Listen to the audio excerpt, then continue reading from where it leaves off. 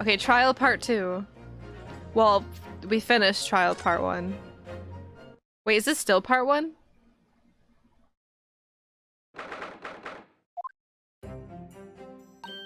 Sholmes! I get green with Sholmes as soon as I start. There you are, Odo. What kept you, my dear fellow? Hello, Mr. Sholmes, Gina. You sure about what you said in there? That the boss, you know, actually died the day before? That's pretty hard to swallow. Yes, I was shocked by revelation too, Gina. As was I, possibly more shocked than both of you. I was gonna say, is it a competition? But I was more shocked than all of you put together. This is the autopsy report in question, is it? Yes, it's strange that there's no time of death noted. I suppose there's a simple explanation, or perhaps it was a deliberate omission. He's got his regular hair back. Oh, by the way, in case anyone wondering why his hair, or how he changed his hair color, he was drinking potions that changed his hair color. And when he tried to fix the red, it turned blue. But he finally got it. Oh dear, if it was deliberate. It puts me in the mind of the last case we worked on, and Dr. Scythe. Yeah, without testing them, by the way. He just, like, went ham. He was experimenting on himself with potions, but it worked out. He's got his blonde hair back. I know. Anyway, it seems that on the day before Lord Van Zieks discovered his body, Inspector Gregson was investigating the Red-Headed League. So perhaps something happened with them. Come to think of it. You had trouble with those League men too, didn't you, Mr. Sholmes? You were taken in by their trick. No, no, no. Naturally, I wasn't taken in, as you put it.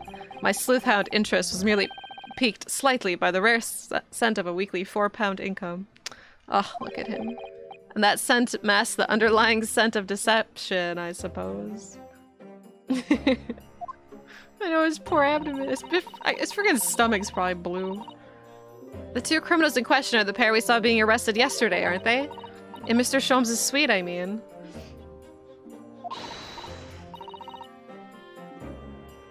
Oh, is it still on sale? Oh shit, it's on sale on Green Man Gaming still. That's right, Suze, and it was me what took him in. Please support this game, it's so good, and we want Capcom to know that we want them to make more, because I love them, and I love Sholmes. Thanks to the tip-off by a good law-abiding citizen. Indeed, yours truly. So it's gonna be that pair in the witness stand next, is it? Something doesn't quite make sense to me, though. The day before Inspector Gregson was found, you hadn't had trouble with the Red-Headed League just yet, had you?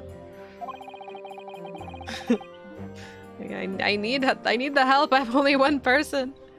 Why would the inspector have been investigating them? Well, the likely explanation would be that Gregson's own sleuthhound interest was piqued by the rare scent of a weekly £4 income. Don't tar him with the same brush as you, Sholmes. Yes, well.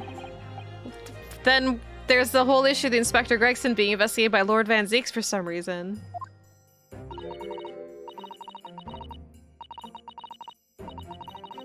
Yeah, I did the survey too. I was just like, please make more! The Reaper, the Redhead League, Inspector Gregson, and Lord Van Zieks. Kazuma. I feel as though he knew we'd arrive at this point somehow. I hope it's not gonna be like the Skulkin brothers. I hope I don't see Floppy Lip again. Gosh, I think you're right. What's he really trying to achieve here today? All the answers will soon be revealed. Observe the time, my dear fellow. This recess will be over very shortly. Yes, you're right. I bullied you. It deserves the help. Cosmo was determined that he should be the one to prosecute this trial. And he was determined that I should take the defense. Just what is it that he's hoping to make me see, I wonder? I get the feeling we're a long way from the end of this trial yet. Is this their way of warning us that it's Part 4 and Part 5? Are you ready then, Mr. Sato? Yes! And I have it on the Switch, so I can say hi to... Hi, Susato. I can say hi to Sholmes as much as I want. Oh, I have to go through the first case again just to see him. There he is! Oh my god, look at them. In the name of Her Majesty the Queen, I hereby declare this court to be in session again. We resume the closed court hearing of Beric Van Zeeks here present, who stand accused of murder. Now then, Prosecutor Asugi. My lord. It is 2 swords. Yeah, I can't wait to read the dev notes and play through the special episodes and all that. I don't want any spoiler stuff yet. While driving, yeah. Have you summoned the witnesses as requested? Yes. The 2 members of the Red-Headed League who planned and carried out the deception. They arrived not long ago from the local prison by police carriage. Very good. Bailiff, usher the 2 men to the courtroom.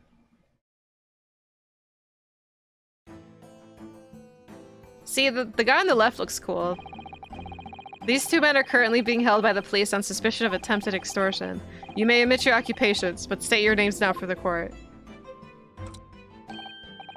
I am a Fabien de Rousseau. Who's Spaghetti Guy? A descendant of the great de Rousseau family from Nice in France.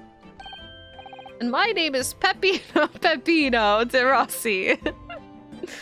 Yeah, look at- oh, I'm so jealous. I wish I could just constantly eat spaghetti. Looks like a weave. He has 2 swords. I am the 3rd son of Great's family de Rossi, the landowner from Napoli. Hey, Pepino. Oh, he's got a bigger scroll. The 2 men first became acquainted at a boarding school for European nobility. Infinite spaghetti. Like infinite fish and chips? It's Lucy eating her spaghetti at Brown Derby. Where's Ethel to get scissors? Those who graduate from Temsic are the future leaders of Europe. But, do you have any idea how boring it is to be born with noble blood? Allures. I make it my mission to get the better of the world by employing the little grey cells of my brain. And it makes me want spaghetti too. But that is all I am trying to do, So that's the only reason for this whole grand deception you've been carrying out? Oui, you could say that. Not bad, eh? Pepino. He's such a little Pepino, look at him. He has the grand ideals, but the petty plans. This strange combination is the charm of the Hilarious brothers. So much good looking food. He is Virgil with Yamato and Force Edge. Ugh, but... Ugh, you're right! Si capo. I know if it meant being able to conjure infinite spaghetti, yeah. Shit, I'd be pouring this. Listen to me, Pepino. I have 2 things to say to you. Che. Are you about to tell me one of your grandy anecdotes? Evviva? Firstly, I want you to stop calling me this capo. Hold on, wait 1 second.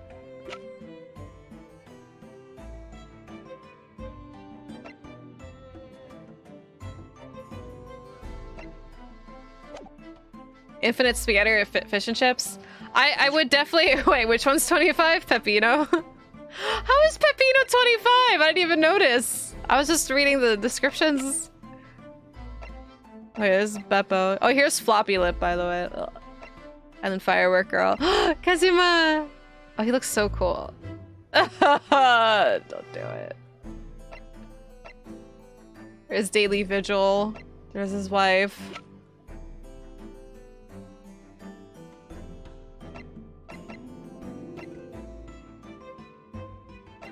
God, everybody looks so cool right now.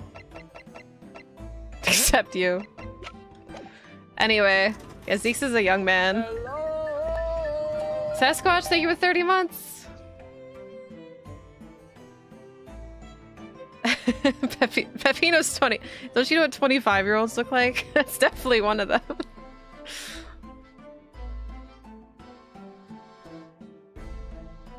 What was I gonna say? Oh, I'd rather have infinite spaghetti. 100%. If only it meant not having the carbs, though. Pepino has small bones. Yeah, let a man have small bones, okay? And secondly, we are not the Hilarious brothers. This is serious business. Che bello, there it is. The capos trump a card. The furrowed brow.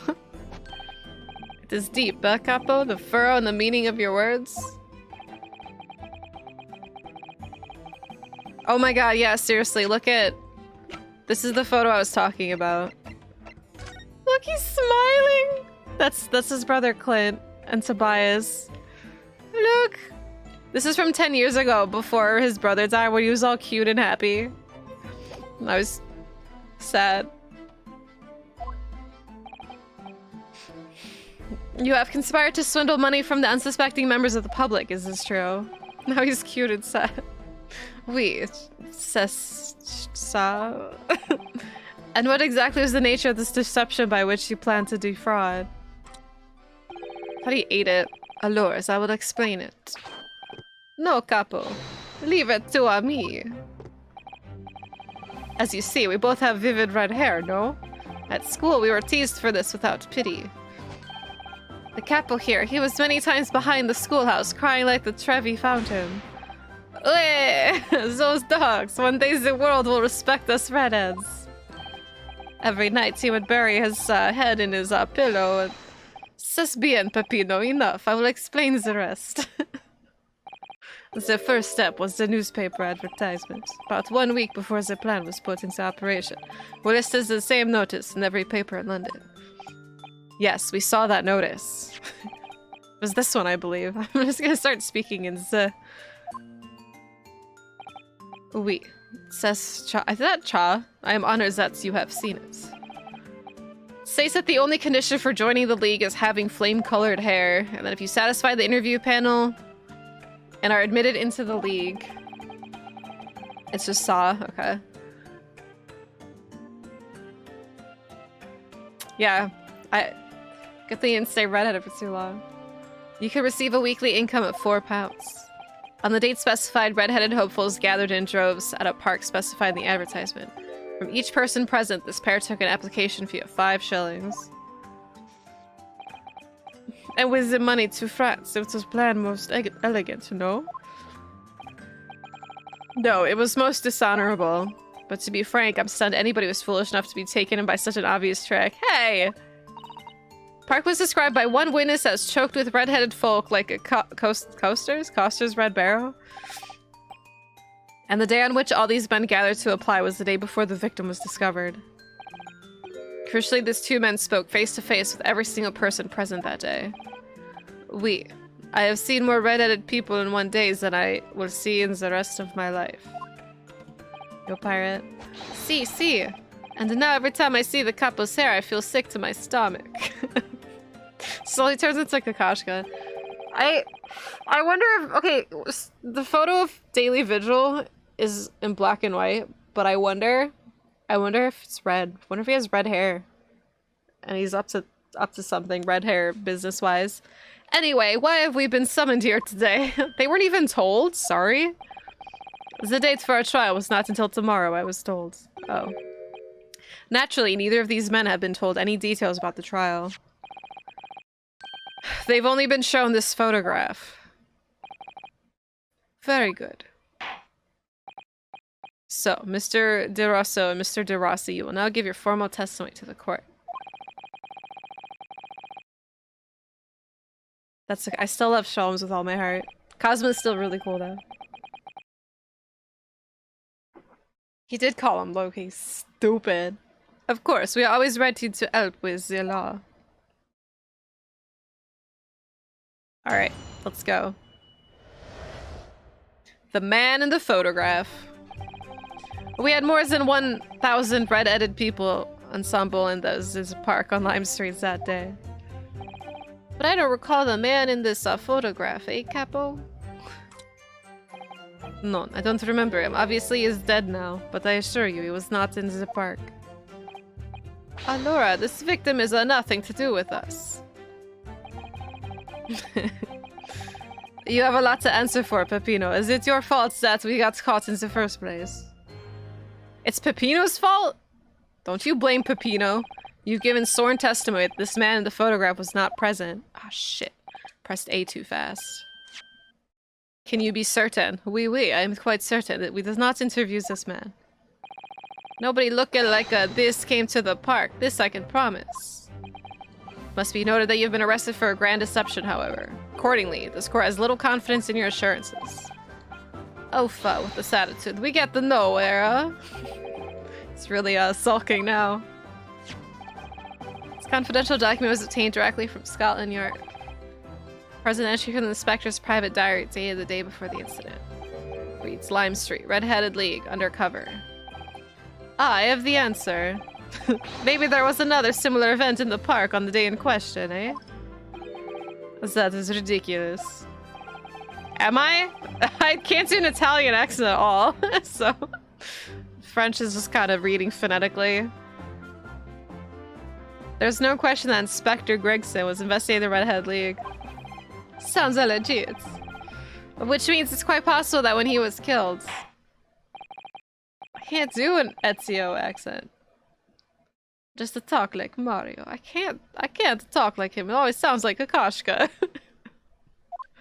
Mamma mia. Ah, yes, my lord.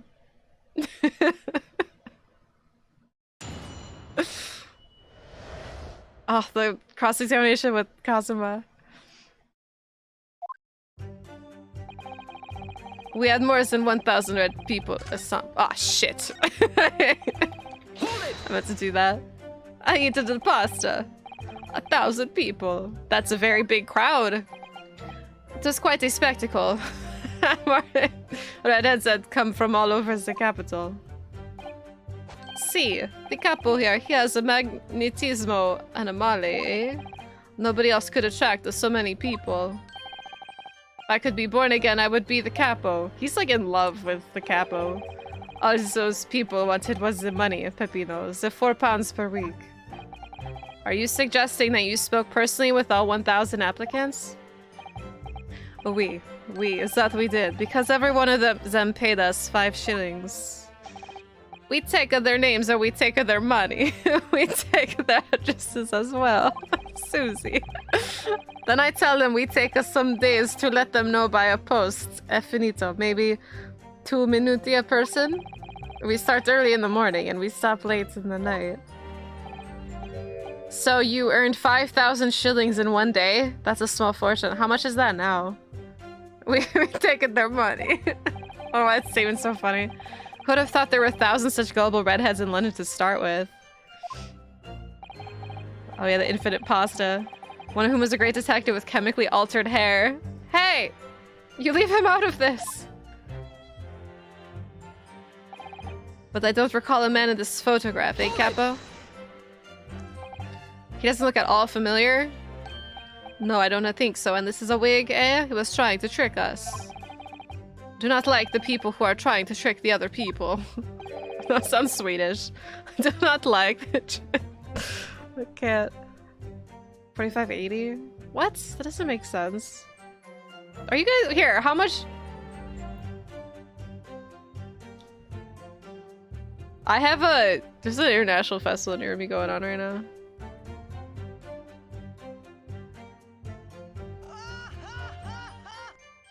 To KM my money, I watch you stream. Helga, that was horrible accent. Thank you. Thank you for $10, Shabluke. Taking my money. 45 back then. Right, that's what I'm trying to say. Like, how much would that be now? What's like with inflation and everything? Doesn't matter what it is then.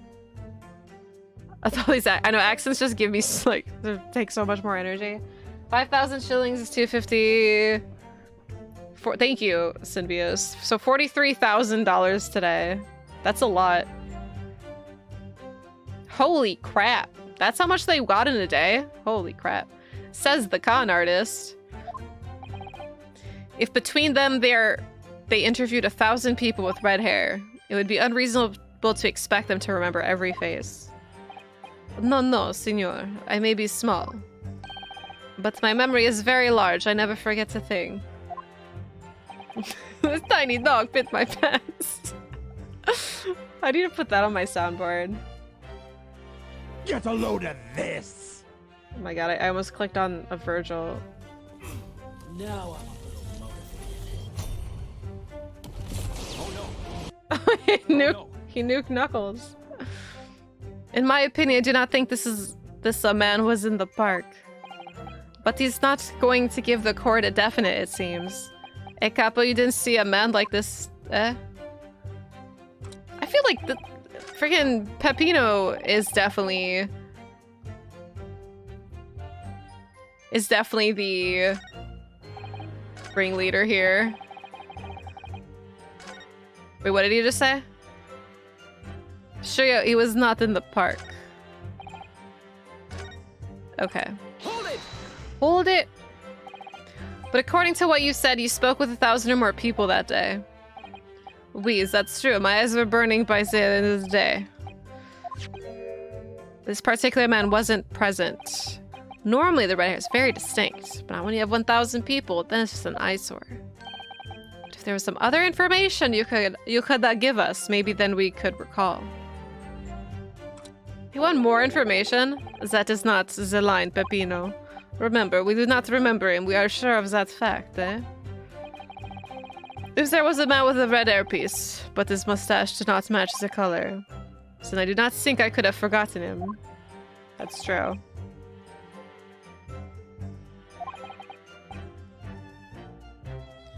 What if I feed them just another detail about the victim, for example? Fish and chips! Fish and chips! Don't make me do it. His name or profession? I don't know. His name? I just want to click on that. It's probably still regenerating as we speak. Burning, yeah, my eyes burn my brain. The fish and chips? I don't think so. I don't know what any of these be. His name won't matter.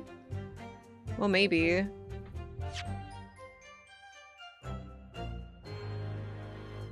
Why do they need to know his profession?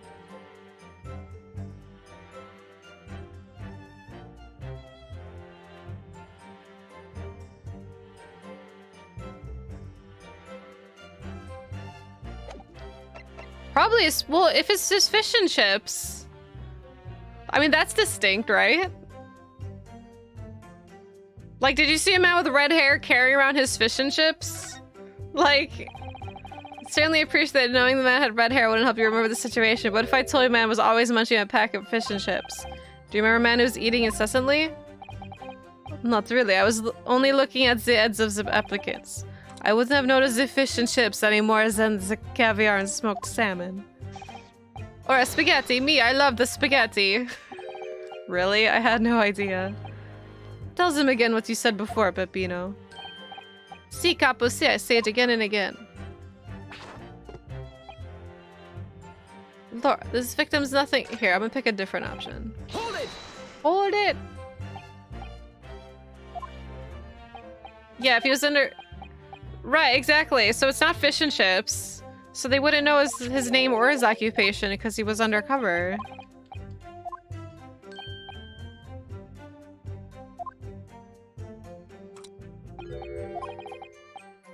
Although I guess nobody's gonna remember a name, but they might remember, like, a profession. Like that guy, if he introduced himself and he just said, I don't know. Because he wouldn't say a detective.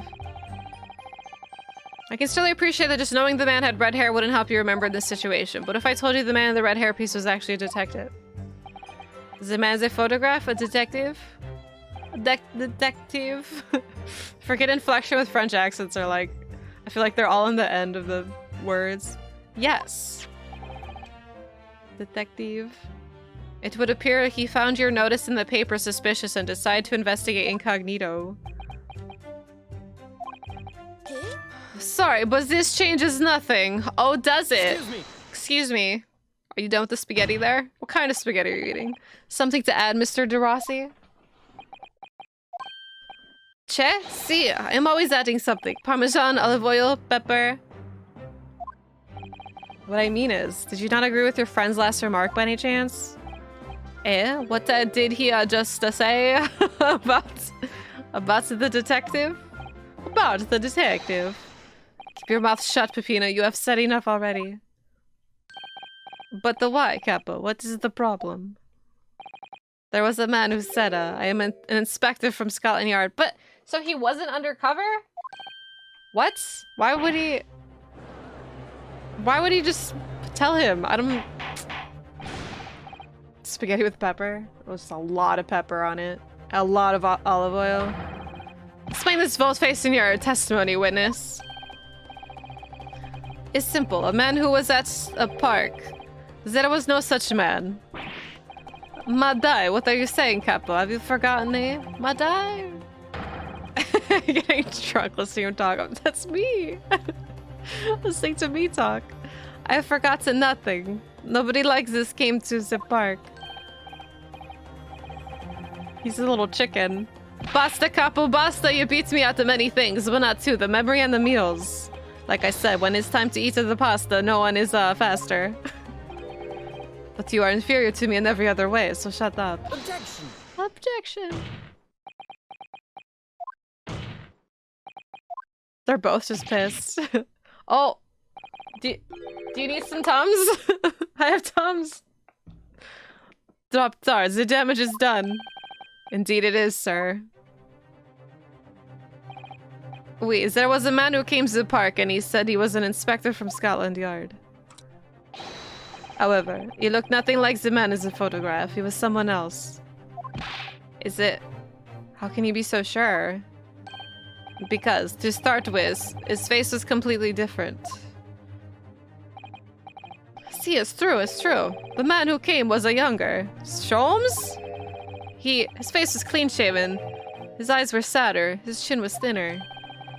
No resemblance whatsoever, then. Oh, it is Daily Vigil! Well, maybe not, because...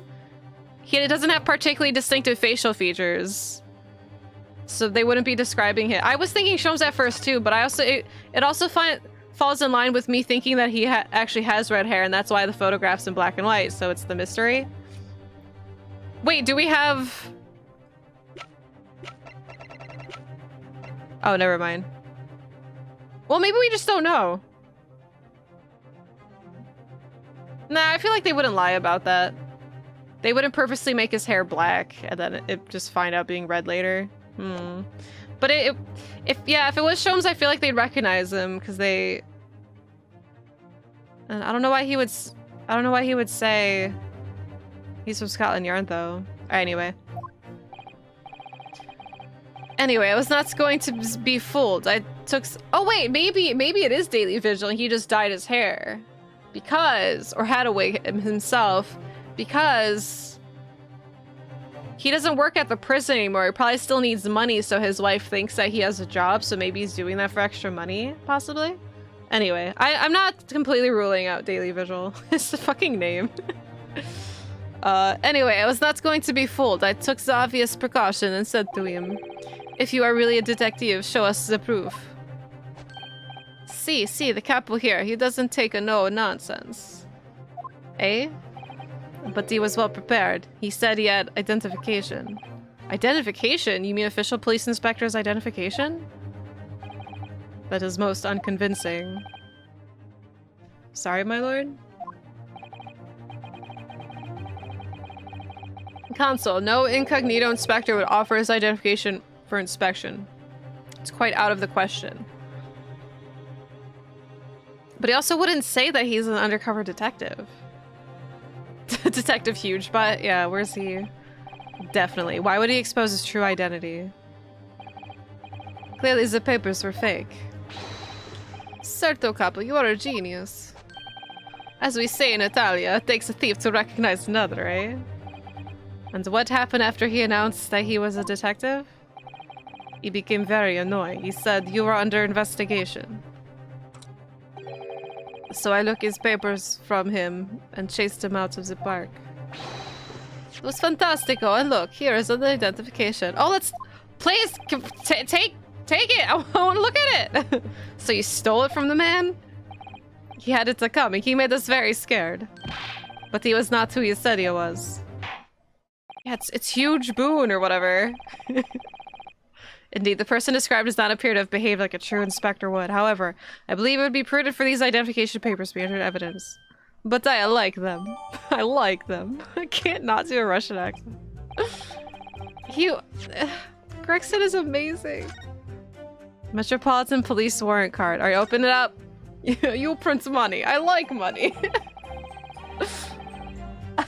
Well, I suppose we show you the inspector's identification looks like. Oh, I thought we were gonna get a picture. Alright, it's okay, we'll get a name. Does it look fake? Out of interest, what name is given? Probably just something plucked out of the air. It's Tobias Gregson! Wait, what? Scotland Yard, he looks genuine to me. But how? The department identification number details are all correct as well. Since when have you known those? Do you mean to say? I know it seems incredible, but yes. I think this is a genuine identification book issued by Scotland Yard.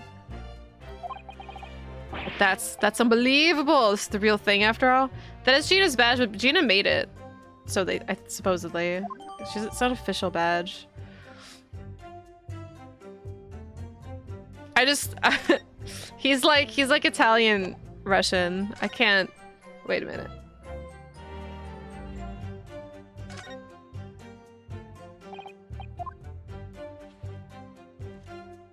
Okay, it's both pages. Bum bum bum bum bum bum bum. Now let us return. Bum bum bum. This victim is nothing to do with us. Bum, bum. We only have your word for that. See, but what can we do now, eh? True. We are not having much of fun these days. First we are arrested, then we are shown the horrible picture of a dead man. And now you question every single thing we say. We are the victims here, mamma mia. Eh, capo? No, you were caught carrying out a plot to swindle hundreds of innocent people. You had to bring that up, eh? It's not fair. Hey, capo. I'm tired of him. Yo, Bernsky. I'm tired of him. Every accent is either Borat or Kakashka for me. it's too hard. Oh, Nightbrand. You have a lot to answer for, Peppino. It's your fault that we got caught in the first place. Okay, it's Peppino's fault. Peppino? What do you mean by that? Cavolo, you promised not to say, eh, Capo? After we had taken all the money that day, we should have left the country. That was my plan. I left the purchasing of the tickets for the ferry to Dunkirk to my companion here. Maybe you know V. I do. It's sad V. We have Dante. We have V. We have Virgil. We're collecting Billy-san made DMC gifts. It's a whole collection. But they bought them for the wrong day. Oops. See, but it's an easy mistake to make. The 31st. Boff, I have no sympathy for you. We were an old day late for the boat because of your stupidity. It's only because of this that the so-called great red-headed detective caught us. Capo, you know what I think? This is the work of God. It's a holy punishment, eh? Peppino, for the last time. Alexa, stop. She thinks her name's Peppino. Am I a DMC fan? I can't tell. No. No, not really. Oh no, I don't have my Virgil on my mic. Oh no. Let's see. He wants to go hang out with his other DMC buddies. Peppino, for the last time. This is not only a holy punishment. This is only your fault. Alexa, call me Peppino from now. Oh my god, wait. Alexa, can I change your name?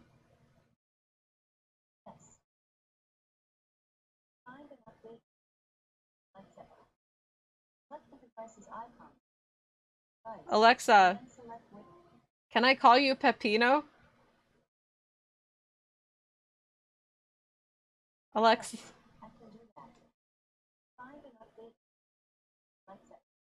I have to do it in the app. So is it possible to change my name? I have to do it through the Alexa app, but I can totally I'm gonna start calling her Peppino. Peppino, what's the weather today? Anyways, this is only your fault. Ah, don't blame God for your unholy mistakes. You are making me sick with anger. Maybe I might make a mistake, but when it's time to eat the pasta, no one is faster. He's call me daddy. And I've seen the evidence. They haven't told us much we didn't already know. What do you think, Mr. Naruto? If I was in the inspector's diary, it seems like they must have gone to Lime Street that day. And yet these two both claim they didn't see him. They don't appear to be telling lies. They're experts in deception, don't forget. I'm like reading regular English with like a foreign language inflection. Experts in deception, don't forget. Sounding plausible is their specialty. They may be lying simply to avoid being implicated in this case as well. Surely if they were truly experts in deception, they would have been caught. Well...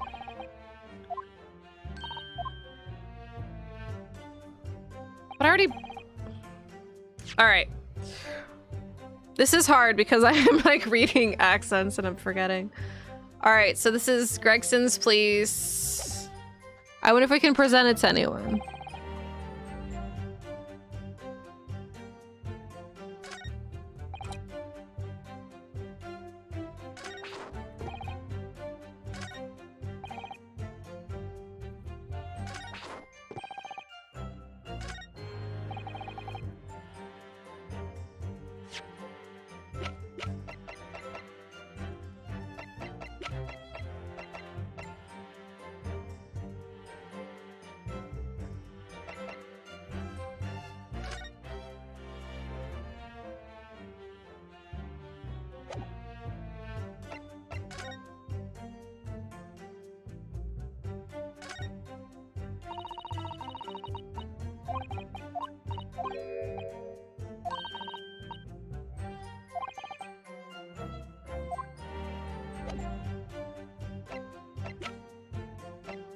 Well, we got this now.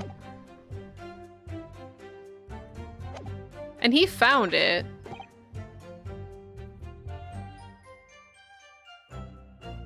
Hold it!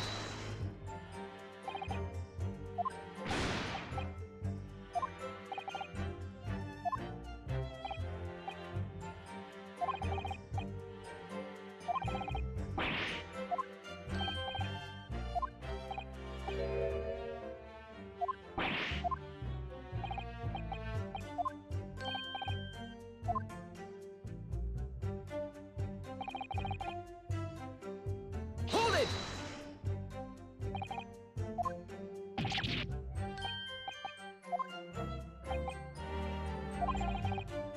So they were ready to leave. Okay, do we have the ticket? No, we don't.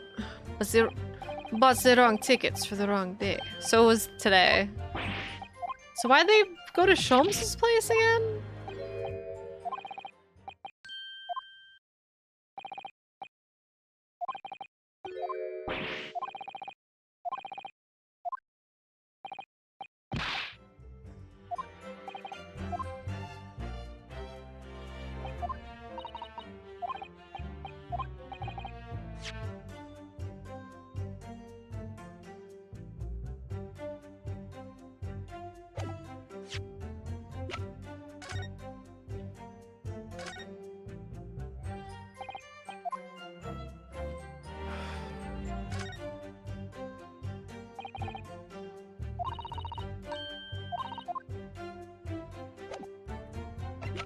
Bum bum bum bum bum bum bum.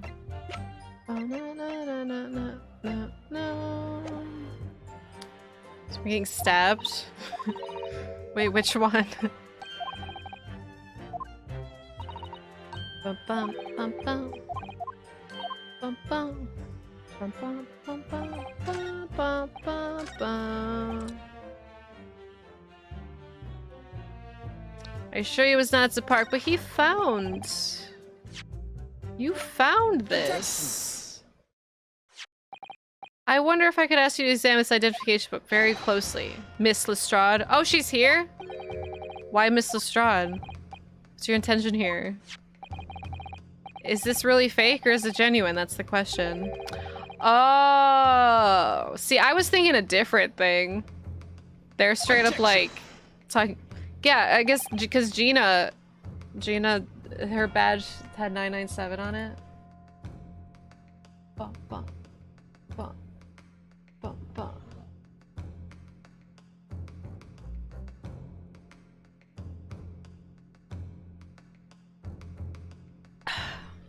Don't be ridiculous. No Scotland Yard detective would allow his or her identification to be stolen. That is the boss's, no question about it. It can't be. As I suspected. The undercover detective who attended the Red-Headed League's enrollment the day in question was the real Inspector Gregson, carrying on the incognito investigation. Well, I'm kind of confused. I'm sorry, I was reading something on Discord. I didn't look close. If the boss had his identification stolen, he would report it straight away. I mean, he was always on me about it. Like, he could have just dropped it or something. I don't know, this feels kind of loose. I just presented that because they found it and they're like, it has nothing to do with us. I'm like, but you had it. Physically, eh? What are you saying? Yeah, reading a guide on Discord. No, I'm talking to freaking... It's none of your business, really. Unable to, you're not suggesting? Yes, it's quite possible that he was killed before he had a chance to report his identification stolen. No!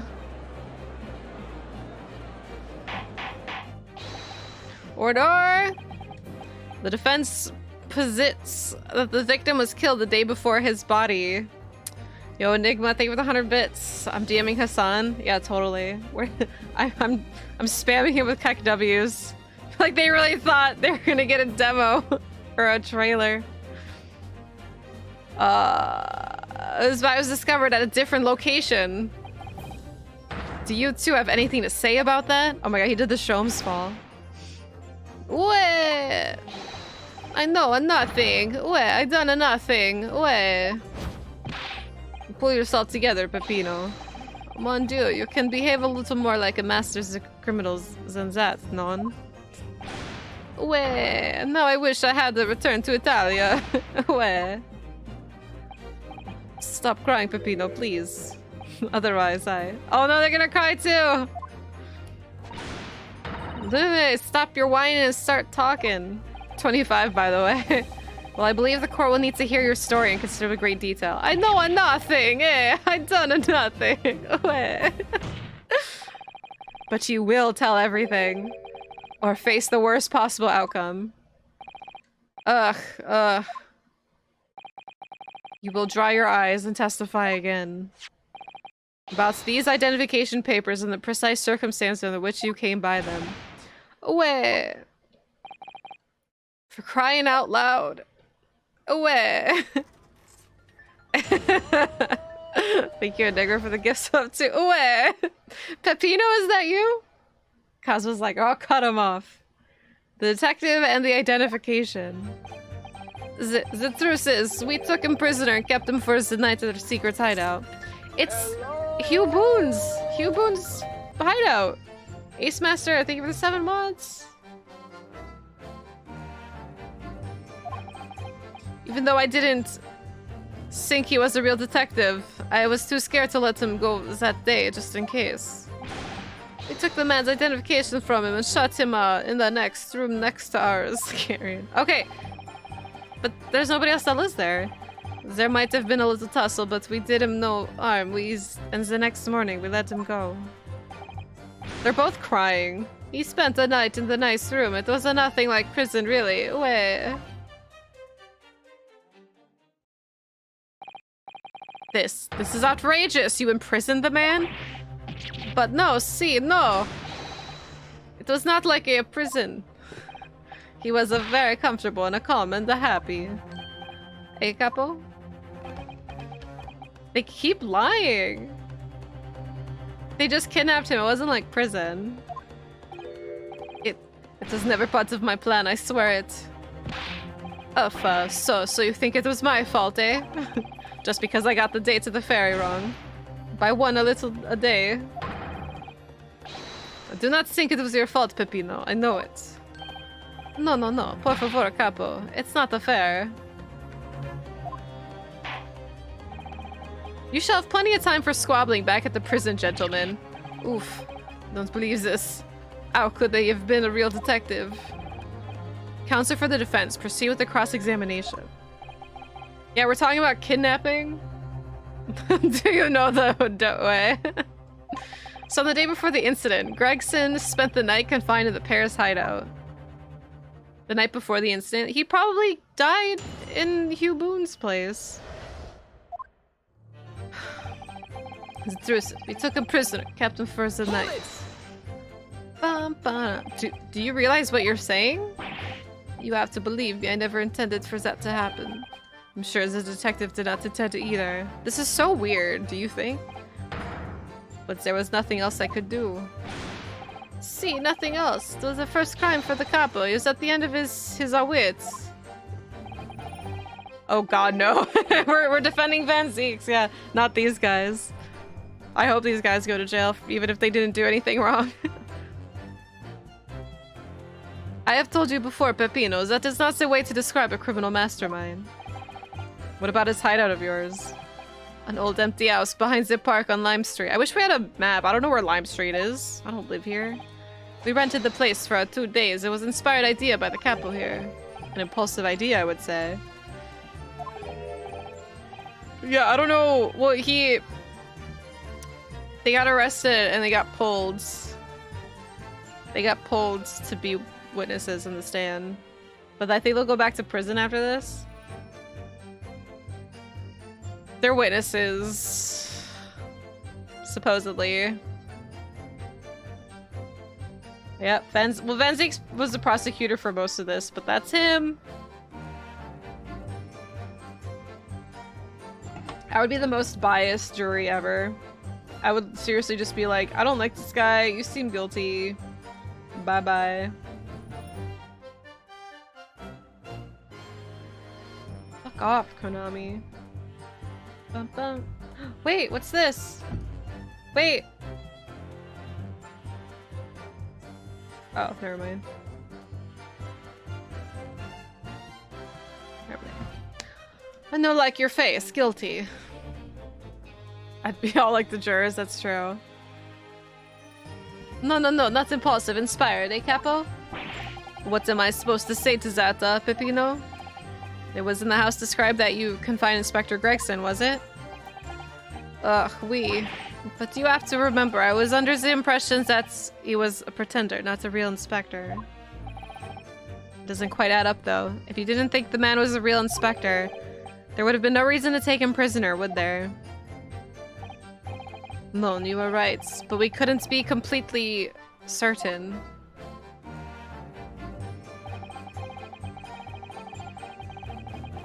Hold it! Too scared? Why? Because why did he come to the park? We didn't know. There was a chance that he had seen through my plan. If it was the case, he would go straight to the police station and blow the whistle on us. Even if it was just a feigning to be an inspector, he was up to no good, without a doubt, I think most people would agree that it's you two who are up to no good. Got him. Well, see, you may be right, eh, Capo? The point is, we were not able to escape from England immediately.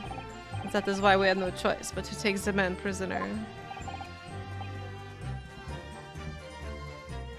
I don't think he did. I think they beat him up. I think it's some other guy.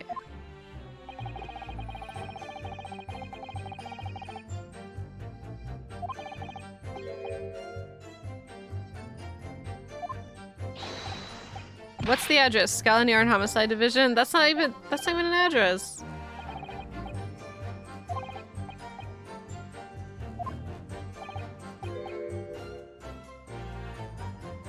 I think I think whoever this guy is just took. I think he just took the identification. I think he stole the ID from Gregson and then lured Gregson into that room and be like, hey, I have your ID if you want to come get it or something, and then he killed him. Probably something really stupid. I don't think it was Gregson.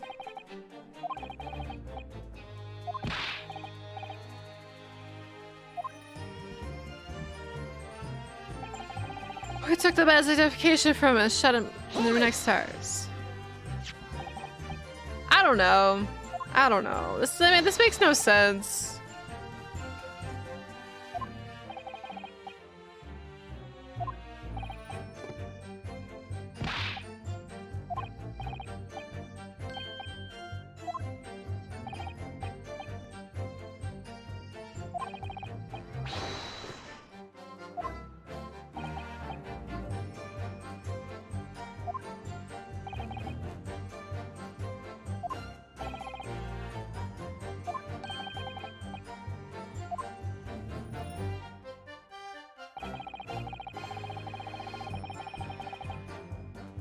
Might have been a little tussle, we did him no harm, and the next morning we let him go.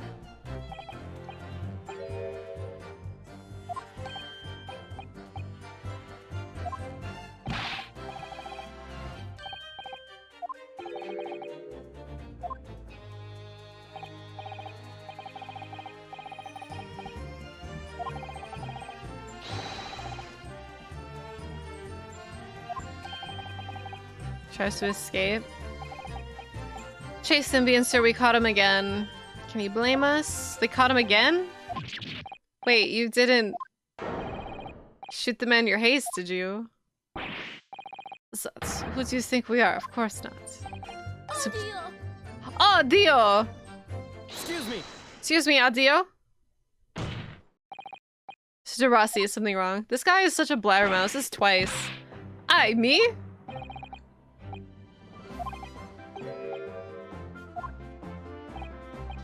Cavolo, at times like this, you don't want to have a capo after you, believe me.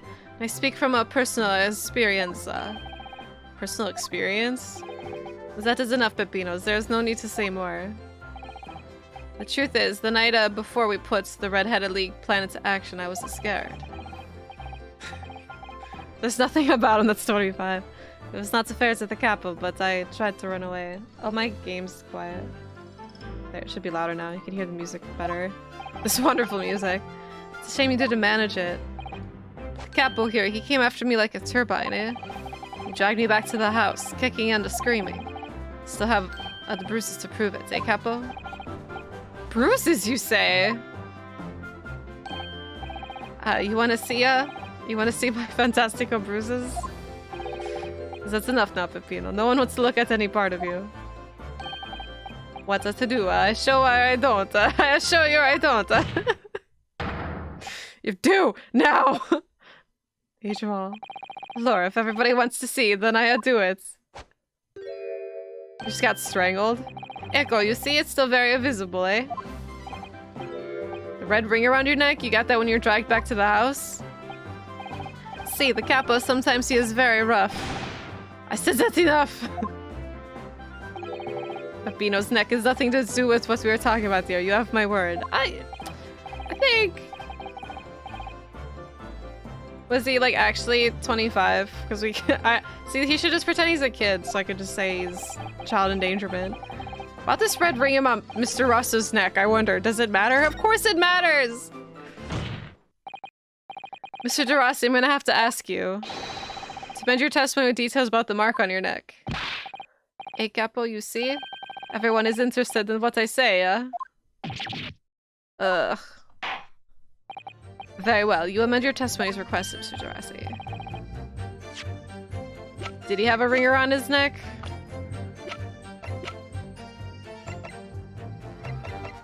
You're right. I didn't remember that. So does she. Or, oh, T. It's like the same. Dude, in the model, it's like freaking massive, but in the photo, it's just like this little pencil mark. He's good. He's really pretty. Not as pretty as Kazuma.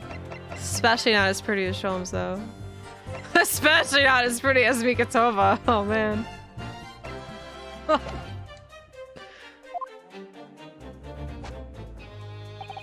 He tried to escape, but the Kappa put a collar on him and dragged him back. Look what he did to me. Hold it! Hold it!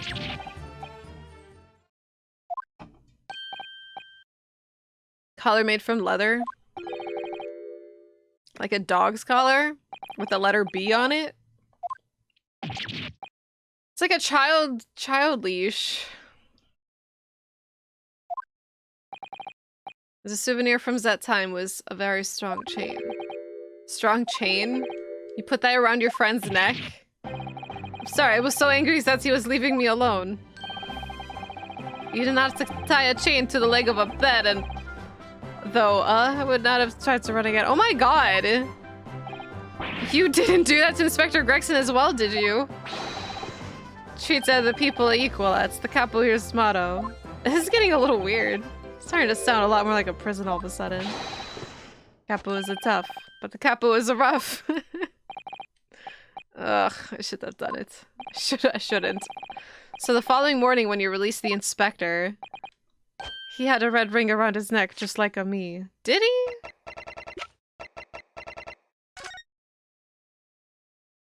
I mean, I don't see it there. Maybe very faintly. I don't know, this looks like a shadow. Peppino, s'il vous plaît, leave it now. Now you know, the capo here, you don't want to tangle with him, eh? But for the inspector, just straight up sounds like Swedish sometime. I don't think it is Gregson that they're talking about. He spent the nights in the net. It was nothing like prison, really. Took away the man's freedom, however comfortable you make it sound, you were still holding him prisoner. If you say that, then I say this. There's something that takes away our freedom too, the lack of money. So we're the prisoners as well, all of us. Yeah, maybe I thought it was Big Lit. Well, because he's the one who like knocks shit over. I don't know, this doesn't make any sense. I feel like I can't grasp the events because Zeke's walked in when the board was up, and then the other guy walked in, knocked a board over, and then he put blood on it. What was Zeke's doing this whole time? He just looked over? Because this guy should have ran away. I don't know. It's weird.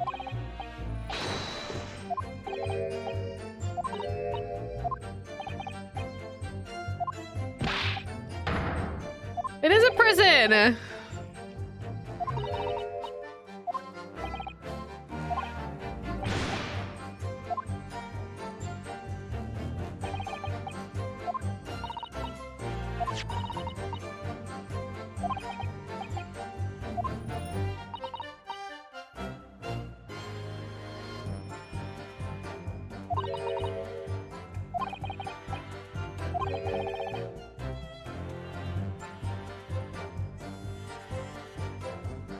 Being held captive?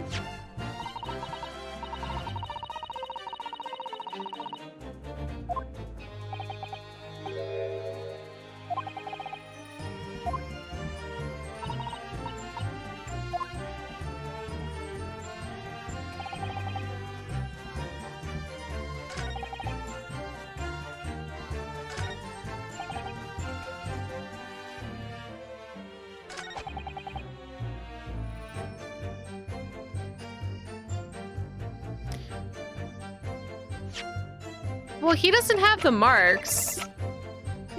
I mean, I could present... All that does is... All this does is prove that it's not actually the inspector that they... If they so-called put a collar on him. Because inspector has no such marks. Objection.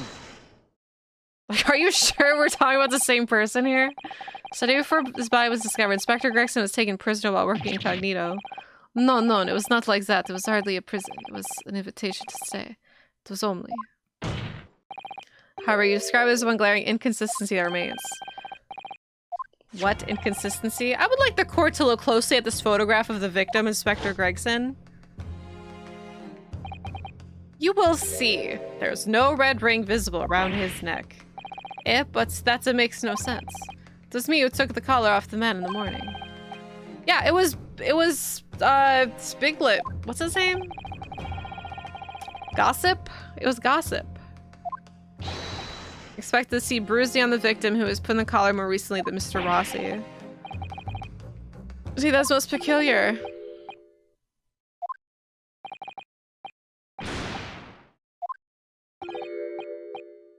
The man is a photograph. He is someone different to the man we held captives that night. I'm shocked. We were right. We're so freaking smart. Order. It would appear then that on the day before the incident, the man who visited the park on Lime Street posing as an incognito inspector was not Inspector Gregson at all. Yeah, thanks, Kazuma. If that's true, however, how do you explain this inspector's identification? They took it. Genuine identification book issued by Scotland Yard. It's inconceivable that someone could have stolen such an important item from the inspector. Prosecution made that assertion itself. Oh, got him. We also know the inspector had made a note about the Red-Headed League in the diary for the day. Which surely means we can't divorce the two events completely. The inconsistency noted by the defense is most troubling. There were the real Inspector Gregson whom these two red-headed gentlemen encountered. The fact that no bruising can be seen around his neck defies explanation. But equally, if they actually encountered an imposter, how did that person come to be in possession of the real inspector's identification? Does the defense have some plausible explanation, counsel? The whole thing defies explanation.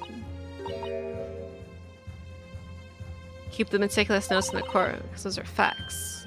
Facts cannot lie. No, the facts can't lie, even when they point at something so incredible. It's almost unbelievable. Well, my lord, the true identity of the person who turned up in the park the Red-Headed League's enrollment is revealed by information to the court record, I believe. Good gracious. Very tantalizing, Mr. Naruto. So why don't you help us all see whatever truth it is that you've apparently seen? Who exactly was this inspector that appeared before Mr. De Rosso and Mr. Rossi? It was an imposter! Obviously. Obviously! Though it seems incredible, I admit, the undeniable facts point to only one thing. Since no bruising can be seen on the victim's neck, the person whose two red-handed men took prisoner that day cannot have been Inspector Gregson. In other words, your whole argument up now has been a waste of time. Objection! Objection! Shut up! On the contrary, I haven't finished. What?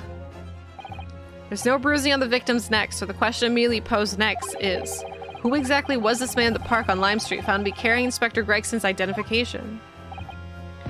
See, that's right. We tell the same story every time. Whoever this man was, the capo dragged him from a pillar to a post with a dog collar. Mon Dieu, Peppino, I was not so harsh as you would say, eh? So who was that falso inspector, eh? Who was he? Clearly, the defense has an idea about that. About the true identity of the man these two imprisoned that night. Well, must ask the counsel to elaborate. I mean, it's the guy who's got a mark around his neck. Ugh. Take that! Everyone's just like, oh god, his lips! Oh god, isn't that? One of the witnesses in the stand this very next courtroom earlier today. It's the only guy who has got marks on his neck. Fish moly man, yeah. His only occupation appears to be peddling hearsay to passerbys. Objection! Objection. What on earth would a street seller be doing with a police inspector's identification papers? It's a witness. Is this the man or not? Yes, that is him. What does happen to his lip? Ah.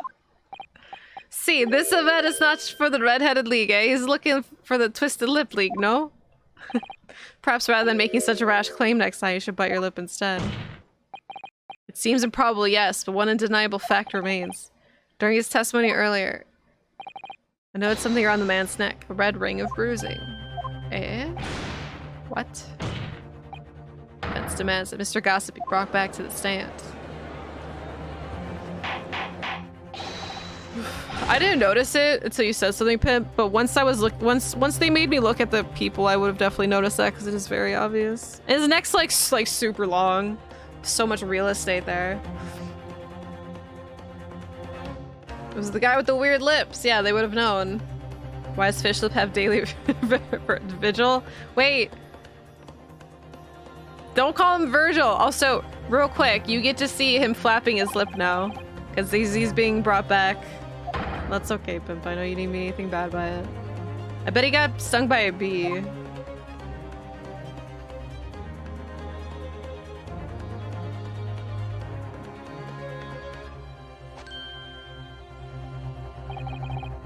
Well, I never.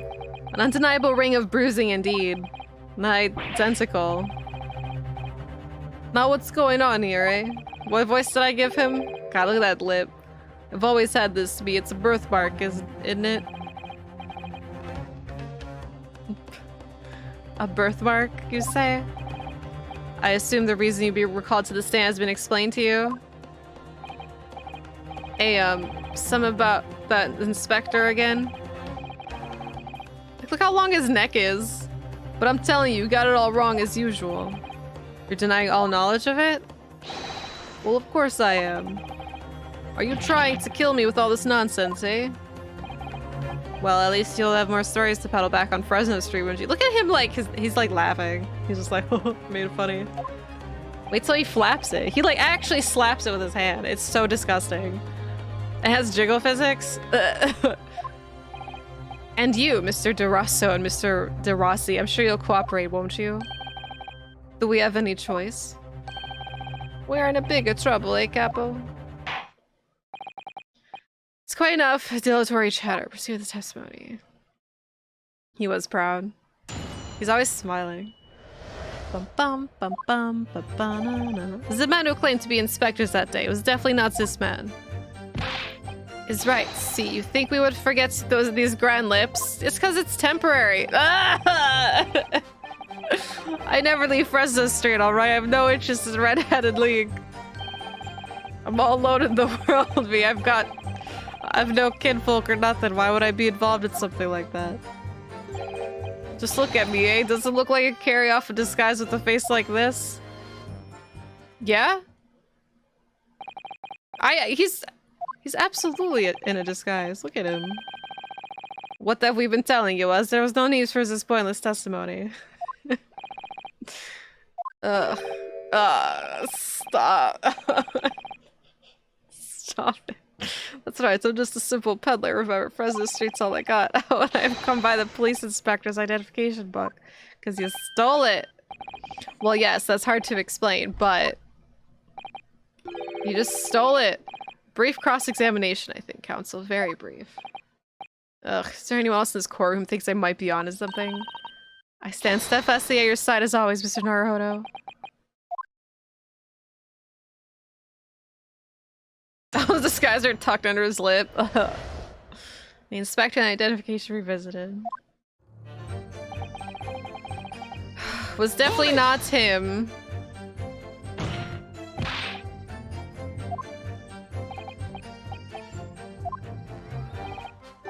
DOA. Oh god.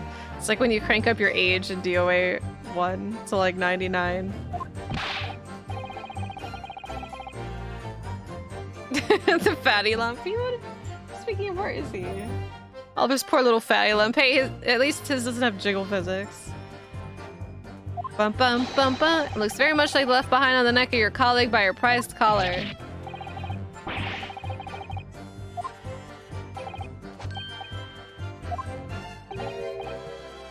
No, this is a birthmark, lad. Biggest lips in London, a neck to die for. They broke the mold when they made me. It was the first time in my life. I feel lucky to have born with red hair. And I thought being Japanese made you stand out in London. So you maintain that you've never seen this man before? Oui, c'est ça. I swear to it by the flames of my hair. So fierce pride has outgrown the frustration with your hair now, has it? So right, see, you think we would forget these grand lips, huh? Hold it! Well yes, I don't imagine I'll forget those lips in a hurry either. That is what I must say. For some reason it makes me want to eat. How did Fabian call it? Any Claire? You know, never seen the hair as black as yours before either. Likewise, I've never seen red hair like yours until I came to Britain. See, maybe it's a national trait, huh? Maybe all the people from this man's country have these grand lips. No, lad, I was born right here on Fresno Street. I've never left. Oh, fud, that is a problem, see. So you definitely didn't go to the park on Lime Street that day, Mr. Gossip? How many times do you want me to say it, eh? It's gonna keep talking to me? I never leave Fresno Street, alright? I have no interest in Red-Headed League. So, you've heard of the Red-Headed League, had you? You don't get a name like Gossip for nothing, eh? It's my business to know what's going off in town. I sold that tasty tidbit to a fair few redheads that came past me. Just between us, I even got Sandwich to cough up for it. Poor Sandwich! Well, he does have a very red nose, if that counts. Who knows? But as you can see, my own hair's not got a hint of red in it.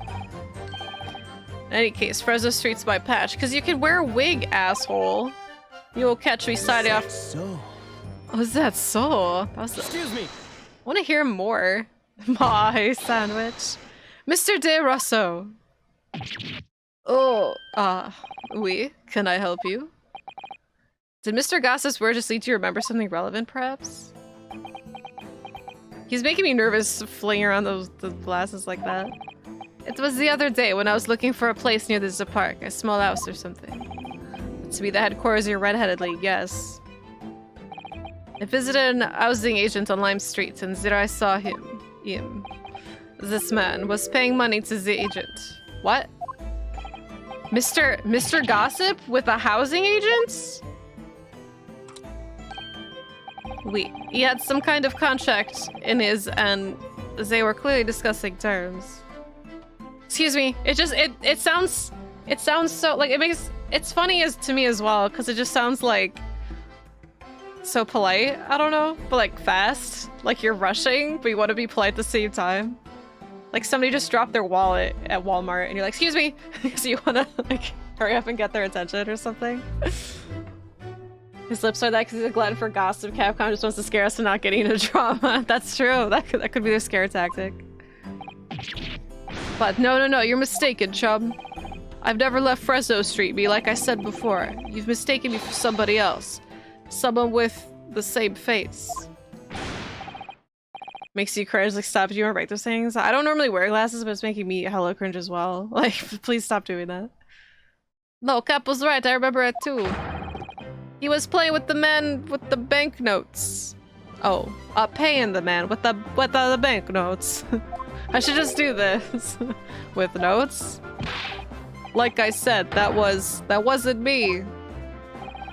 I was curious why this man with the dirty clothes had so much money. So I looked at the name on the paper. It's for all my contacts, yeah. You're so sad for Italian. This gives you an Italian accent. I don't know if you guys know. What name was written, Mr. Gossip? No, this is a man, he lies. He tells you that he has no name. But in fact, his name is Hugh Boone, huh? It's better Mr. Gossip, I think, see?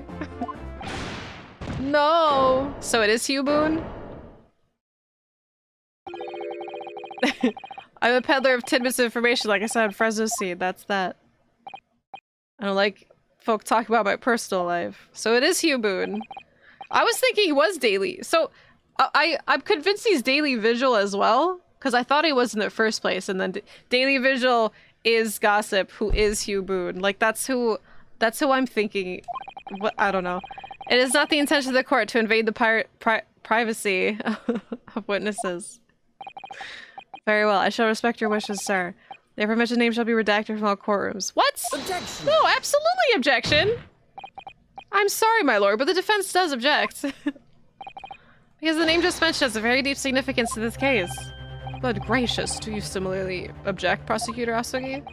As it happens, my lord, that particular name has already been mentioned during today's proceedings. Well, I never. I've been asleep. In what capacity? Hugh Boone. The name of the leaseholder of the room. Let me put this very simply. Yes, we got a connection. The bias victim was discovered in your rented room.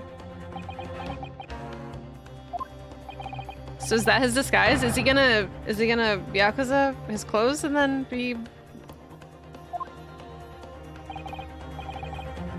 Oh shit, his eyes opened as well. Well, alright. Like, look at this. Look here. And he has a photo of her in that room.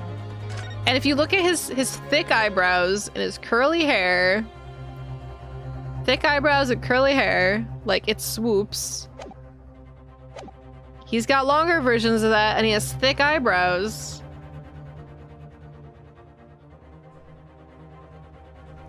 That's what I was saying. That's why I think he's Daily Vigil, and then, which means and I already thought Daily Vigil was Hugh Boone. So I think 3 people. No, I think he actually has an allergic reaction to something. That's what I think the lips and possibly the nose is. Like a bee sting or something. Yeah. But I think there's three names is all describing one person, and that explains why he's missing, because he's doing this shit. He has I like how they say that he has no like... Hold on.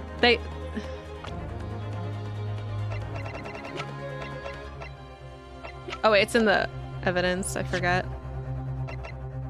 He has no particularly distinctive facial features, and I disagree, by the way. Like, this guy is very distinct. Collagen gone wrong. Alright, so your real name is Hugh Boone, which is actually Daily Vigil. Maybe he's related to Daily Vigil. Well, just between us, I don't like to blow me own trumpet, but there's no finer peddler of tidbits in town. So wait, I happen to be afforded a grubby little room in a fallen down backstreet townhouse. You do? Once every 6 months, I go and pay the rent to the agent on Lime Street. Hey, I remember now. There were 2 vulgar redheads in there last time. Hey, if either of us is vulgar, it's not to me. Think again, Pepino. Why didn't you bring up this before? It's like I told you already. I don't like talking about my personal life. I'm a tidbit peddler as far as everyone else is concerned. No fuss.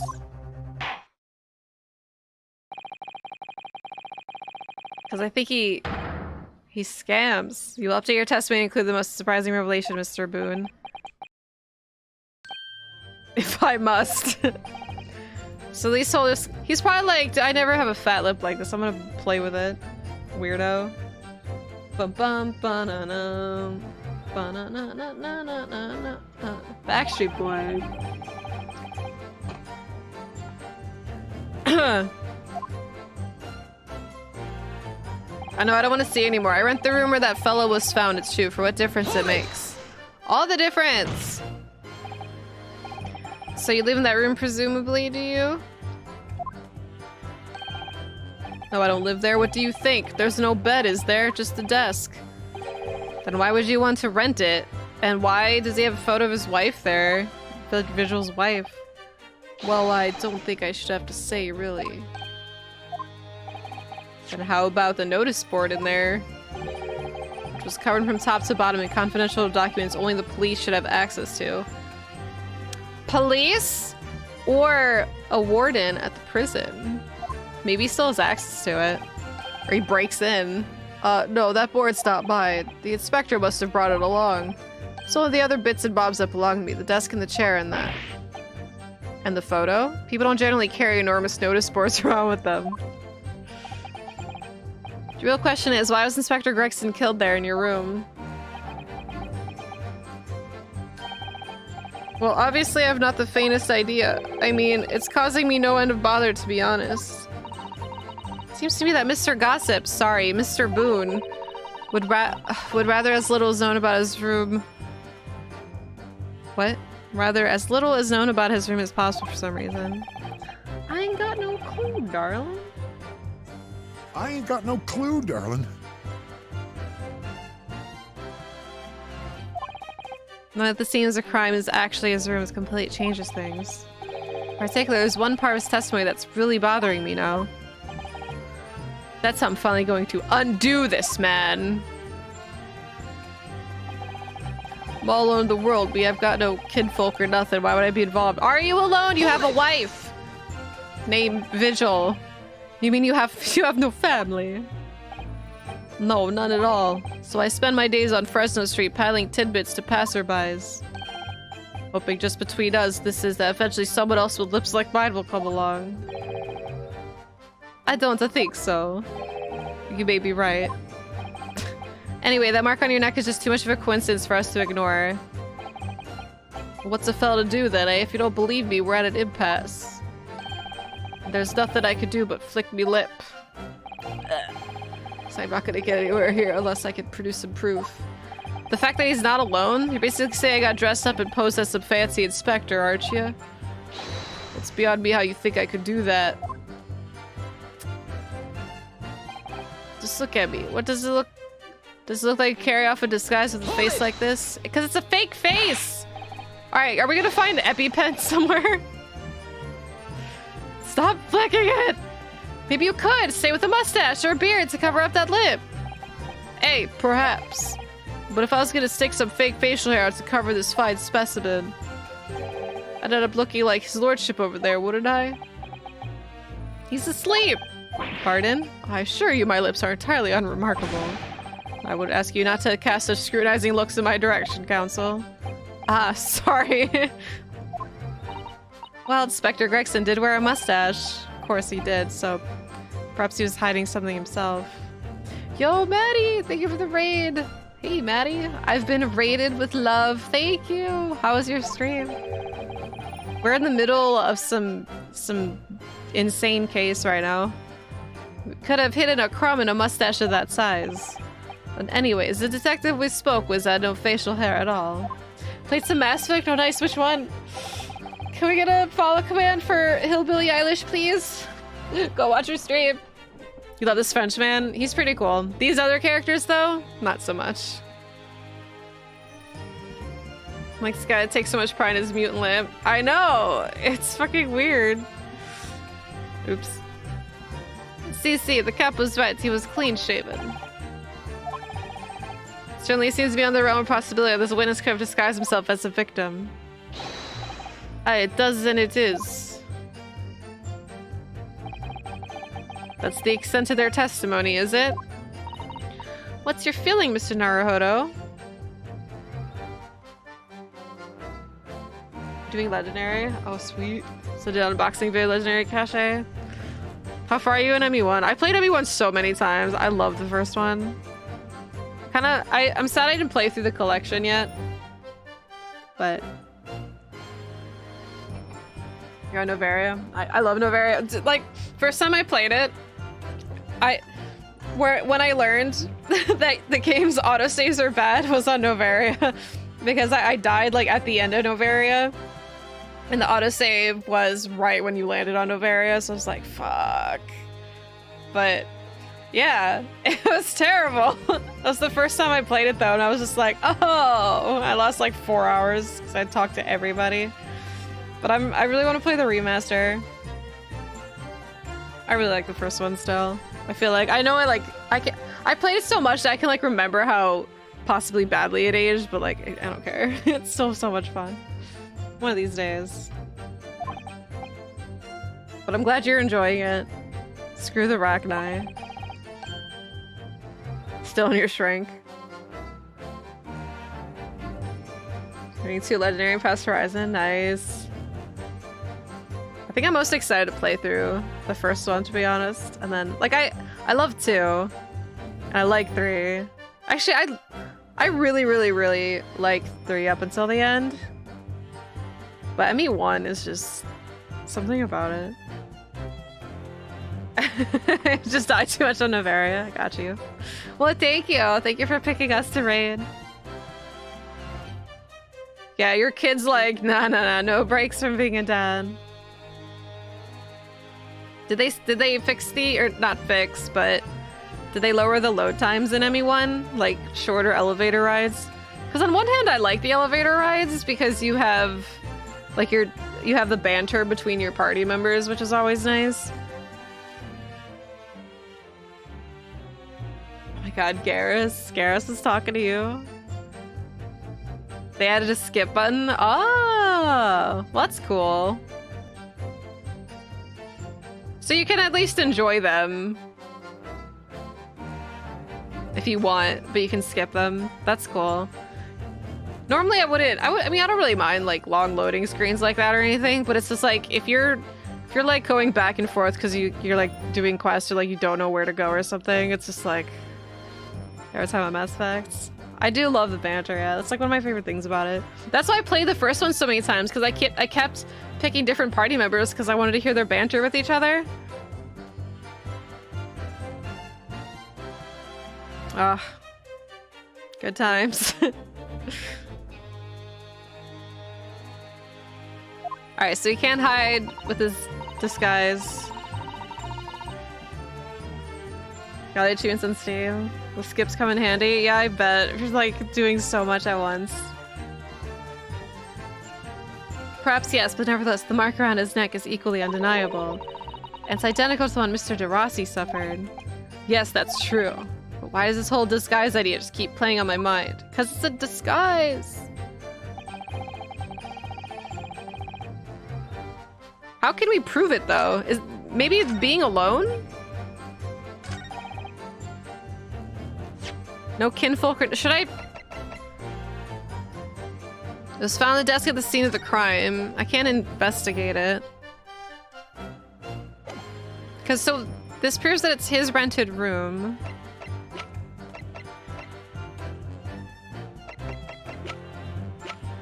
I feel like that's likely evidence, right? Yes! Because, like, we know. If you have no kinfolk, as you put it, then explain why it's that among the sparse furnishings we found this photograph in the room. But why would he even have that?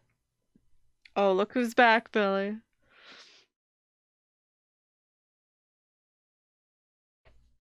Oh, nice, like. I love organizing and getting new stream stuff like that. And explain why this mom found the photograph. Ah! I presume, as you've been renting the room, that this photograph belongs to you, does it not? Oh, well... Mr. Boone, drop the pretense, and tell the court exactly who you really are. I don't know what you mean, I'm a peddler. I keep telling you so. You really don't need to bother with me, please. Just leave it alone. As the man says, leave it alone. Whatever the truth is about this man's life has no bearing on this case. It is simply not possible that I impersonate Inspector Gregson.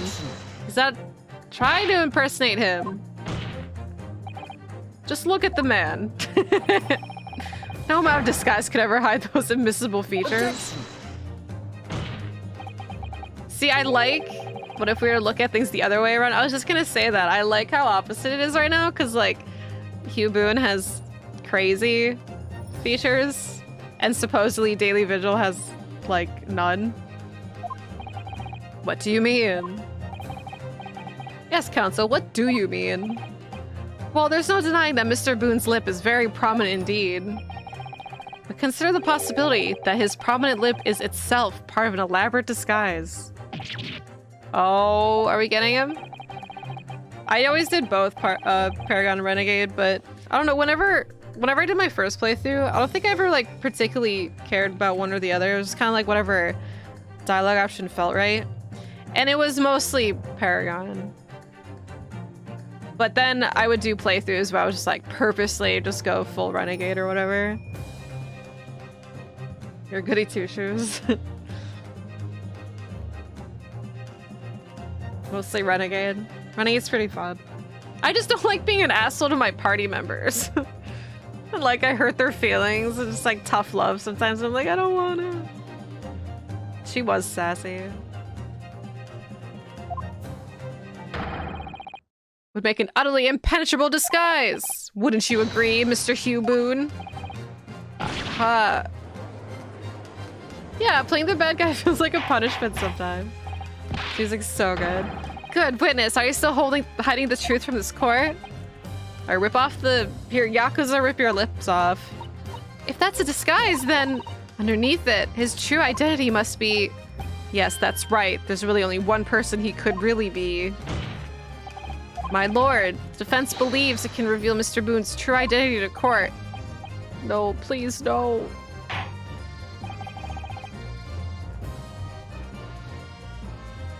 Very well then, counsel. What is the true identity? Take that! Your real name is actually Mr. Vigil, isn't it? Mr. Daily Vigil. Yuck. I don't recall that name, counsel. Who is this Mr. Vigil? I know, right? It's the name I encountered yesterday, my lord. It has to do with a certain client of Mr. Herlock Sholmes. A young gentlewoman came to the detective asking him to locate her missing husband. The woman in this photograph effects. Best part of the song. Miss Vigil. Bum, bum, bum, bum. All right, pull his lip. Pull it up. What'd you call it? I mean, he is the same person. I just want to know, like, why, like, okay, like, I'm sure you miss your wife and you want a photo of her, but why would you, like, incriminate yourself? High crop shows. Like, you just, like, expose your own identity by having a photo of your wife on your desk. Just in case, like, especially if you're trying to put a body in there. From what I understand, you haven't returned home since the night before the inspector was found dead. ITG was the hairdo, yep. It's very spot. And the eyebrows is what gave it away for me too, because I was just like, wait a minute, those are thick eyebrows, just like the other guy. Bye, Maddie. Thank you again for the read. But of course, on that night, you were being held captive by 2 red-headed league men. And last night, you were put up by the prosecution service in preparation for testifying in this trial. Hello, all about? Because we were led to believe that you, Miss Venus, and Mr. Sandwich were all homeless. Being important witnesses to this case, we need to know where we could find you, of course. And that explains why you've not only been able to return home, but also unable to contact your wife, who's been beside herself with worry waiting for you at the Vigil residence. Now, just hold on a minute. I don't know the first... What I'm talking about? Really? Rip off the lip. Hashtag rip the lip. It's a simple enough matter to confirm my suspicions. All we have to do is pull off that disguise. No. Please. Bailiff, bring soap, a sponge, and a washbowl at once. What, I think it's painted? Rip the lip. Rip the lip. Rip the lip. You felt missing, you came in? Oh, yeah. Well, of course, I haven't seen you in a while. Queen, my lord, rip the lip. Oh, I thought they were gonna beat him up. Oh my god, this is... No, stop. Get off. Don't. Oh, has the lip been ripped off? Oh, the lip's still there. Oh! Exposed. What is... So he put on a wig to make his hair look longer? Why don't you just change... If he's gonna have a different wig or different hair, just make a different hairstyle. Even the lip's fake. That's so gross. Wow. We are now seeing your true features, I presume. Lift your head, sir, so the court can see your face. Oh, he looks so sad. It appeared the defense counsel's assertion was entirely correct. This has all been a very elaborate deception.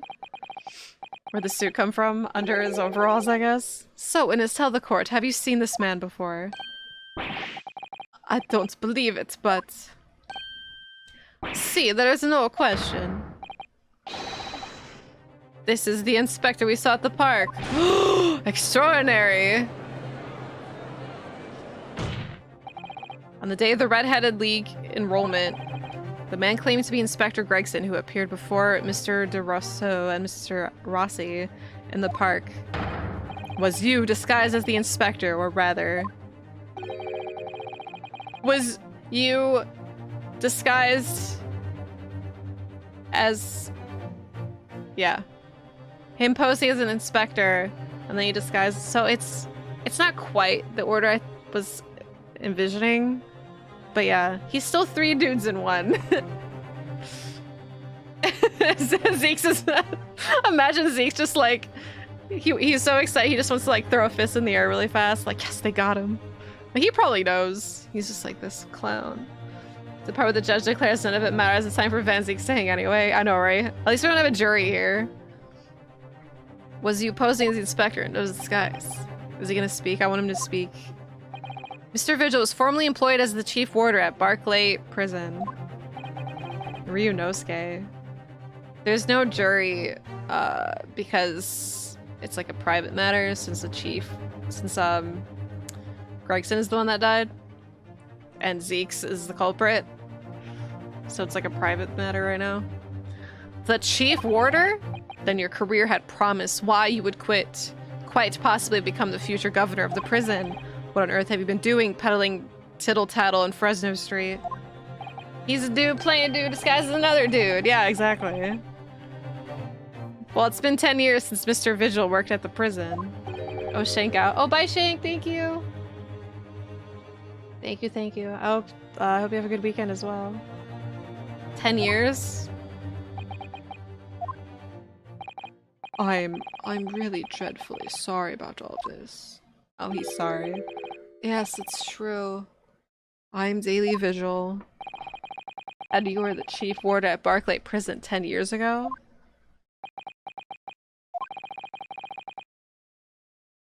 The dudes are emerging. Or did you see this guy's disguise before? Boone is the other me. It's a name I invented. Wait a minute. Oh my god. Is it like a... I hope he actually thinks like he has 2 personalities. You hear Cosmo for you because he's taking no shit right now? I know, right? Evidently there's a great deal under the surface here. I'll explain everything. I'll tell you just how wretched my life has become. Oh, we get a sob story. Hell yeah. As you say, it was 10 years ago now my employment at Barclay's chief warder came to an end. Having left the prison service, I searched for some new occupation by which to earn a wage. But times were hard in London and I found no suitable engagements at all. In desperation one day, I turned my hand at selling wares on Fresno Street. But your wife appears to know nothing of this.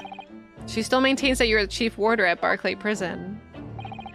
I was utterly determined that my wife should not know of my failings, which is why I've never told her. Oh, I opened an account at the bank under the name of Hugh Boone. And I rented the cheapest room I could find on Fresno Street. He's so dramatic. The scene of the very crime we're investigating. Yes, that's right. He is a habitual liar. Oh, look at him. Look at the fat lip. Place from which I could emerge every morning at 8 was a squalid peddler. Transform myself back every evening at 5 into a well-dressed man about town before returning home. That quickly became my daily routine. How do you get enough money, then? I was puzzled by the lack of furniture in the room. But that explains it. Like, it's enough to support him and his wife? Why on earth did you just tell us this in the first place? I have a wife, sir, and 2 sons! And without wishing to sound self-conceited, they regard me with some pride.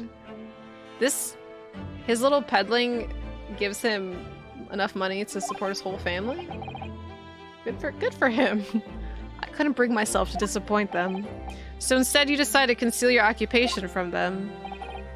Yes. I've made such a terrible mess of everything. Still, one thing doesn't add up. No matter how many tidbits of information you could sell to passing gentlemen, even at 6 pence apiece, you couldn't hope to match a salary you must have commanded as chief warder at a prison.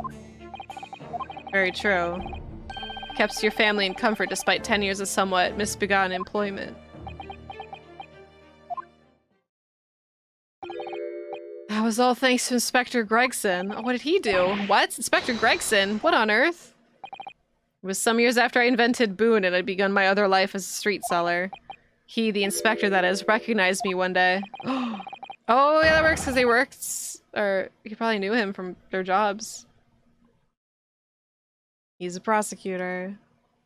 One of his sons is a growth on his bottom. He wants to be just like his dad. He saw him one day. There's a fucking fly here. The victim was an acquaintance of yours? I knew him from my time working at the prison. When he saw what I'd become, he was deeply troubled for me and my family. Hi, Malman. And from that day forward, he visited me on Fresno Street with increasing regularity. Then one day, he asked if I would carry out a secret assignment for him? Wait, okay. A secret? What was it? I was to impersonate the inspector. What? Why is he doing this shit? Impersonate him?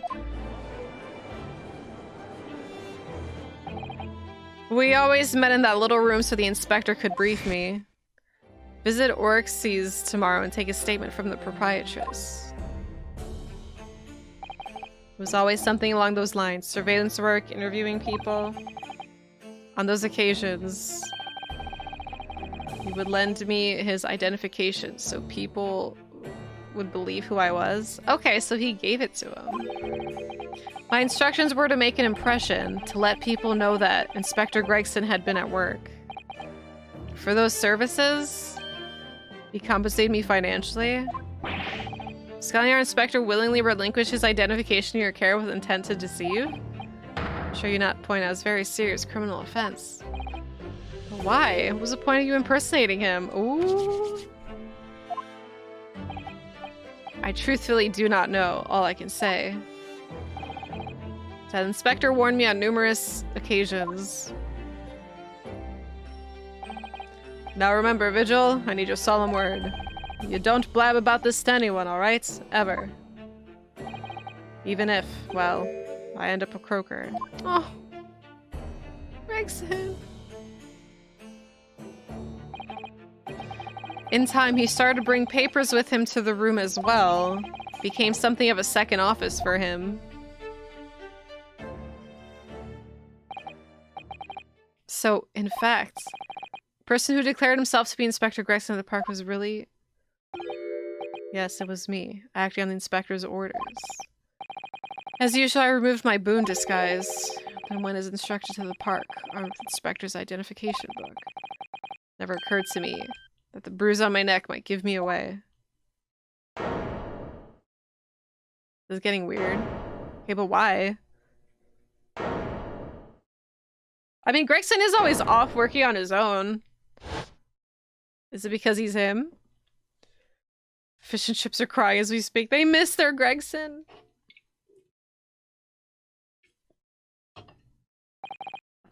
Well. It would seem this confession completely destroys the defense's case. Explain yourself, Prosecutor Asugi. Yeah, how? My learned friend's assertion was as follows. The victim was killed at another location on the day before his corpse was discovered. At the hands of these two redhead league men when they imprisoned the inspector. Oh my god, he's so dainty. He hurt his hands. Are you okay, Vigil? But no, that can't be. He keeps doing it. After all, it wasn't the inspector who went to the park that day. It was me. So, okay, but this doesn't mean anything for... It makes Zeke's more innocent. Zeke says he wasn't around for any of this shit. Finally, we have clarity. We had nothing to do with the murder of the inspector. And merci, Monsieur de la Défense, for proving it. Arrgh!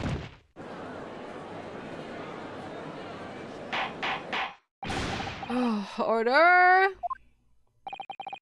Indeed, it would appear that we have reached the de facto conclusion of sorts. These witnesses had no involvement to the murder of Gregson, as proven somewhat ironically by the defense. I hereby call an end to the cross-examination. What? Hold it! shit.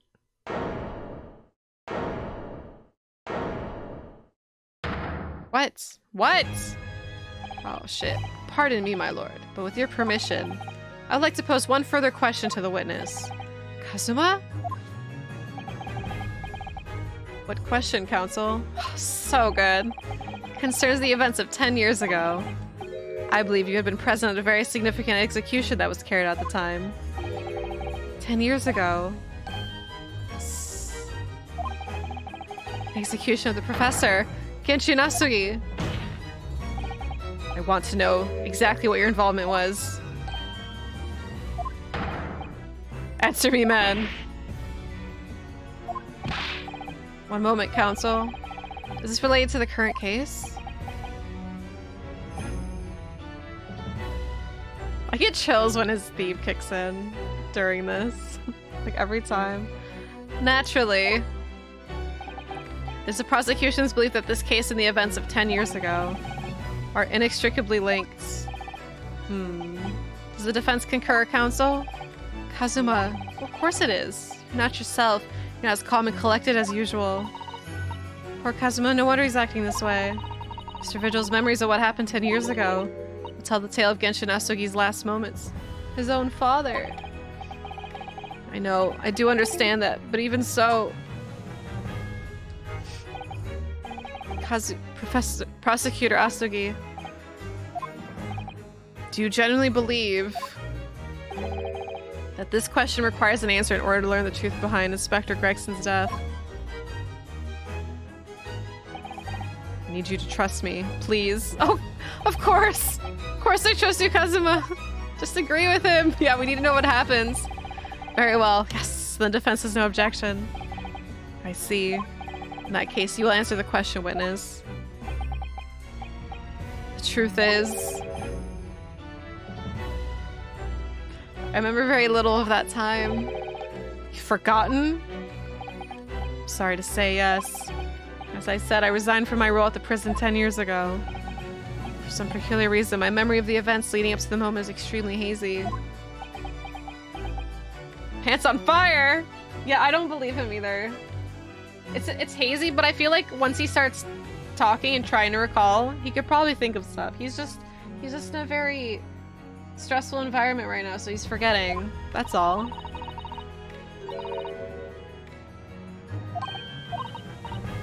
"10 years is a long time, but you have forgotten the reason why he left such an important job?"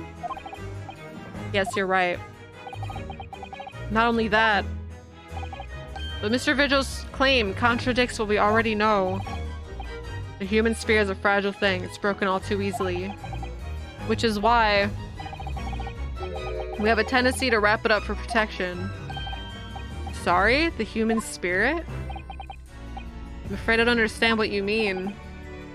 When we experience pain and suffering that we feel unable to bear, we block it out, obliterate it from our memories, seal it away. It never truly leaves us. Oh, he's talking about him. The seal is broken, the memories resurface. And when they do, that fragile spirit may finally be crushed. But I really don't. Kazuma-sama. But if it must be crushed, so be it, because the truth will not stay buried. It's coming out one way or another. Right. Now I understand. It's clear what his intentions are. He means to expose the truth at any cost. Perhaps if I point out the contradiction in what Mr. Vigil claimed earlier, it might cause some crucial memories. Oh, we're doing this to help Kazuma. Oh. Do it! Kick his ass!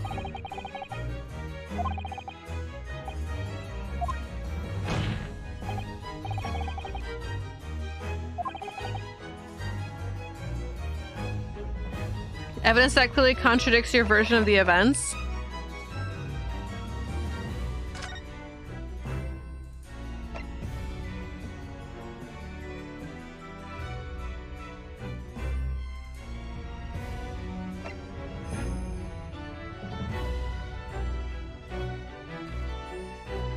I mean, all I can think of is this, but... Right? It's a court of law.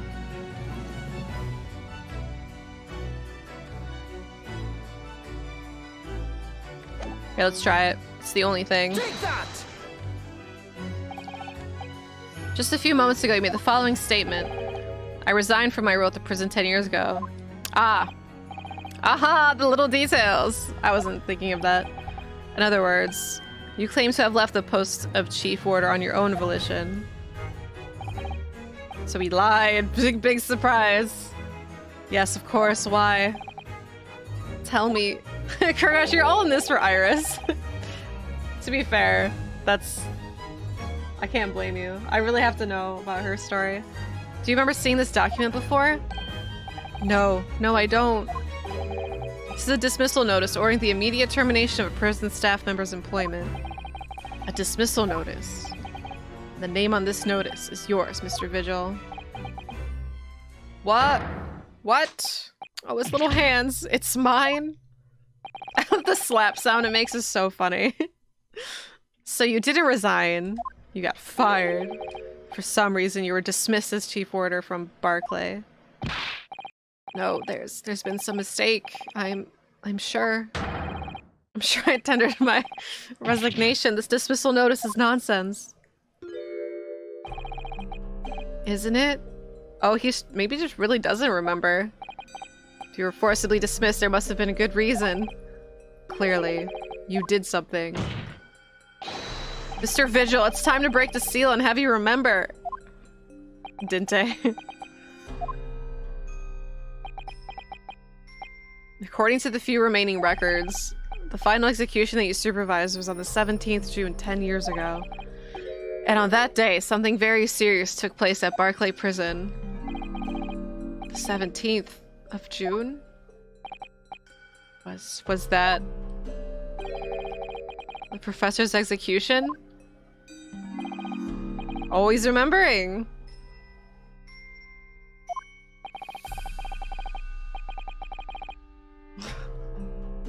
You were the chief warder at the time, it stands to reason. You would have been present throughout the proceedings. It does sound familiar. And yet, that execution never took place.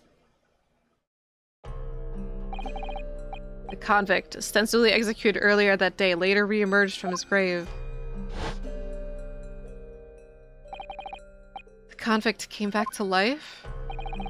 In the cemetery in the middle of the night, there was a witness. However, the witness claims that the moment after he saw the convict clambering out of his grave, gunshot rang out from over his shoulder. Oh, we still don't know who pulled the bullet or pulled the trigger, and the bullet pierced the professor's chest, killing him instantly. Those may have been the professor's actual last moments. Yes. Seeing as you were in charge of overseeing executions at the time, you must know the truth about what really happened. It's in your head, somewhere deep down. Well, Chief Warder, Daily Vigil, I know there are memories in your head that can explain what happened on 17th June 10 years ago. Right, Jess? It really is. And now it's time for you to drag them up.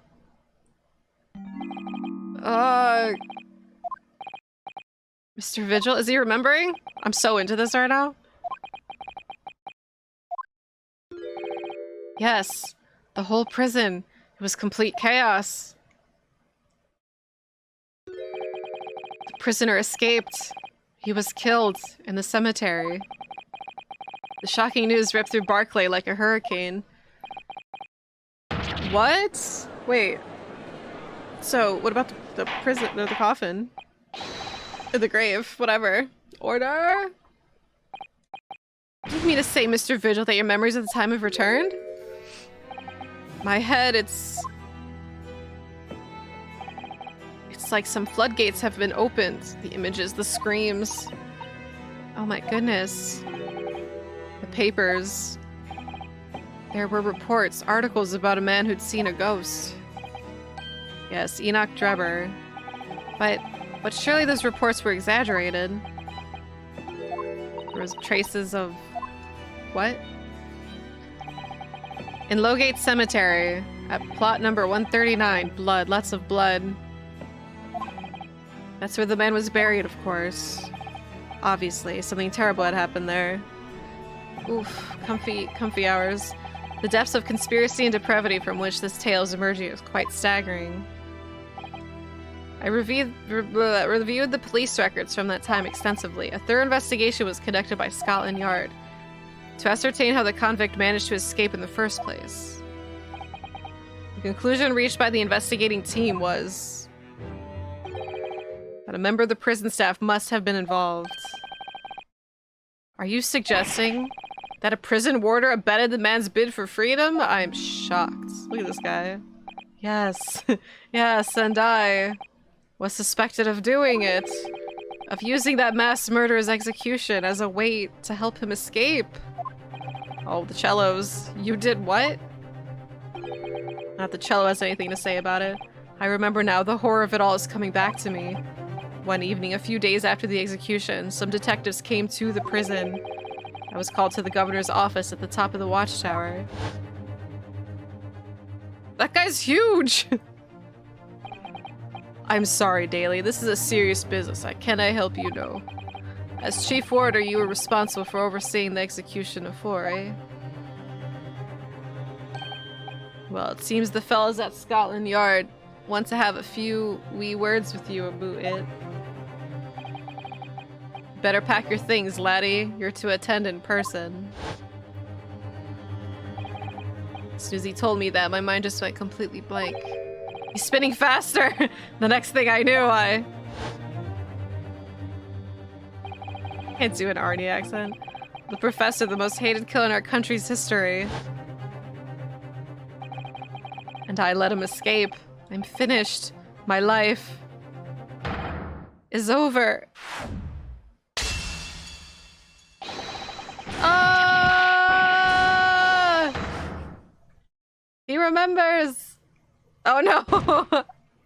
Well, that's all the info we're gonna get out of him. Bailiff, fetch the doctor at once! Nah, he's got more to tell. Just slap his face a little bit until he wakes up. Slap him with his own fake lips. Course adjourned for today with immediate effect. I guess, yeah, I jumped out of the window. With Mr. Vigil's collapse, proceedings came to an abrupt end for the day. Once again overshadowed by the legacy of that notorious killer, appearing like a cursed ghost ship on a foggy ocean. Lord Van Zeeks, Mr. Vigil, Cosima, and Gregson. All of them bound by invisible chains anchored to the same wreckage in the murky depths of the past. But the miraculous light that had been trying to cut through the gloom and shine on those tragic events was playing on the edges of the truth at last. This is so intense! Yeah, get the ice bucket. Oh my god, to be continued. Well shit, wake him up! He has more to tell us! Guess I'll save my progress. Investigation part 2. Have a quick break. Why do you need a break? Shelves is sweet. Okay, I'll be right back. Actually, that's a good idea.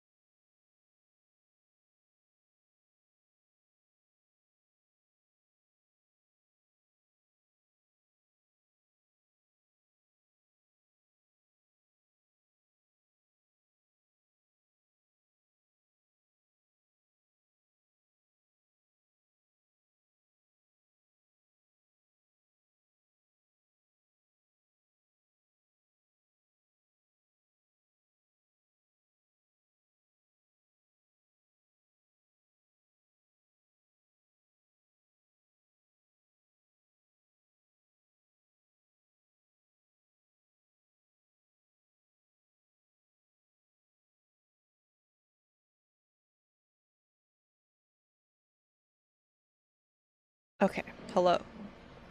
I've returned. Sorry to leave you in silence. I'm back.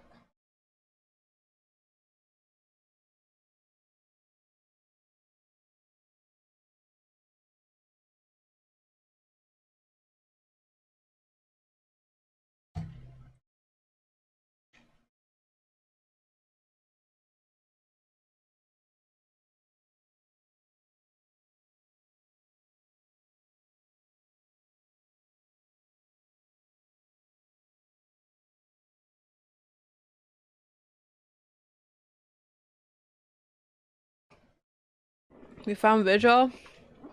We did. We're right.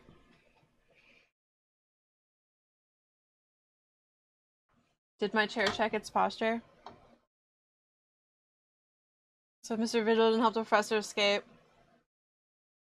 Why was him after him? I mean, definitely Vigil. In my opinion. Alright, where's Sholmes? Still can't quite believe what just happened. I know. I inquired with the bailiff after the court session was adjourned. Seems that Mr. Vigil was taken to hospital to recover. Right. 10 years ago now, Mr. Vigil attempted to commit suicide by jumping out of the window of the prison's governor's office. But ever since then, he's completely blocked the memory of those events from his mind. And we straight up forced him via PTSD. I knew his secret, not his family, not even the man himself, but I forced it out to the open. Yeah, hopefully under guard. This man's very unstable. Was it wrong of me to do that? Did I overstep the mark, I wonder? I mean, you gotta get the truth out somehow. Bruno! Oh, Iris. so I like her. I just thought it'd be funny to complain. You were miles away. Anyway, I brewed a fresh pot of soothing tea for you. Oh, thank you. You and Susie have an exhausting day so far, haven't you? Oh. Thank you, Iris. Hi, Oliver! How thoughtful of you. Do you happen to know where Mr. Sholmes is? When we came out of the courtroom back in the defendant's antechamber, he disappeared. Oh, no, I don't know. He just suddenly sprang to his feet and left. All he said was, I must leave. Is he okay? Oliver Sholmes okay? I wonder if he's pursuing the mystery of Inspector Gregson's death. Well, you know what Hurley's always saying, don't you? There are mysteries in this world that should perhaps never be solved. For the constriction of the solution comes only at the expense of the destruction of something else. Those are wise. He's so wise. He's gonna have green hair now. Oh no. What does that mean? I hope it's pink like Iris. I mean, matches her. He knows very well that when you open someone else's old wounds, you often open your own too. But he can't just take his own advice and leave well alone. Solving mysteries is too important to him. That's so true. Hey, pimp, that's not funny. But that's what I like about Hurley, after all. I suppose that's a lot of great detective in some ways. So then, let's have tea, and then I'll give you a hand. Oh, do you have time, Iris? Yes, I finished this month's manuscript at last, with barely a day to spare before the deadline. Oh, I'm still looking forward to it, a brand new story to read in the adventures of Herlock Sholmes. You know, I always hide Hurley's violin in the days before I have a deadline. You do? Poor Mr. Sholmes. I'm sure that's very wise, Iris. How sensible of you. Now then, my dear fellows, let's make a plan of action before we continue our investigation. Like Sholmes' IQ level. It's either really high or like it's freaking slightly above or below average. So, how did it go in court this morning? Well, we still don't know the truth about what really happened, but one thing's increasingly clear. Lord Van Zieks definitely didn't do it. I've known that since game 1. Oh, goody. Yes, that's right. We managed to uncover several new facts as well. Oh, really? And there was another development too. Kazuma. Yes, it's quite clear now. That Kazuma-sama's not himself. The way he's acting, it's almost as if he's possessed. With rage and vengeance. I know, I mean at the end of the proceedings earlier. He was like a bloodhound the way he was chasing down Mr. Vigil's forgotten past. He's not normally so mercilessly persistent. And Kazuma's been through a lot.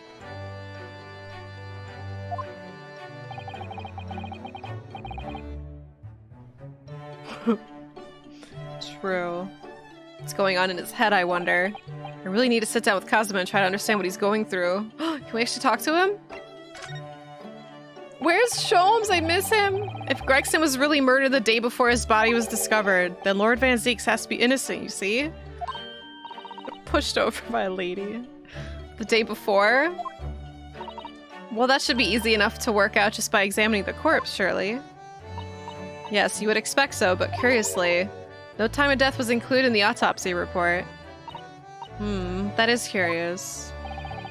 There's still unanswered questions about Lord Van Zieks, though, aren't there? Ah, do you mean? I mean, what was he doing there in Fresno Street that day in the first place? Well, according to the man's testimony, he said he was investigating Inspector Gregson, didn't he? It turns out the little room was actually Inspector's secret office.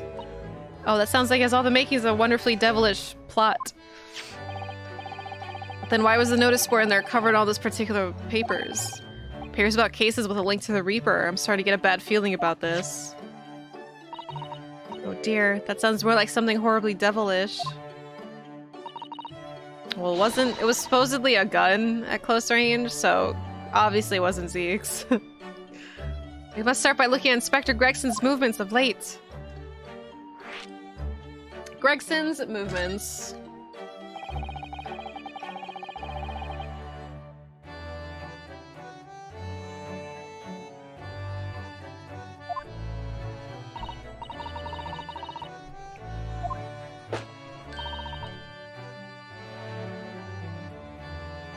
Alright, we already knew that. Hi, Oliver. Oh, you mean he was doing the same as Hurley?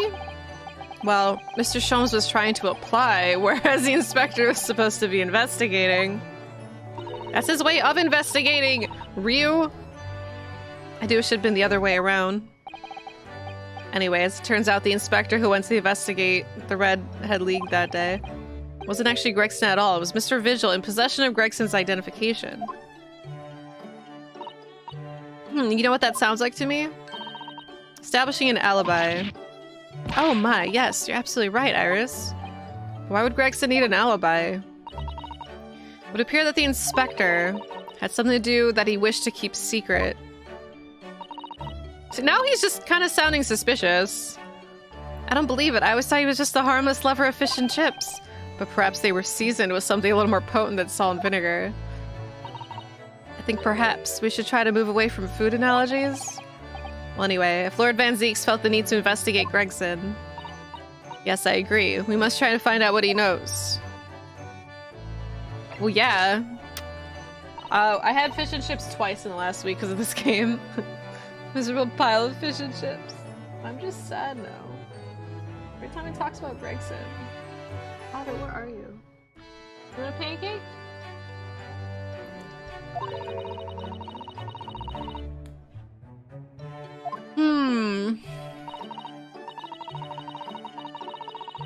That's right. To ask Mr. Sholmes if he would help her find her missing husband. Yeah, he's creeping. He's around. You wanna come up here? You wanna come here? Come on. Oh my big man. Hello. Hello, Oliver. You wanna go to Canada? Nice of me to give you a little trimmy and a bath. And a bath. Here he is. Say no. One day Oliver's just gonna go no. Hi Zeppelin, how are you? Gonna hang out with his buddy. He's gonna hang out with his buddy. I'll be in Canada soon, Zeppelin.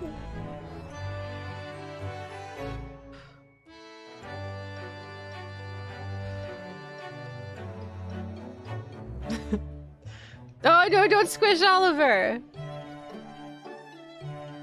Did you say that Mr. Vigil had been taken to the hospital? Do you know which one? It's in St. Sinners. It's the only hospital in the area. Ah, it's St. Sinners! Starting to wonder if all other hospitals in London have closed down. Oh my god, Ryu! That's what I was thinking. How did I know? Runa, you found the lady's husband already. Well, I suppose I have by accident. 10 years ago, while Mr. Vigil was the chief warder at the prison, he was responsible for overseeing the professor's incarceration. Before he gets taken to the medical cafeteria, it's okay, you can give him Canadian treats. Canadian treat? You are so cute. Look at your little face. Look at your little face. Look at your little face. So when the convict escaped, he was held responsible and immediately dismissed. Ugh, sometimes I really don't want to grow up. There's more. For 10 years after that, while he was ostensibly working as a peddler, he also had another secret job. He was paid by Gregson to be his stand-in, to impersonate the inspector. No. To impersonate Gregsy? But why? Oliver. One day you're just gonna shoot laser beams out of your eyes. One day. Ugh, Ginny was right. I'm starting to think all adults are up to no good now. Including you, Runo. I haven't paid anyone to impersonate me. Yet. That means he has ties to the professor and to Inspector Gregson, though. So I do think we have to pay a visit to Mr. Vigil, don't you? Oh, coincidence? I think not. Back to St. Sinners, then. Yeah, but where's Sholmes? Well, I think it's clear what we need to do, isn't it? Let us investigate, my dear fellows. Oh, Iris, you're even more enthusiastic than usual today. If anyone has anything to hide, my special Wilson shooting iron will set them straight. The water pistol? Stuff full of piping hot extra special blend of mine. I'm quite sure it'd be very effective. Better be careful not to hide anything. Well, it feels a little strange that Mr. Sholmes is nowhere to be seen, but still. Let's go and see what we can find out. Yes. Yeah, he's like 23. Let's go to the hospital first. Oh, no one's here.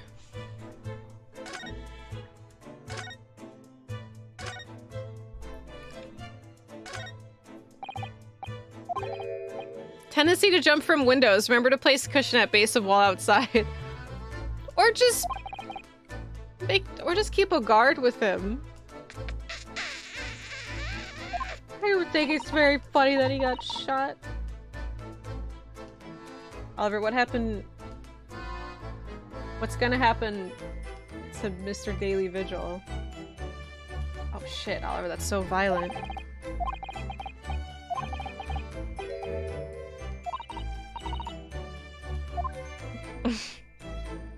More chemicals. Yeah, maybe I should like don't put him in the room here. Hi Zeeks, why are you still in prison? Come on, it's so clear that you're innocent. Lord Van Zeeks is reading, look. So he's like an animal at the zoo. Oh my god, look, he's reading. Oliver, look, he's reading. He doesn't seem like he wants visitors, does he? But he must have noticed that we're here, surely.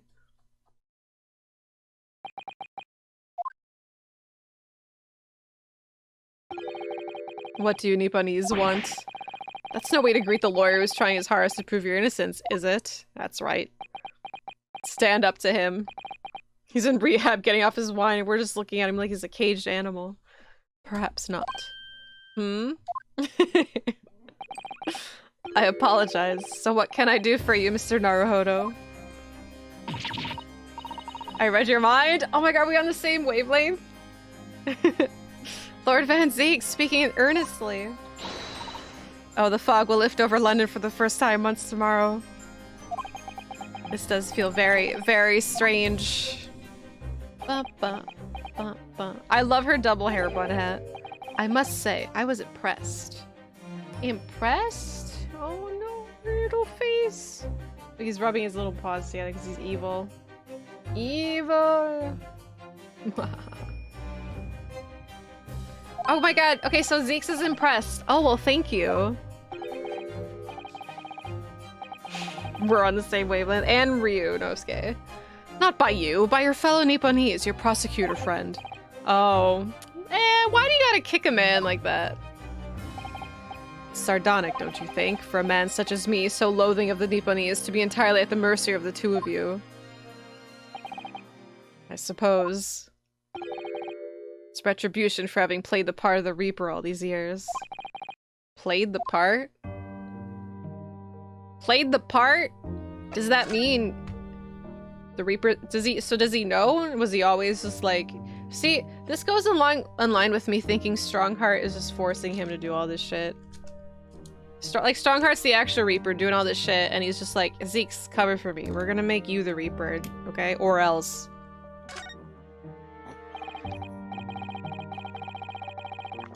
You once told me that you gladly allowed people to believe you're the Reaper.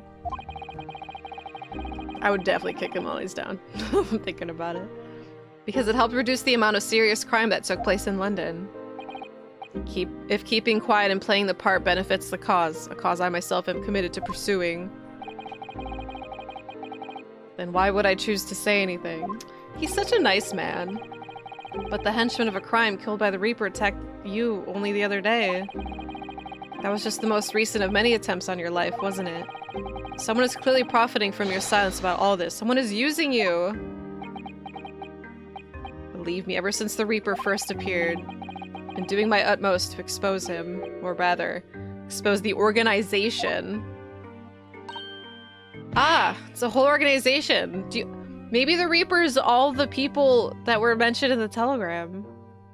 That would mean Gregson's a Reaper. It's inconceivable that those accidents were orchestrated by one man. Oh my god, there's 4 of them! No, the Reaper always appears to have very accurate information about the accused in each case. Which can only mean that somebody at Scotland Yard is involved. Gregson! Simona, you can't mean... Gregson's a Reaper?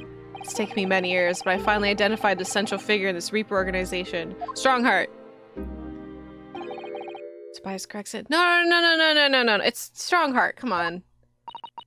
No! Gregson the Reaper? Okay, it's not, no. I feel like it has to be... No, not Gregson. That guy? That Gregson?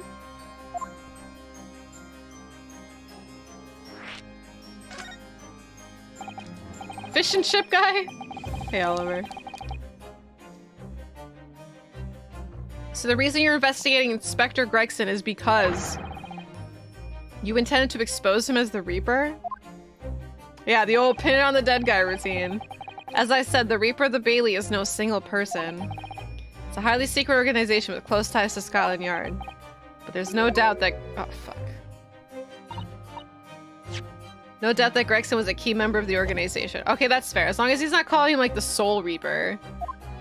Hey, B, I'm scratching you. What do you want? Are you saying that Gregson, that he was behind all those awful criminals meeting their... Gregson didn't do the dirty work himself. He was the tactician. His job was to covertly investigate the marks and plot their assassination.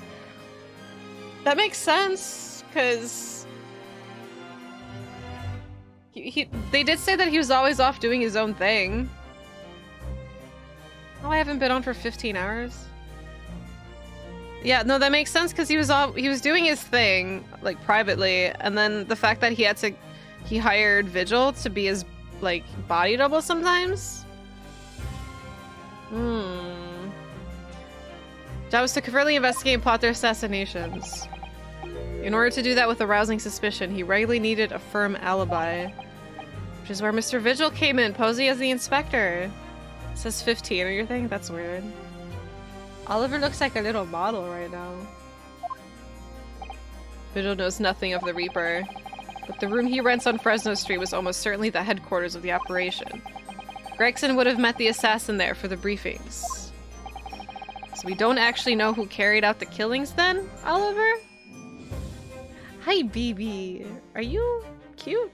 He's looking at me. So cute. I just want to kiss your little nose. He looked away from me. Actually, I do have a name. You what? Well, if you can name the man, you have the true identity of Reaper already then. Or if I can name the woman. Is it Giselle? Or Asian? She's a young woman by the name of Asashin. That's her! That's Giselle Brett! Is that supposed to be like assassin? Assassin? Assassin? Wait, her name's Assassin. Shin? Miss Assassin.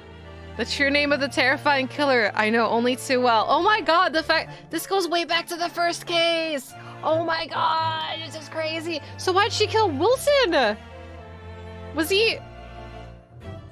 What did you have against Wilson? Oliver, why? Honk.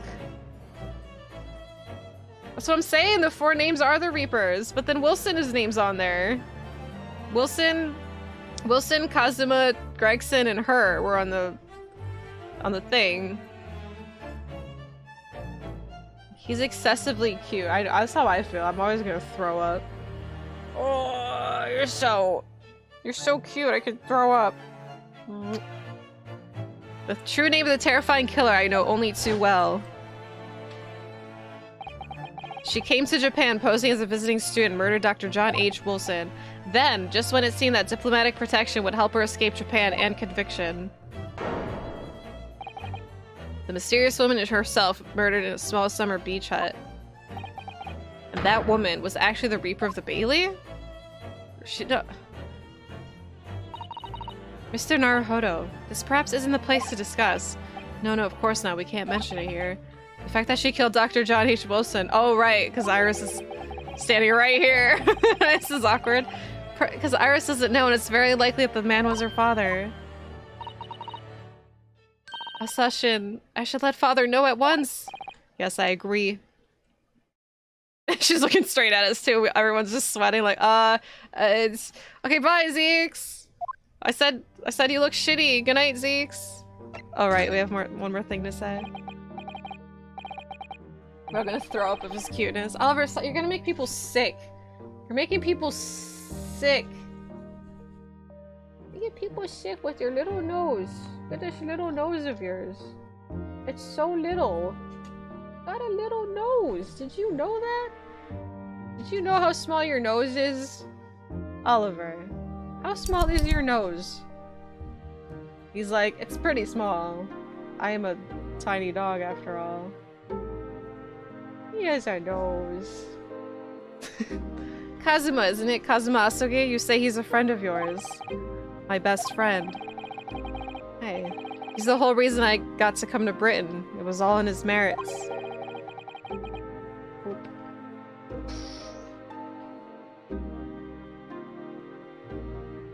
I'll boop his nose for you. Boop. Boop, boop, boop, boop, boop, boop. I have nothing but respect for him. Yes, I understand that only the very best students are selected for such opportunities. I had a fine demonstration of how sharp he is in the proceedings earlier today. He missed nothing.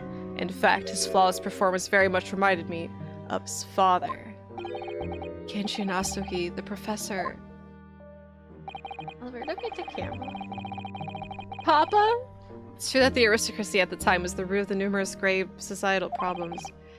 They were abusing their power, playing with the common man as pawns in politics and economics and war. In many ways, Asugi was carving out a canker from society that we British couldn't deal with ourselves. Ah, I see. But that's precisely why it makes no sense. Clint Van Zeeks was a noble and upstanding man. He wasn't corrupt. Why did that damn Japanese have to go and take my brother's life? I don't know. In spite of having once saved mine. He saved your life? How did that happen? How did he save your life? There's so many layers! Cosmo's still kind of rude to us, but he's okay. He's still our best friend. It was 10 years ago on a foggy night, much like this. What was to be the professor's final strike had sent a wave of panic through the capital. Okay, final strike? So Clint Van Zieks had already been killed at this point then. Genshin and I were walking down some back streets at a late hour. Of course, at that point I had no idea the true nature of the man at my side. All of a sudden... Don't make a peep, you're coming with us! They're gonna kidnap him? What is... Oh, look how... like, Van Zieks' young face. Oh. We were surrounded. All of our assailants were armed with pistols, their faces obscured by scarves. Clint was not only from noble heritage, he was a brilliant prosecutor as well. Oh, so they wanted revenge. The scum of London hated the sight of him, and they had no sympathy for his younger brother either. I'd been targeted several times before already. Yeah, it's Van Zieks, alright. We've got him. In case anyone X out, that's right. He looks so much younger. I could hear them murmuring amongst themselves. I knew they were after me. But just when I thought my time had come... If I let them kill you, Clint would never forgive me. It was Asugi's voice, just a whisper in my ear. Bang. Bang, bang. After that, I don't remember exactly what happened. The next thing I knew, there was silence all around. Genshin lay on the cobbled street. Blood was seeping from his left hand. He shielded me. Aww. But what about the dudes? Oliver is staring. The whiny just man. 2 days later, they arrested him. On suspicion of being London's most notorious mass murderer ever, the Professor. How'd they figure it out? How awful for you. All at once, I lost the brother I revered. I don't know what that was. And the foreign friend I held in such high regard. Albert, people in chat are making fun of you. Because you're staring at chat, looking weird. I'm so sorry, Lord Van Zieks. The music's adding to the stare. That's the end of my miserable tale. I never thought I'd recount it to anyone. Wait, so like... That wasn't much- I mean, that was a nice story, but what does that tell us? Well, thank you for confiding in me. This felt like a framing job. Yeah, like, it only told me that they targeted him, and Genshin saved him, and then they arrested Genshin. But I mean, that's cool, I guess. He's a Discord moderator. You a moderator? He needs his little gavel. Look, he has his paw on my, almost on my hand, as I'm playing.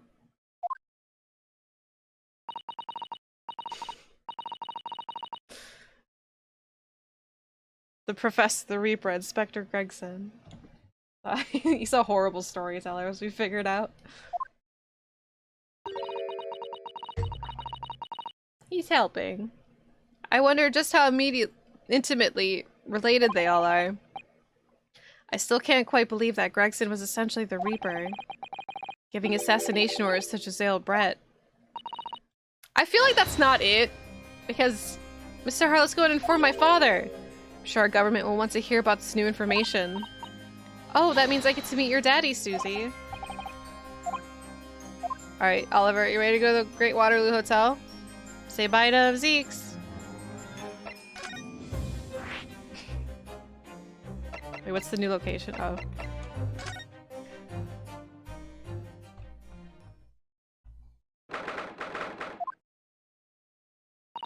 I like how we just talk to people in the lobby. Like, we don't just go to a room. I'm just like, alright, we're here. Let's go talk in a public lobby again. It's a wild guess, but I have a feeling you'll think the same tomorrow, too. My tea has a finer fragrance than whatever they're serving in the tea room here, though, wouldn't you say?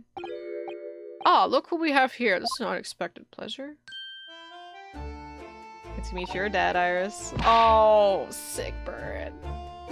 She said that to her. Father! Oh, is this your daddy, Susie? How lovely. What a charming young lady, and you are?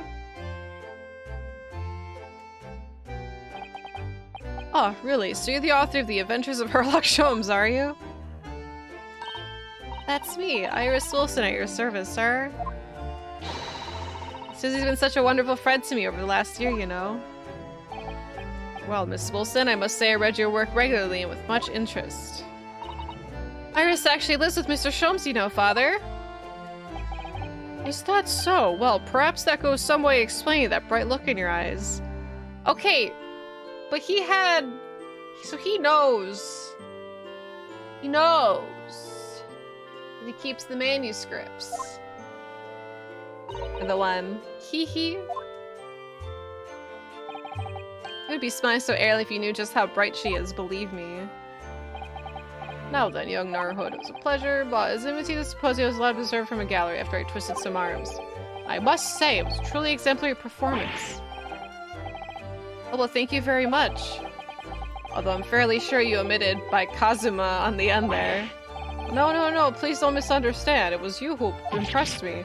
Really? You didn't miss a step against Asugi, and we all know how capable he is. Really, to have matured into such a fine defense lawyer in less than a year is quite extraordinary. It's very kind of you to say so. Really nice to hear. Stop thinking out loud, dude. What I saw in court today confirmed what I'd been hoping for. The favor I mentioned yesterday, Naruhodo. I trust you haven't forgotten? Oh, no, you did mention something, didn't you? But first, we have something to report, Father. Of course, sir, shall we take tea while we discuss matters further? Can we please just talk about the events of 10 years ago? I don't want to rush things because I'm enjoying the slow burn. It's that much more... Did you just laugh at me? He's like... and I know it's gonna feel like such a payoff when we actually get story info, but still, I hope he does mention his death. Let's go. Spill it! I wonder where Judge Jigoku has got to.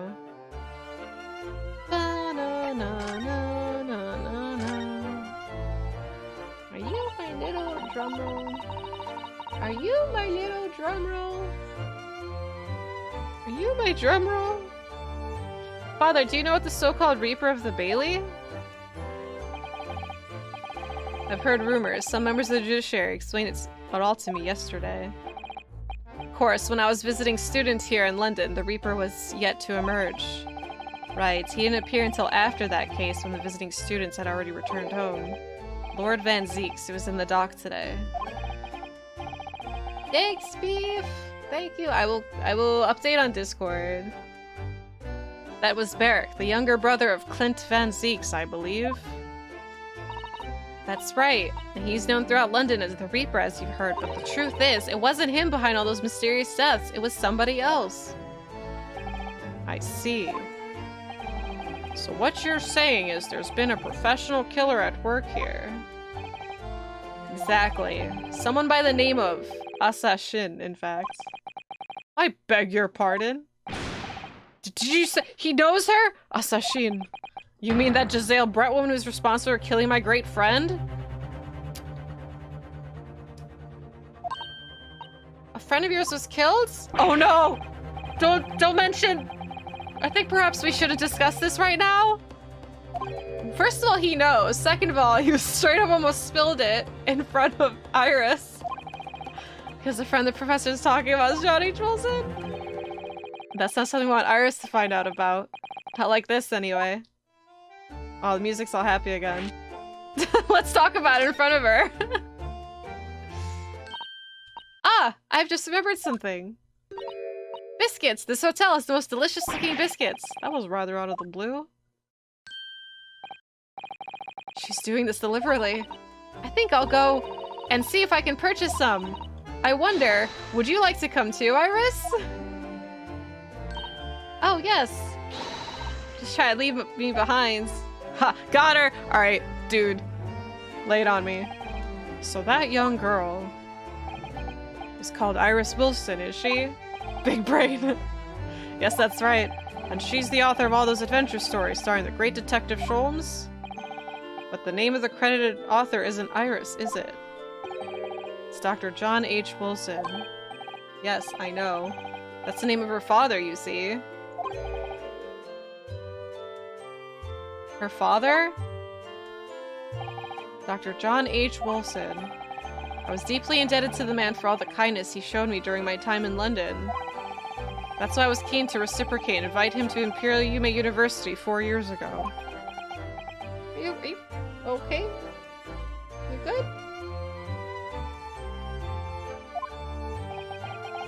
But he was murdered last year by Giselle Brett.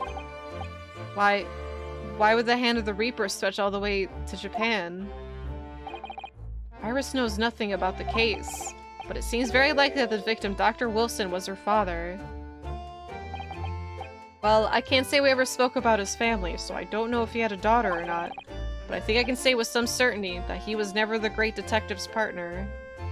What? So it could have been another Dr. Wilson, you think? So John and Wilson are both okay, so that the Wilson he killed isn't a friend of Sholmes. Oh. Still, it's probably best not to mention this to the young lady until we can be sure. So maybe he's not her dad. That's what we thought, yes. We're back with cinnamon biscuits. Oh, they smell delicious, Iris. I think cinnamon will go very well with the tea they serve here, don't you, Susie? Yeah, I'm sure you're right, Iris. There's a bunch of Wilsons in Japan. I mean, he could be anywhere. She doesn't know where her dad is.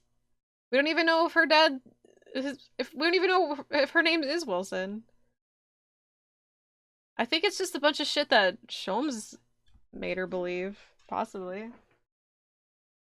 I don't know. I don't know anything about Iris. I mean, it is a really common name, yeah. Like even touring. Weird-san.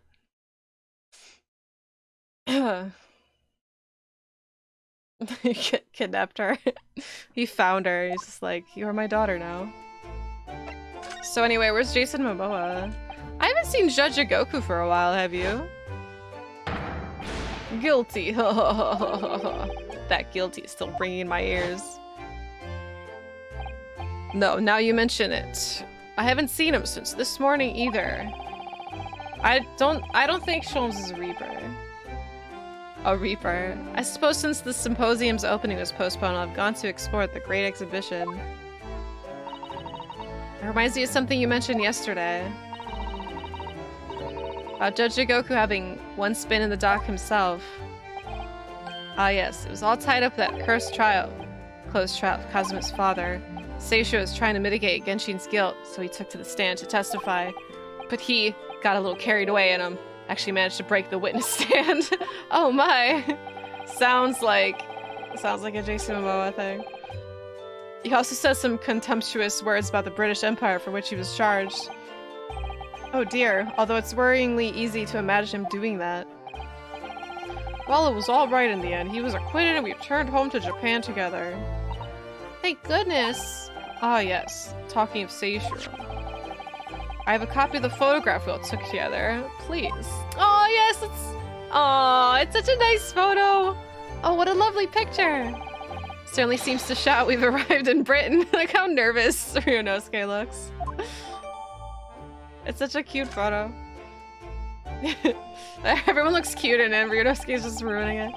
None of us had any idea what was coming when we took that, did we? Oh, we did not. Fucking Shifty. Shifty even in photos. No, that's so true.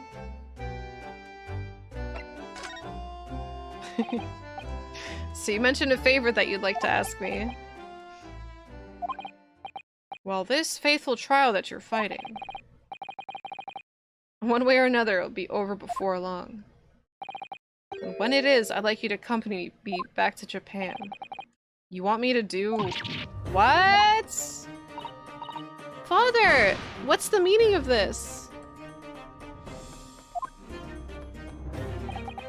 Now, Susato, you should understand. You've seen how our courts work firsthand. Japan's judicial system is in its infancy, especially when it comes to defense. Oh, you mean... The Supreme Court of Judicature is in desperate need of a good defense lawyer. As soon as possible, really quite urgently, in fact. But I've not even been in London a year yet. I've read all that Susato report. I'm well aware of your extraordinary talents. And having seen you in action with my own eyes earlier today, there's no question. You, Naruhodo, are precisely the man our country needs. Oh, well that's good for him. So, you'd be leaving then? Oh, well this is sad. Like, good for Ryunosuke, but this is sad. But then, what am I supposed to do, father? You came here to serve as Asugi's judicial assistant. Oh yeah, she's supposed to be Kazuma's assistant. Our government is still in the process of deciding how best to deal with the situation, though. Do not tear apart Susato and Ryunosuke, they're best friends. You've always chosen your own path, Susato. And I trust your judgment in this matter also. Father! Please, the pair of you, don't look so downcast. Well, so if she does follow Ryunosuke, that means she can't practice law, though, because she can't be in a courtroom. Because women aren't allowed, even if they're an assistant. I mean, she could help him outside the courtroom. I guess. But I feel like she'd feel... Knowing Susato, she would feel very, that'd be holding her back. And that's not fair to her. So I feel like the best choice she could do is stay in London. But is that what her heart tells her? I don't want anyone to hold her back. Right, yeah, like she'd either like actually be an assistant or just be a secretary. Deuces to Iris. She could keep acting as Ryutaro, that's true. They could be brother lawyers. Or like cousins, I think they said. Ryutaro, Ryunosuke. Please, the pair of you don't look so downcast. It's merely a suggestion, you understand. A hope, if I'm honest, but I won't force you. All I ask is that you consider it and come to a decision by the time this trial concludes. By tomorrow? I mean, maybe. Yes, alright. Here's a day's notice. Fuck you, Dad. You won't leave, will you, Runo? I thought it hadn't even crossed my mind up until now. I've just been trying to do what I believed to be Kazuma's will. But it turns out that he's still alive, so... Where does that leave me? You can forge your own path.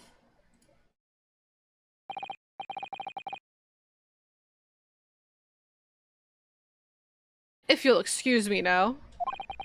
I need to telegram government ministers and the Japanese police with information about Asashin. Of course, Father. Thank you. Look forward to next month's installment, Miss Wilson. Oh, good, and please do come to Baker Street sometime, won't you? Love to entertain you. I want to see him interact with Sholmes. I'd be delighted.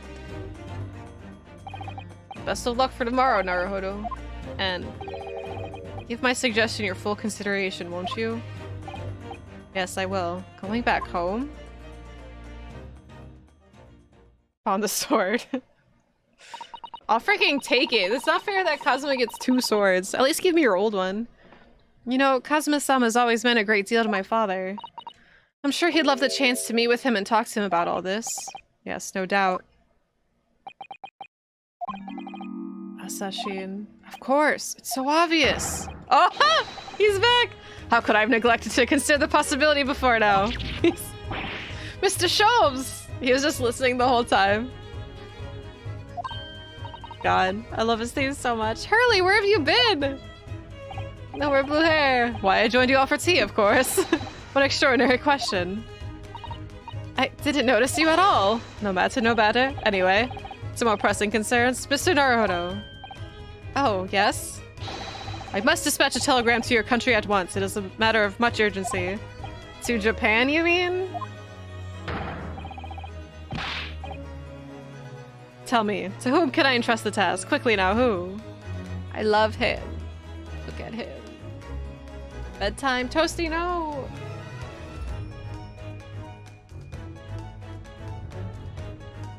Thanks, Toasty. Sorry, I just really like this part of the song.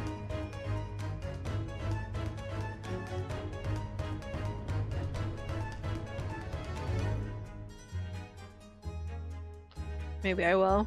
Maybe I won't. Go in Japan tomorrow. Imagine being on a 50-day boat ride just to be in Japan for 2 days. And then have going back in another 50-day boat ride. God, I love this song so much. Well... My father has just now left to send a telegram to the Imperial Police Bureau of Japan himself. I see. Well, he looked reliable enough for a bearded fellow. I don't think what father's sports can be considered a beard, Mr. Sholmes. There's not a moment to lose. Kindly ask your trusty unshaven father to see this ascent. I will, but what is it? No question at the time, if you please, Mrs. Sato. All we can do is pray. But for once, my deduction is awry. What? Tell us! Doesn't that imply your deductions are normally correct, Mr. Sholmes? Now then. You may be surprised to learn that I'm a very busy man. I certainly have no time to hide behind CTs and eavesdrop on other people's conversations. Such as joining us for tea meant. Aha, he was eavesdropping. Serious face Sholmes is unsettling. I like it, but it's still very much like, what? What are you hiding? I leave the sending of this in your hands then, my dear fellows. He's freaking poofed. Ah! Wait a minute, Mr. Sholmes! He just sort of ran off, didn't he? I wish I could see him just run off like that. At quite a pace. Left the unpaid bill for his tea behind, too. What an asshole. I'll pay for his tea. Must catch up with father at the telegram office at once. And I'll run and call us a cab straight away. Everyone's just poofing. There was me thinking everyone would be clamoring to pay Mr. Sholmes' bill. Well, that's cute.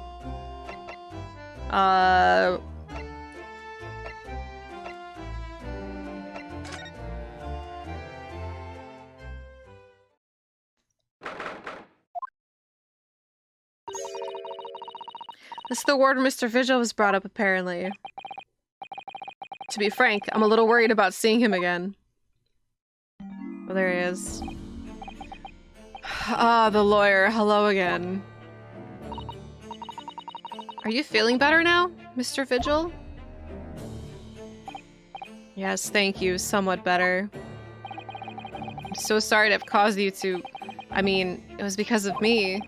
If I hadn't exposed your secret and forced you to remember things you'd obviously never forget. Or tried to forget. The prosecutor was here until a few moments ago, too. You just missed him. Oh, Kazuma? He didn't wait for us? He said as much the same as you. He was very apologetic. But the truth is... I brought this all upon myself. He doesn't look better. Look at him. He looks a mess, although I like his design. Because he's supposed to be like the prison ward. And he has like thick black stripes on his shirt, like jail bars. But he's not in prison. Although he might be. Please don't think like that. Keeping it from Evie, my wife, all these years, I've carried such a sense of guilt. I appreciate the man's brows. They're like, they look kind of backwards. Because the art, well... Like there's like a clump over here on the ends. Over time, I obviously came to deceive myself as well. You mean about your dismissal? Looking back now, I'm beginning to think that perhaps Inspector Gregson didn't stumble across me by accident at all. I mean, he compensated me so generously for acting as a stand-in. He was clearly concerned for my well-being and doing what he could to help. So perhaps Gregson knew exactly what had become Mr. Vigil all along then. I don't know what that pose is. Curls his eyebrows. To having eyebrows that long enough. I'm sure this is just desserts for 10 years of lies and deception, but... Was it me that helped the professor escape 10 years ago? Was it me? I swear it's true. I don't know. Oh, Mr. Vigil. I'm sure you'd rather not dredge up even more from your past at this time, but If possible, could you tell us exactly what really happened? I want to. I need to get all this off my chest. I just want someone to tell me what I should have done. Bro, I don't know. Inspector Gregson was obviously engaged in a special operation of some sort. He was investigating something that even Scotland Yard couldn't know about. Details of the Reaper's marks, yes. It was when he had to carry out those investigations that I would take his identification and impersonate him. You'd pretend to be the inspector and carry out investigations on his behalf? Oh no, never! Wardrobe. Find out why he was dismissed from his job? Yes, because he supposedly helped the professor escape prison, so he got dismissed. But that's what we think so far. Tell us what your deal is, bro.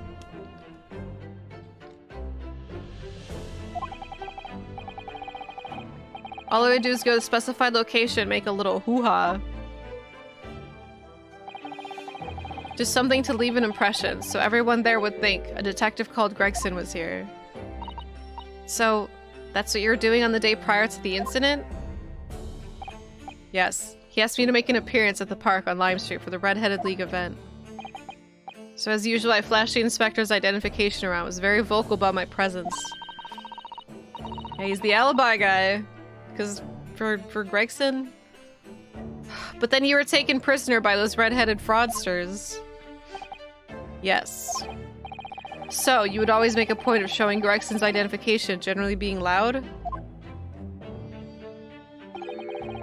That's what the inspector asked me to do, yes. Well, that's one way of becoming a legendary detective, I suppose. Not a good one, though. And as you know, I suffered this bruising around my neck at their hands. But the following day, they kept their word and released me. Without returning the inspector's identification to you, however. We had arranged to meet at the Fresno Street Room at 5 that day so I could report back to the inspector. But at the agreed time, that's when I heard the gunshot. Uh-huh. Sure. It was at midnight on the 17th June, 10 years ago. That was the time scheduled for the execution. But the professor's execution never actually took place, did it? Or rather, the execution itself must have been used to effect the plan of escape. I hardly dare to imagine what a chilling plan it was. This sounds so sketchy. Berkeley was renowned for being the highest security prison in the country. Especially for like Arkham. Everything that went in or out of the place was searched multiple times. But there was one notable exception. Or rather, one notable loophole. Something that was never questioned. I have a feeling I know what that loophole was now. The coffins to which the bodies of the executed convicts were placed, correct? Yes. Once the coroner had confirmed the death of a condemned convict, the body was taken in its coffin for immediate burial at Lowgate Cemetery just behind the prison. The chief warder first had to sign the necessary papers. And after that, no member of staff was permitted to touch the coffin containing the body again. Yeah, for helping somebody escape prison, it's like... I mean, I don't know how serious it was back then. Like, getting dismissed is like nothing. Just like, well, this will make sure you don't do it again. Like, where was that trial? When executions took place, only the executioner and the coroner were permitted inside the chamber. I would wait in the adjacent room for word that the condemned convict was dead. On that occasion, once I had that confirmation, I went into the mortuary to find a lone coffin as usual. The procedure was that I would sign the paperwork having checked the coffin, then nail it shut. But for some reason that day, the coffin was already nailed shut. Okay. Oh, it was already nailed shut! I didn't think of anything of it at the time. I assumed that my deputy must have checked the coffin and nailed it shut before I arrived. So you mean the coffin contained... Yes, I can only imagine that Asagi, having escaped his execution somehow, was alive inside the coffin. It was already nailed shut. Wait, so he escaped it. Okay. So he just escaped it. How? He was already... Coffin was then taken out through the main gates and deposited in Lowgate Cemetery. Presumably there wouldn't have been enough air inside to breathe for long. So in the early hours following the burial, somebody dug up the coffin again to set Genshin free.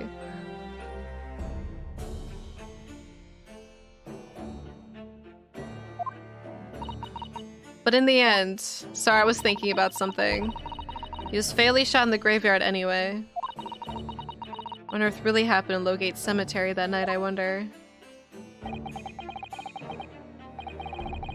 Afraid I really don't know. All I can say with certainty are two things. Asugi couldn't possibly have escaped that way without help from somebody working in the prison. And it's not him? It's not you? Are you sure it's not you?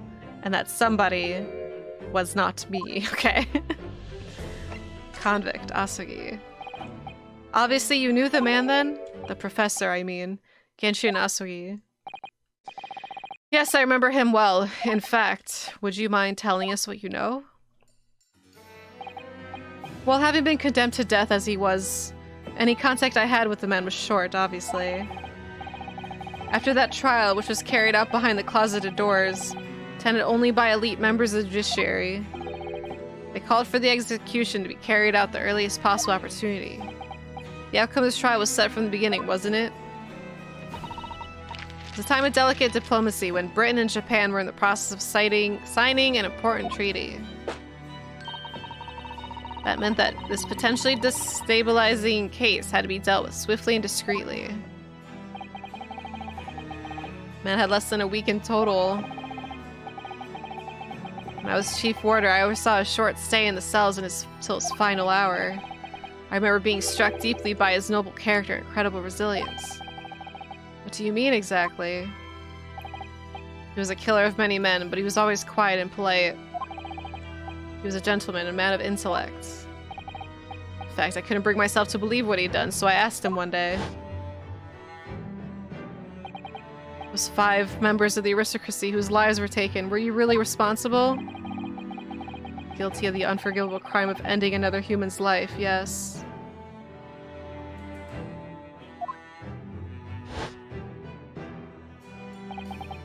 The following day, the closed trial took place, and the verdict was not surprised.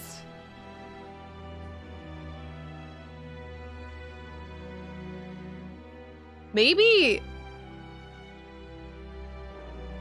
Oh my god. I have like a flood... Maybe Genshin killed the actual professor. Because he said he's guilty of ending a man's life, which makes me believe one. And I kind of want to believe Genshin. He's in prison. What does he have to lie about? You know, he's already convicted. There's no point in him lying. So maybe he killed the actual professor. Because maybe he got framed to be him by whoever the actual... by Strongheart or some shit, because Strongheart's behind all of this shit. I just know it. The following day, the closed trial took place, and the verdict was no surprise. Guilty. Guilty. That night, when he was brought back to his cell, I saw something. Something unusual. Something unusual? What? The last will and testament. Of Genshin. He has a... Give me! Give me! Do you have it? Can I give me? Come on, that's evidence. As I said, it was the night following his trial after he'd been found guilty. I was doing the rounds of the cells when I looked into Asugi's. I noticed that he seemed to have a sheet of paper in his hand. Ah, his last will and testament then, presumably. Gimme, gimme, gimme, gimme. As soon as he noticed me, he hurriedly shoved it behind his back. But why did you find that so unusual? Is it normal for a man to pen a will when he knows his death is nigh? Yes, that's true, but there were special conditions to Asugi's incarceration, you see. What sort of conditions? Well, even though he was held in a cell designed for condemned inmates, they gave him a pen. He was allowed to keep his personal effects with him, with one exception. Really? He was allowed his things? Of course, he'd been convicted of killing 5 members of the aristocracy. But at the same time, he was a guest in our country from the Empire of Japan. Powers that were determined that his final days shouldn't be needlessly uncomfortable. That's true. That is pretty weird. That they're making a convict, quote, supposed convict, comfortable. They should probably want to like make him like in the dingiest cell, nothing, not even a toilet. Give him a bucket. You post a link if you be more concerned about this vigil guy. What does this link contain? Is it a spoiler? What was the exception you mentioned to the personal effects he was allowed? No spoilers. That's the point. He wasn't permitted to have writing materials. Sure, you can link something. Specifically, no pens or paper. What is this? Right, am I gonna hate? What is this?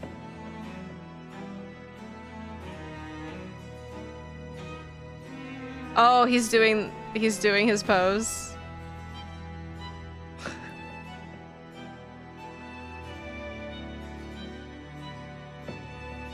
God, every time I see Jump Force, I'm just like sad. Just right, I'm seeing a Jump Force clip now.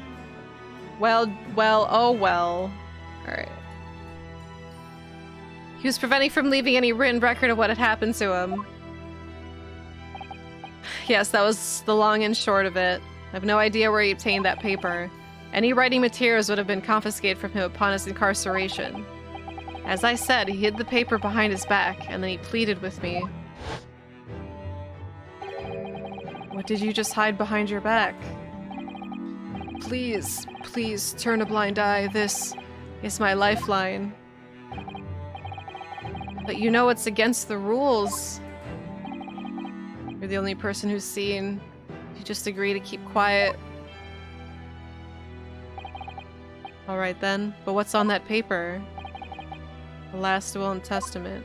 So, do you think Kazuma's seen that? This will is the only weapon I have left now. And that's what Kazuma based his whole life on? How can a will be a weapon? So I decided to pretend I'd seen nothing, and I let him keep his will. But then later... This is so interesting right now. It just seemed to vanish without trace. What? What do you mean it vanished? He's not a very intimidating warden, I know. It would seem that that isn't the end of the story of this mysterious will. Where's the will? I want it! Oh my god, let's go find it! He totally took the fall for someone else. I was the only person who saw Asugi's will, but somehow it disappeared. It was after Asugi's execution, which is actually an elaborate jailbreak. Or it tried to be. So then who shot him? I bet it's Strongheart too. The warders gathered up Asugi's possessions that were in his cell. They were all to be sent back to his family home in Japan, you see. Oh, to poor Kazuma-sama. You're saying that it wasn't anywhere to be found among his personal effects? The will, I mean. Kazuma would have been like 13. That's right, though I didn't search through them myself. But Governor Caden was livid, he was screaming. Can I have disappeared completely? That doesn't quite make sense though, does it? In what way? Well, we'd understand that only Mr. Vigil was aware of the will's existence. Yeah, so how does Caden know? How does the prisoner governor know to look for it? Yes, you're right. Because that would imply that he knew he was going to write it too. So the governor possibly gave him a pen and paper to write the will? This is just theory crafting, by the way. Don't correct me or anything. I'm just spitting what I'm just saying what I'm thinking. The governor gave him the pen and paper to write his will, and the governor was going to use that in some way. Like, he didn't intend to send it to his family. Or whatever. Hi, Cloud. I really don't know how he knew, but it certainly seemed as though he knew of the will's existence. Or the warden, or Caden told Asugi, like, here, make this your will. Write exactly what I say. And then he didn't actually do it. He didn't refer to it as a will. What he said was... the Asugi papers. The Asugi papers? I really can't tell you anything of the subsequent events. Because, well, of what happened. Actually, your theory is way off. Your dismissal, and the way you blocked it off from your memory, I'd forgotten all about this today. I don't suppose it's relevant to the case, though. Well, anyway, thank you very much for sharing it with us, Mr. Vigil. We're very grateful.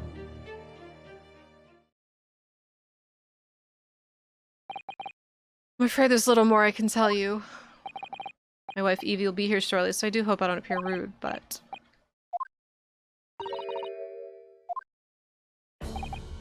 Yeah, it probably was like some sort of blackmail, or just like something that Caden forced him to write. And he probably didn't, like he probably had actually like a will and testament or something. And then he sent that off, possibly.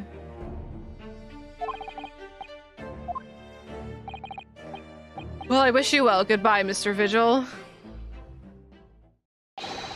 Ugh! Before you go, there's just one thing! What? Do you have the will? The Asugi papers. What? I'd be very grateful you'd make no mention of the things I told you about them. Presumably for some good reason? It's my understanding that their very existence is a closely guarded secret.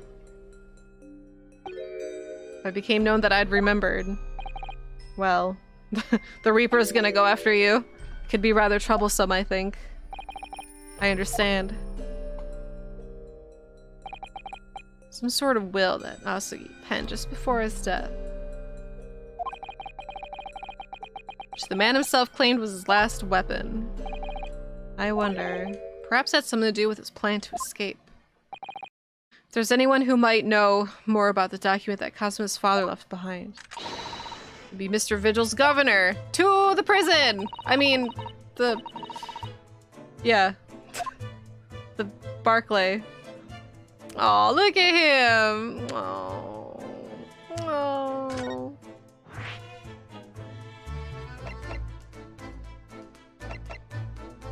There it is.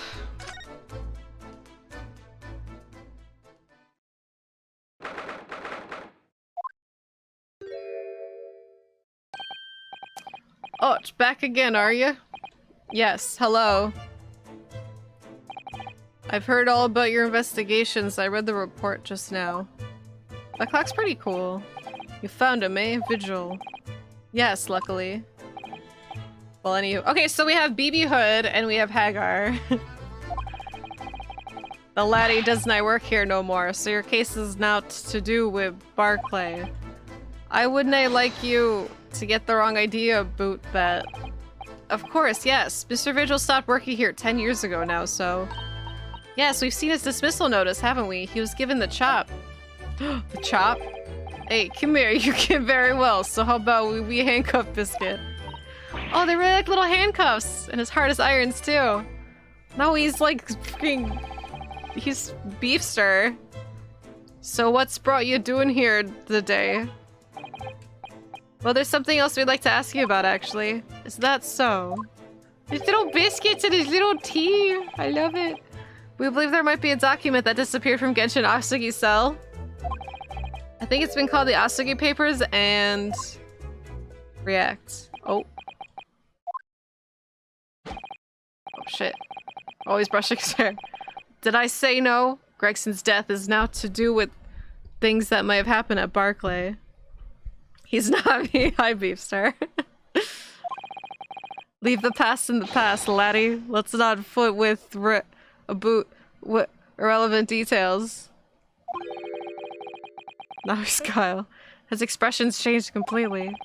We're clearly onto something here. Yo!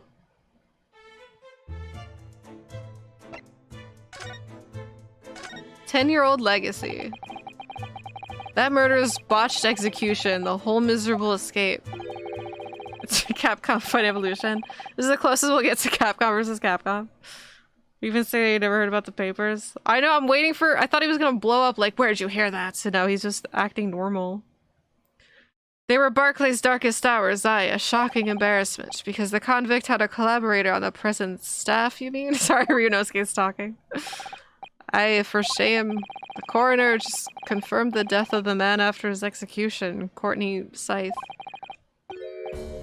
My chief warder at the time, Vigil, who was in charge of the whole affair. But Mr. Vigil says he doesn't know anything about it. The rascal when I say otherwise, eh? More handcuffs? Oh, how could I say no? You can never have too much iron in your diet. When Mr. Vigil was handed his dismissal notice as a result of what had happened, he was so despairing he jumped out of your office window, didn't he?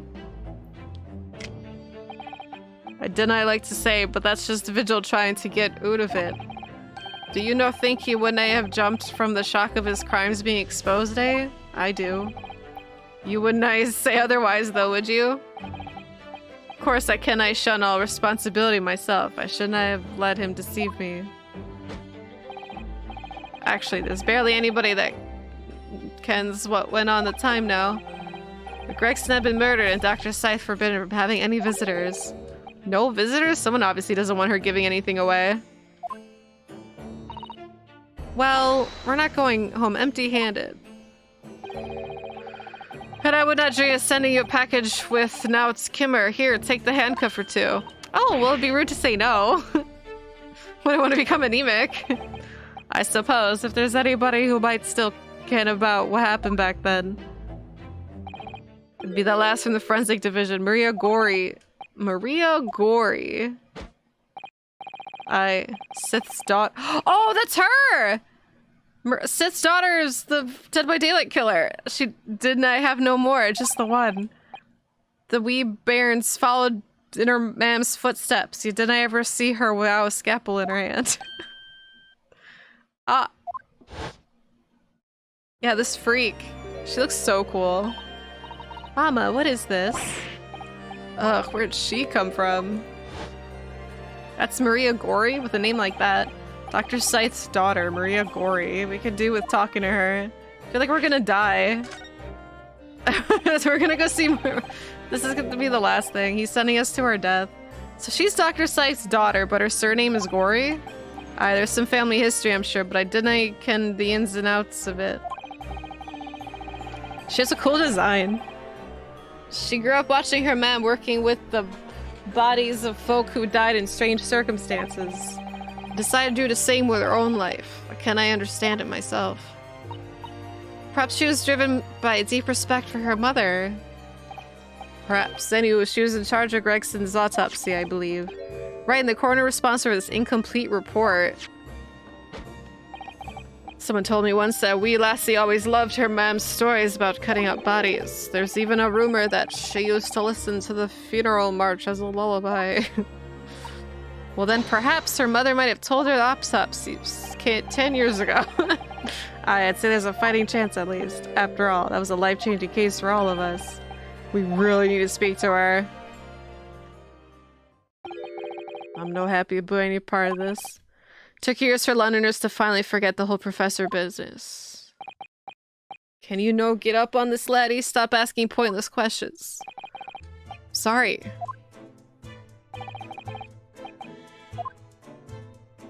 Oh, yeah, one more thing, though, before I go. How do you come to know about that, laddie? There's so many folk about here in the prison who've heard all those papers. Posture check now?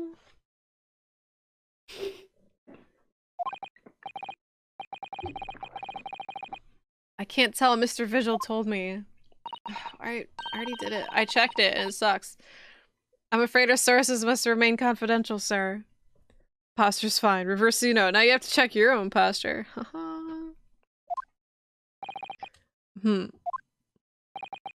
led to believe that papers are actually a last will and testament. Is that right?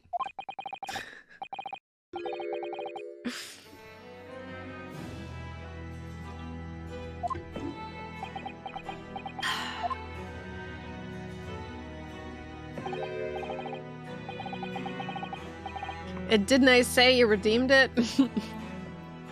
That's right, you're well informed, Jimmy. Ryu Nosuke, but then after the convict's execution, mysteriously vanished from his cell, didn't it? The train headed for the Mystic Ruins will be departing soon. Imagine if we had Jimmy! You can reverse, forever and ever and ever and ever. It's so right. It's so loud. Oh no. wish I had the Jimmy! I'm having the coolest day. The train headed for the Mystic Ruins will be departing soon. That's a yes. There's the flavor. God, I kind of want spaghetti.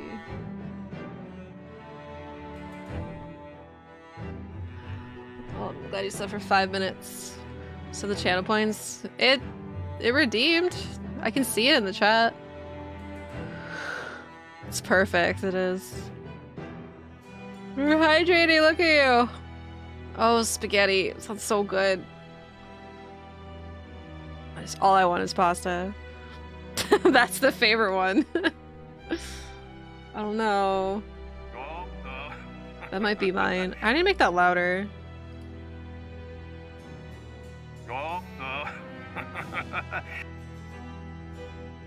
Spaghetti meat sauce today. Yeah? Did you have it with Lucy? Pasta's- I could eat pasta for the rest of my life.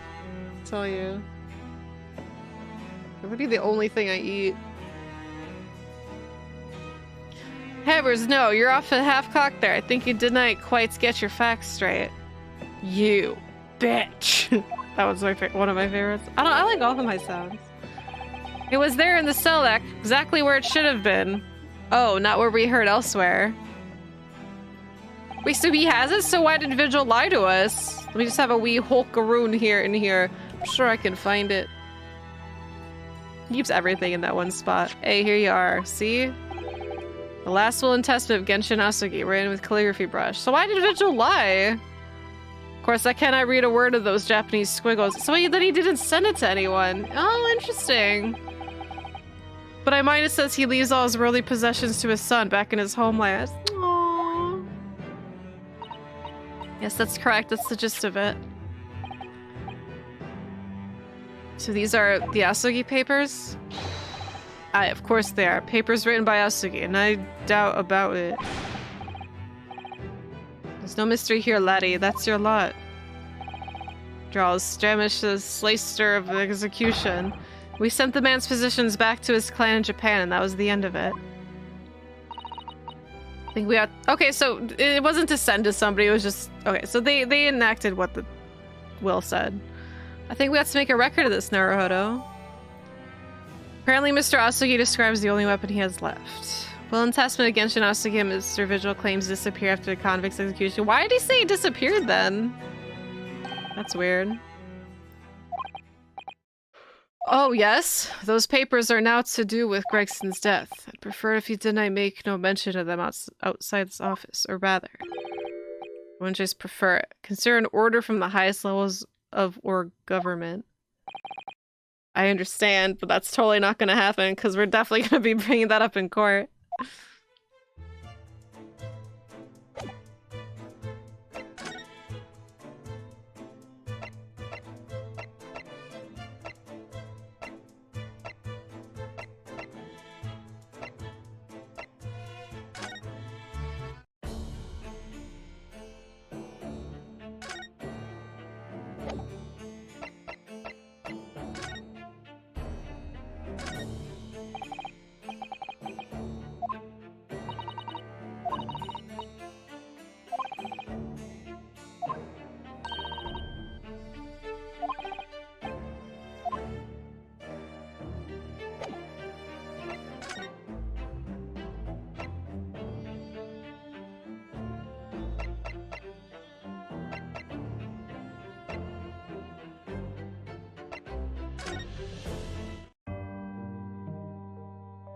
Hey.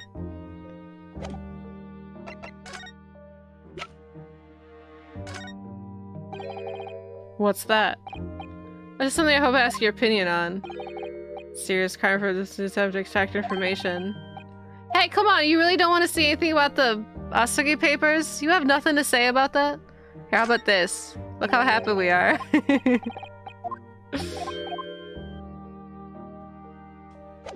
Alright, should I send it? I have to go to Maria's office. How do I go there?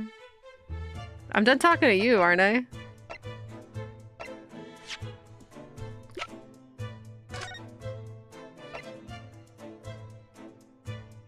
There's a deep sadness that I accept my fate in this foreign land, the knowledge that I'll never see my homeland or family again, but I regret nothing about my chosen path. Aww. Wait. Oh. Alright, so we don't really have any new evidence. Yo, can we check more things here?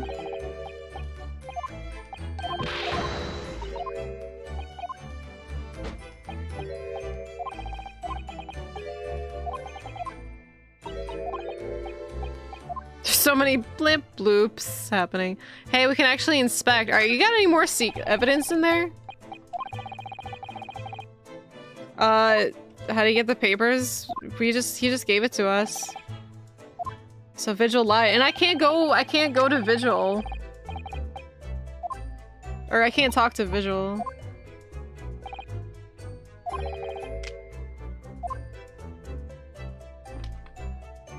So I can't be like, oh, you said they disappeared.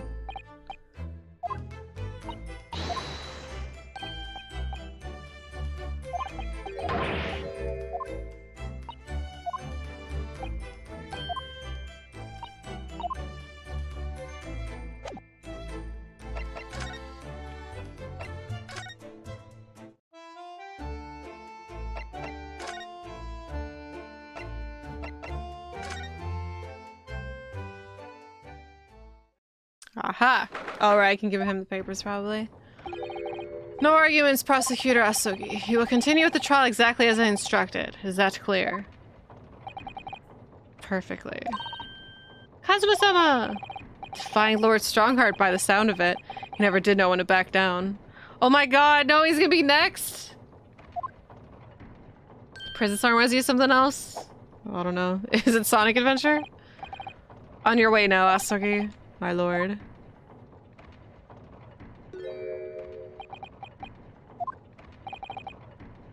Kazuma.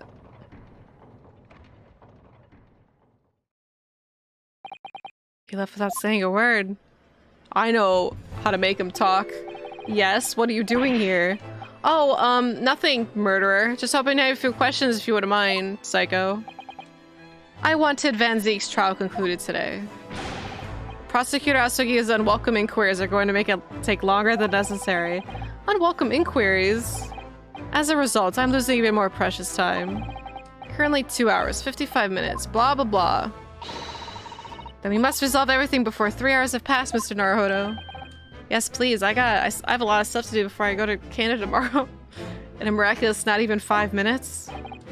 Anyway, I can't let the man's obvious bad mood put me off. I need information.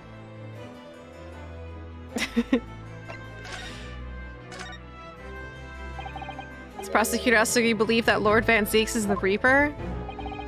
I wouldn't know. I'm gonna cliffhanger hardcore. Okay, if this game could just like get on with it, then I wouldn't have to. But listen, if I have to leave in the middle of Strongheart's sentence, then I might have to.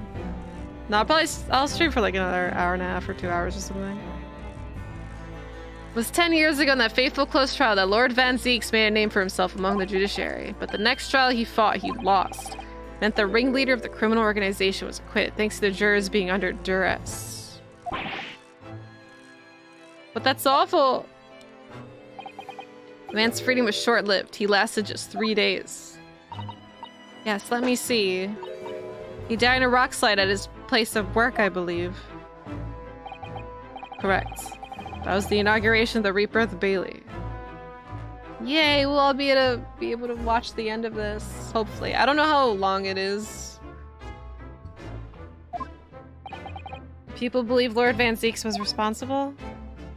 So at least we'll be able to hang out for end of stream. We don't know if end of chapter 4, but I'm gonna be really sad if it just like lingers on chapter 4.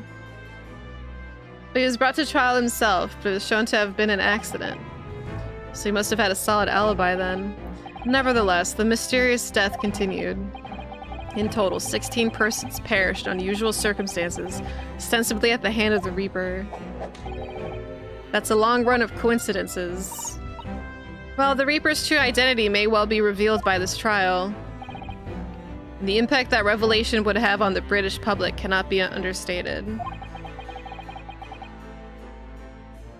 Bits and pieces.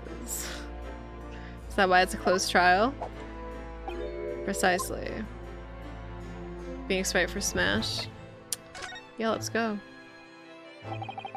I want it. It's freaking Van Zeeks. He could do his boot slam. This country hadn't set a closed trial for 10 years. So this last one was the professors? The trial of Genshi and Asogi? Correct. Actually, we heard that originally you were going to prosecute that trial yourself, Lord Strongheart. Van Zeeks entreated me to relinquish the prosecution to him, that he might avenge his brother's death. And here we are, 10 years later. With the son of the man Van Zeeks had condemned now looking to avenge his father's death the same way. They do say that what goes around comes around. However, it would seem that the new young prosecutor is harboring some ulterior motive as well. Yeah, throwing wine bottles. He'd basically be a Castlevania character. Kazuma is? I like my organization to run smoothly in the exact manner that I prescribe. As with the giant clock in here, I won't tolerate a single cop being up step with the other. Cog. So that's what all the gears are about in here. The young man refuses to mesh with the outer parts of my great machine. Might be Phoenix. I think Phoenix for Smash would be pretty cool. If any Ace Attorney character is gonna make it, it would be Phoenix. But I don't know if, like, for a final fighter, I feel like he's appropriate for Smash, but I feel like a lot of people would feel disappointed because they're like, who is that? It's like, you know how people are. Who's Phoenix? Why is it not Gino? Everyone knows Gino. Not something which you need to concern yourself. In any case, all your questions will be answered tomorrow. They can take it up with him in court. Yeah, exactly. You have problems with Phoenix being in Smash. And we got Dante as a Mii fighter. I shall have to ask you to excuse me. Oh, this guy. It's the character from Abandoned. Just Hassan.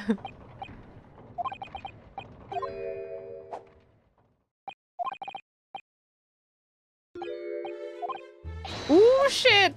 We can go talk to Kazuma.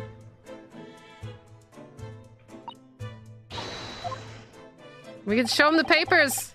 Kazuma is my best- What? I feel- okay, if Strongheart really is behind everything, I do find it strange that he's actually letting us talk to him.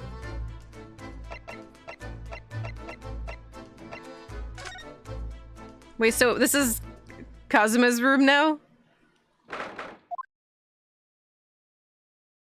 Oh! What? Oh, look! It's the new, murder scene. Says the officer prosecutor Asagino, is it? Kazuma's-san was doing so well for himself. It's just, he was given this room. Even though he's always forced to knee on the floor Japanese style in that dark corner. It's his habit to sit Seiza style whenever he's working. So he's... oh shit. He's looking at the wine bottles! Oh my god, if he has wine next time. Kazuma... he stole his room. I thought it wouldn't be long before you paid me a visit, Ryunosuke. You think you're so cool right now. I was right about what I said, wasn't it? Sorry? That you have all the makings of a great defense. His theme is so good, like this one particularly. Well, I always believed that you'd fulfill your dream of advocating the British courts. I just never imagined for 1 second that would be as a prosecutor. It's like when Richter Belmont took over Dracula's castle. Oh my god! Just Ling Hands just takes it. Seeing you stand in a foreign courtroom so gallantly, realizing your dream, Kazuma-sama. I still love Kazuma, but Sholmes is my boy. Truly happy for you. I am truly thankful to you, Judicial Assistant Mikotoba. Ryunosuke. I always thought it would be fun for you and I to shake up the British legal system and all little together. This isn't quite how I envisaged it, but I suppose just another twist of fate. Learned a lot of things during my time in London, about how Susato-san's father was himself a visiting student here once, along with Judge Jigoku. Yeah, I'm 100% Shulms, but Kazuma's great. I love him as well. And about what happened with your father, then you'll have no difficulty understanding why I had no choice, why I had to find a way to get to Britain as a visiting student myself. So that's why. I want to hear it from you, Kazuma. Have you seen that judge, though? As you wish for Yonosuke. He's gonna tell us your disappearance. It's getting on for a year now since what happened on the SS Buria. Are we finally gonna hear it all? Oh, Steve. We were heading across the oceans from Japan to Great Britain when a bizarre series of coincidences led to those tragic events. I thought I lost my best friend forever. Must have been unconscious for a long time. When I awoke, I was lying on a bed. It was a narrow little room. There was a posy of flowers by the pillow. Joins at the judge one. Never. It took me a little while to realize that I was in the cabin of a ship. I slipped out of the room and headed up onto the deck. Were you already suffering from amnesia at that point? Yes, I didn't know what had happened or where I was. There was just this voice in my head. You have something you have to do, something no one else can know about. Go to Great Britain, your task awaits you there. It is strange. It was a calling I couldn't ignore. It compelled me relentlessly. I've played that game, yeah. I never finished it though, I got kind of bored. Out on deck, I saw that I was a huge steamship and we were docked in a large port. Must have been Hong Kong. Yes, it must have been. Presumably just before they were due to carry your body off the ship. I had no idea the situation, but I did have a feeling that this was in some way my last chance. So I concealed myself among the disembarking passengers and went ashore. This game is so good. Then I disappeared into the crowded streets of that foreign port city. So I could plan my onward journey to Great Britain. Just under a year ago, with all my past memories lost to me, I was left behind in Hong Kong. Everything was foreign to me, the sights, the sounds, the smells. My head reeled. I was truly at a loss. I realize now that I escaped as a dead man, with nothing but the clothes on my back. No money, of course. I have no money. Oh, how terrifying for you. Luckily, though, I had 2 feathers in my cap. One being your knowledge of English, I suppose? Not literal feathers? That's right, on the back of that, I was able to pick up some work as a deckhand on a cargo ship. Eventually, after calling at countless ports, I finally arrived at Dover. God, this game's so bright! That must have been some 3 months ago now. Your formidable tenacity, a purpose showing itself again. I mean, the man had lost his memory and literally had nothing to his name, but he still managed to make his way to London on the opposite side of the world. That's pretty good, Kazuma.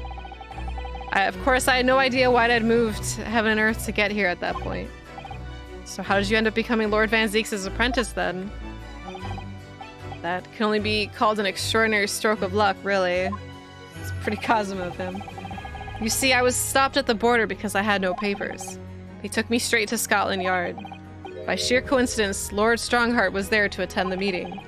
That's when the second feather in my cap came to play. Would that have been your knowledge of the law? Yes, exactly. Lord Strongheart was curious about an Easterner with intimate knowledge of British law. He took me back with him to the Supreme Court and assigned me to prosecutor's office. And then 9 days ago, you finally got your memory back after the trial involving Drebber. Yes, I did. Ever since I first met you at Yume, you talked about your dream. It is honestly like the best timing ever. Mark my words, Ryunosuke. I'll be chosen as a visiting student and make my way to Great Britain someday. I miss that headband. Did you know the entire time about what happened to your father here? Oh, no, the music. 16 years ago. Oh, he had the same haircut. Damn, hello, Genshin. When my father left on the exciting trip to Great Britain, I was just a boy. We took a photograph together the day before his departure. It's my last memory of him. Aww. The cravats are cool, but the headbands, man. He murdered many people. We don't really know that. I don't think he did. And then you think that's gonna stop me? I like Virgil. But what I remember most about my father is his unswerving sense of justice. 6 years after he left, a gentleman called at our family home. He told me that Genshin, my father, had been taken ill in England and passed away. Even his dad had the wind. It was Professor Mikatoba, your father, Susato-san. Oh my. Ever since then, the professor was very good to me. He even helped to fund my university education at Yume. I'll be forever in his debt. Oh, Mikatoba is so sweet. But nevertheless, I just couldn't bring myself to believe what he told me. Yeah, no, I don't... Genshin said that one thing in prison, and I'm just like, I don't think Genshin killed... I think Genshin only killed the professor. I don't think he killed anybody else. Or anybody of importance. I don't think he's the real professor. I'll show him the will, don't worry. Then one day, a letter arrived at our house from Britain. There was no indication of the sender, so I opened it, assuming it was from an old acquaintance of my father. What I read in that letter changed my entire life. What did it say? It said that my father had been a mass murderer and the writer cursed the Asogi name. No, see, no, this just makes it more believable that he wasn't actually the mass murderer. Oh no! As a result of that letter, I found out what had been hidden from me all those years. What? Presumably the letter was sent from a relative of one of the victims. Whoever it was had been a member of the judiciary. He would have been present at the closed trial. The letter revealed that my father had been sentenced to death, executed for being a killer, so he did know. I'm so sorry you had to find out that way. Imagine the British government did its very best to silence whoever sent that letter. But someone who knew the truth and couldn't bear the resentment was always going to be a problem. But still, it could have been written by anyone. Why would you believe such a thing? There was a newspaper cutting included with the letter. It was the first I'd ever heard of the professor and his terrible killing spree. Well, what did my father have to say about the letter? I didn't bring myself to show it to him. What? Why not? It's always Strongheart. Because he deliberately concealed the truth from me by telling me my father was taken by a fatal illness. That's very fair. That couldn't have been easy for him. And he's done it out of consideration for my feelings. Aww. He's so sweet. Instead, I showed the letter to Judge Jigoku. Wait, Jigoku knows? Oh, and Mikatoba doesn't? That's so sweet of Kazuma to recognize that Mikatoba only did that because he liked him, not because he was... he lied to us, Jigoku. but it's not that Mikatoba's trying to hide something from you, he was just trying to protect him, and that's so sweet that Kazuma can actually recognize that he doesn't just hate Mikatoba, you know? I don't think he does. It's basically a whole case of like, they don't know that we know, they know we know. Or Jigoku is lying to protect Kazuma. Kind of deal, you know? Because just like he's gonna keep his secret. I think there's a lot of protecting of feelings going on here. To the other visiting student, he faltered for the briefest of moments, but then he just laughed the letter off. But in that moment, I saw it on his face. He was undeniably shocked, shaken momentarily before recovering his poise. A year later, my bereaved mother succumbed to the strain of grief, and she too passed away. Aww. That's when I made up my mind that one day, without fail, I would cross the seas to Britain and seek the truth for myself. So he is just The truth about my father, Genshin Asugi. Oh, this is so sweet. And I wouldn't let anyone stand in my way. Dude, the fact that he potentially did die on SS Borea and had that whole thing taken away from him is so tragic. I'm so glad he came back. Kazuma-sama.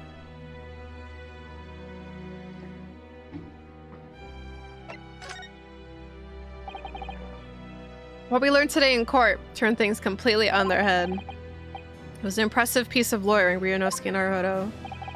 Lord Van Zieks isn't the Reaper, you know. I almost don't want to believe it myself, but it turns out that Inspector Gregson himself, the victim, was... It's clear that the Inspector was behind the Reaper's activity all along. What? You mean you knew? The real question is, who's been giving orders to the Inspector? Yes, Barrick Van Zieks is the real Reaper. No, he's not! I know that 10 years ago it was him. No, it's not! Who decided my father must be a mass murderer and sent him to his grave? No, he was merely seeing that justice was done as law dictates. He's not to blame. Ultimately, it's people who condemn people. Law is just the tool that they used to do it. Why would he kill his own brother? Yeah, he's... Kazuma, you're talking crazy. When a man condemns another, he must take responsibility for his actions. Of course he must. I know for certain that my father would never have taken another man's life. Kazuma. On the contrary, my father's life was taken. Well, the professor did, but yeah, so I understand. Sorry, I was getting wrapped up in things. I'm just kind of like, yeah. On the contrary, my father's life was taken by the Reaper. So, okay, I think. Okay. I think Genshin killed who the actual professor was. And then potentially the Reaper killed Genshin. So maybe he's right about that. I know we reached the point defending Zeeks now. Like, he would never do that before. It's just like, fuck off, Zeeks. At least we've always been on the screw Strongheart part. Strongheart sucks. Alright, you're not gonna like this. Kazuma, what do you make of this? There's only one place where defense lawyers and prosecutors should discuss evidence, the courtroom. So it seems you're still confused by the situation. That's what I make of it. I get the feeling my friend's always gonna have edge over me, isn't he? Damn, he didn't care about the papers? How did he not care about the papers?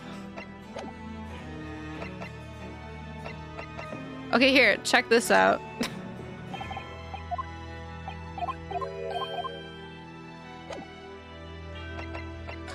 Alright, let's look at his place. I will look upon your things. This is understood. It's his place.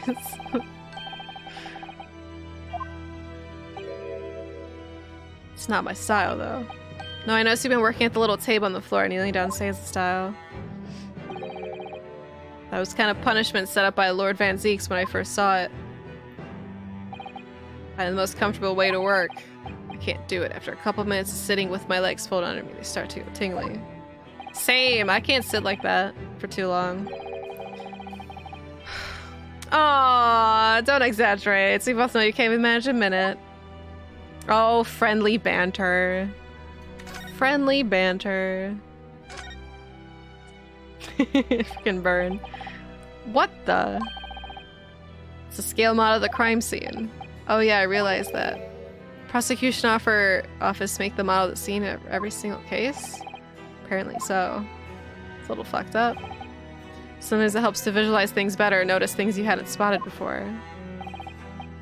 Actually, the miniature notice board is my work.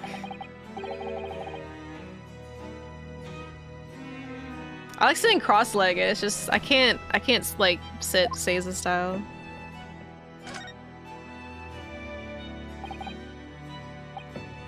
Do you know them? Oh man, Clint. Hello. Why is everybody handsome in this game? Why would I? What? But you're Lord Van Zieks' apprentice. Yes, apprentice, not friend. During the time I was suffering from amnesia, I didn't even notice that picture. Oh, really? How do you not notice it? I wouldn't have the first idea what the man decorates his office with.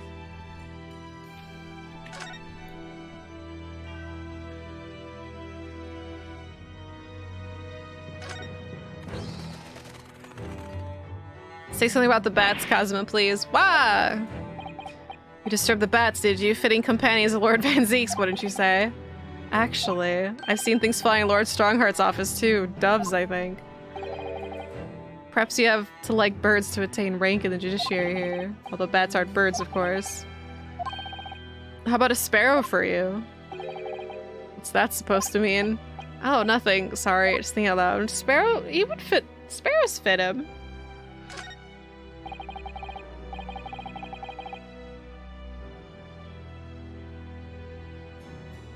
Is it comfortable? Yeah, it's like my ankles cramp up sitting like that. It's like that's my ankles hurt first, and then everything else is like okay. They're arranged according to vintage, flavor, and region. Every week, they're all taken out and put back in order. What? Every week? We're learning so much about Zeeks here. Lord Van Zeeks can't seem to settle on the perfect way of arranging them, you see. Aww. Vintage, flavor, and region don't neatly coincide. That's the trouble. Gosh, being his apprentice must be a real challenge. Actually, no. Oh? He considers the task too important to entrust to anybody else, so he does it entirely on his own. That's... Aww. So he's a barrel laughs here and in the court then. Oh, got him. I don't know, that is so fun. I love learning about Zeeks right now. He freaking just has to do that all on his own. I can like imagine him doing this. What if the barrels fall on him? He can't trust anyone with his wine. His wine is too important. That's so funny. You always sit like that? Ugh, can't do it. I can sit like in every other way. Like, I'm always contorted when I'm sitting in my chair when I'm streaming. Just not with ankles. Lord Van Zeek's fine collection of hallowed chalices bottles neatly lined up. Yes, he's extremely particular about all that. Is he though? He has a strict regime for everything. Regime. From the storage of the casks to the bottling of their contents. Gosh, he must have a really tough time of being his apprentice. Actually, no. Again with the no? He's just an eccentric weirdo. He's very particular about his wine barrels. He's so particular about it, he refuses to let anybody else touch any of it. So it's been quite easy for me, in fact. Talk about weird.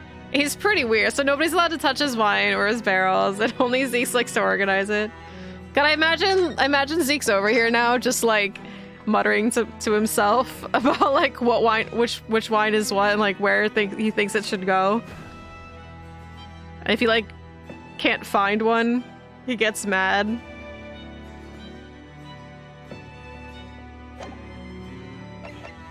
All right, what do I show him? What do I show him?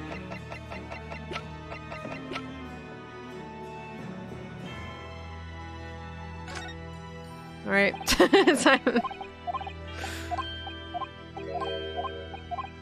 Do I show him anything? Does he say anything about the armband? Let's find out. Kazuma, this is your armband. Actually, I think it's yours now. Aww. You're the defense lawyer. You have a talent for it. I've always known that you would. Now you've chosen to take the path in life. As your friend, I could be happy for you, or more proud. Kazuma, so keep holding that. Besides, I'm a prosecutor now. That armband would have no meaning for me. He still seems sad about it. It's ours now.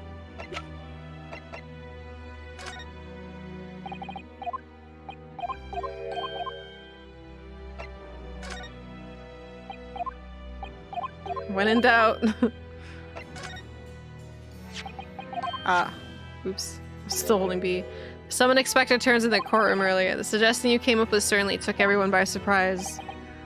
The idea that the victim died the previous day at some other location is quite silly. What did I... What is... Okay. We're finally back.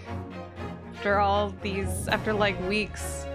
So here's what happened. Last time I was... Okay, I'm just catching this up because this will also be on YouTube. Catching everyone up real quick. Why it's been a while since we've played Ace Attorney. So what happened was last time I was streaming episode 4. Yeah, say hi to YouTube while you're at it. Last time I was streaming episode 4 was like two Thursdays ago. and my internet died halfway through episode 4. I fully intended to finish episode 4. My internet died, and it was dead for like 10 hours. So there's no coming back that night. And then I drove to Canada, which I am here now, which is why my background is different. And I kept having problems with my computer while trying to stream, and I did not feel confident streaming a story-heavy game while having to worry that my stream would crash any moment, because then when I'm trying to, like, you know, add the narrative back together, it would be very annoying.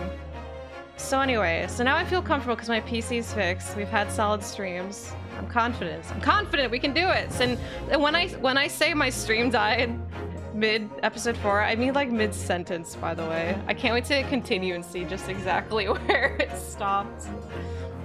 Welcome back to the adventure of Herlock Sholmes. All right, continue. This is where my internet died. Mid freaking conversation with Cosmo. If it wouldn't trouble you, Cosmo-san, I feel like we need a recap. Okay, so spoiler territory now, but the recap is Zeeks is accused for Gregson's murder. I remember all that shit happening. Kazuma's the prosecutor. Susato's back. Still. Now we're doing an investigation. We'd very much like to speak with the coroner too. Oh, I missed Kazuma. Of course, the last thing I want is anything to be brushed under the carpet. Scotland Yard's autopsy laboratory is behind Lowgate Cemetery. Oh, this is perfect. This is like a new place to go. The greatest Zeke's chalice line yet? Which one? I don't know. I don't remember. It's been like 2 weeks. You're in real time to witness the playthrough. You are. You're here. Hold on. I need to do something about the light in my room. It's so freaking dark in here still, and it's like not even that late.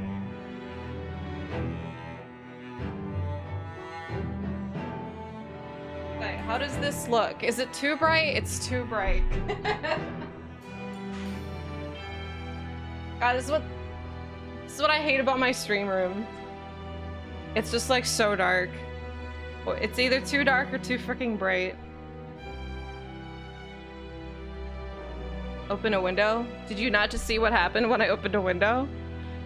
We could get some dungeon lighting. I know, right? Okay, we're gonna go visit the coroner. I'm probably not gonna read as much stuff out loud like I have been, just because it's really exhausting. I mean, it is my stream room at the moment. Bye, Massa. I'm in Canada for like another couple months or so. Anyway. Prison where my father was incarcerated and robbed of his life. Kazuma-sama. My stream room, my month.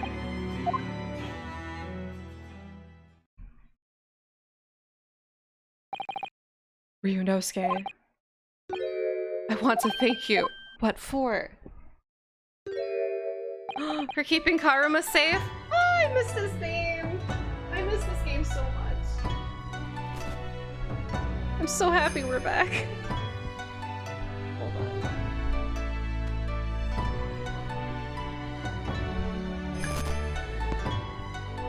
But his other theme when he's actually like in prosecuting, that one's so good too. For this, you safeguard the soul of the Asugi clan. Well, it is a famous sword that's been in your family. This theme is so good. My only slight regret is that I never get the chance to draw it before I returned it to you. Karuma is said to have been forged by a master swordsmith during the Sengoku Warring States period. I come from a long lineage of warriors, many of whom were expert swordsmen. Well then, you're a chip off the old block, I'd say. This blade, Karuma, is the symbol of the Asugi clan's honor and might. Apparently, one of my father's apprentices even took the blade's name for a surname. Really? Karuma? It does sound formidable, that's for sure. 16 years ago, my father was a visiting student here in London. He had this sword forever at his side, which is why it means so much to me that I have it by my side again now, too. Oh, he's smiling. And that is all thanks to you. It was an honor. Oh, it was an honor. Oh my god. No, I have preparations to make for tomorrow. Perhaps I said a little too much. Dude, even if you did, I don't even remember half what you said, because it's been like 2 weeks. No, I feel like I remember the case very well. Kazuma, you've changed. No, Ryunosuke, I haven't changed at all. It's you who's changed. I don't know, Pim. I can completely understand your resentment of Lord Van Zieks given what happened. Yeah, this theme? Oh my god, this theme is so good. But the fact is, those events in this case are, well... Kazuma's not killing anyone. This theme is like sickeningly good. And then when his like theme kicks in, gives me chills every time. I just want to like cry. Unrelated? Is that what you want to say? How can you be so sure? What do you mean? Never mind. Oh, that man is the Reaper, and it's for that reason that the inspector was killed. Kazuma, you don't understand. Zeeks is innocent. I'm going to prove as much in court tomorrow by whatever means necessary. I can't let you do that, Kazuma. There we go, there's the V violin. I know you'll do what you have to as a lawyer, but I'm sure I don't need to tell you that I won't be taking any prisoners in the courtroom. I would expect nothing less. Till tomorrow then, in the Old Bailey. It's like they're planning a fight, like behind the parking lot.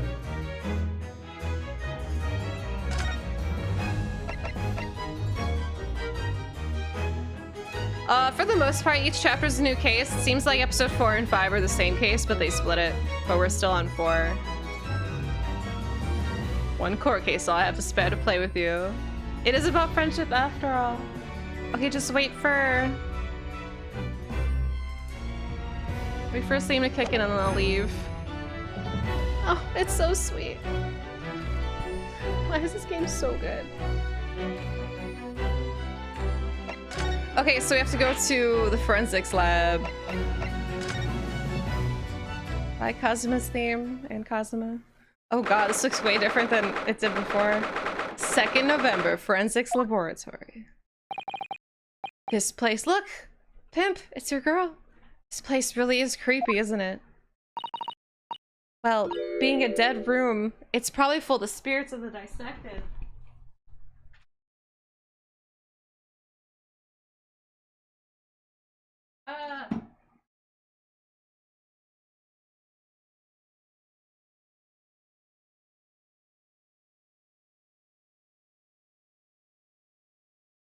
Sorry, I turn on my other side light so it's not as dark and gloomy in this room. This room is cute though. It's like it's also creepy. All right, hold on, give me. There we go. Okay. This lighting's better now. Where's my cam? There it is.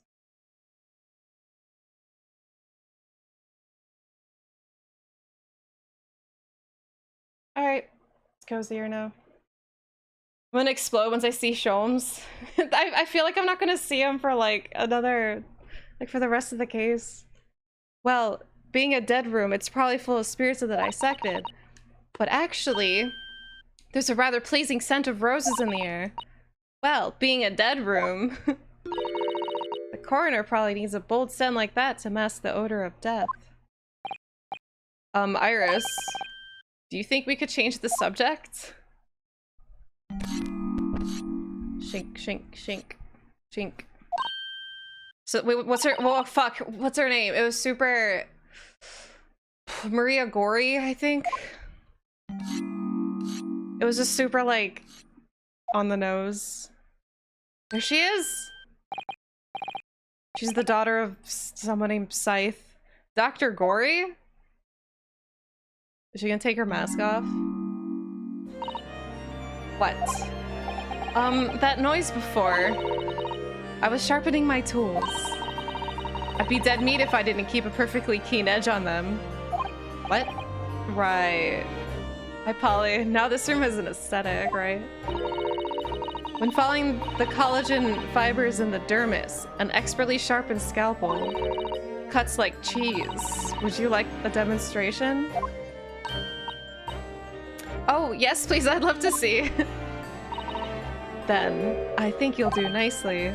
Huh? No, no, I wouldn't do nicely at all. I mean, maybe some other time. Tisk. That's like cheese? What? I don't know. Was that a tut? Did you just tut me? We came here to ask questions, ma'am. Time of death. We have actually met before. I'm a lawyer, if you remember. She's making me so nervous with that. You're not dead yet. What? So Mama said I wasn't to cut you open. She's so strict about things like that. This woman is clearly needs psychiatric help, by the way. I know, right, Pimp? Oh yeah, he had to pay up money for the street performers or whatever to buy the fireworks and the secrets, and now this. Well, good. Dr. Scythe has some scruples, at least. Oh dear. It looks like she's not interested in talking to us for the time being, anyway. For the time being? You mean until we die? I hope that's a way off. Everybody's just like, yeah, pay him. Yeah, like, they didn't even hesitate. Sorry, but I wasn't planning on dying anytime soon. Tisk. Surely there's some less drastic way of making her listen. Alright. God. Alright, let's see. After... Oh my god. After not playing for 2 weeks, this is so hard. It's like when you take a break from an RPG for like 2 weeks or 2 months sometimes, and you're like, fuck, what do I have to do next?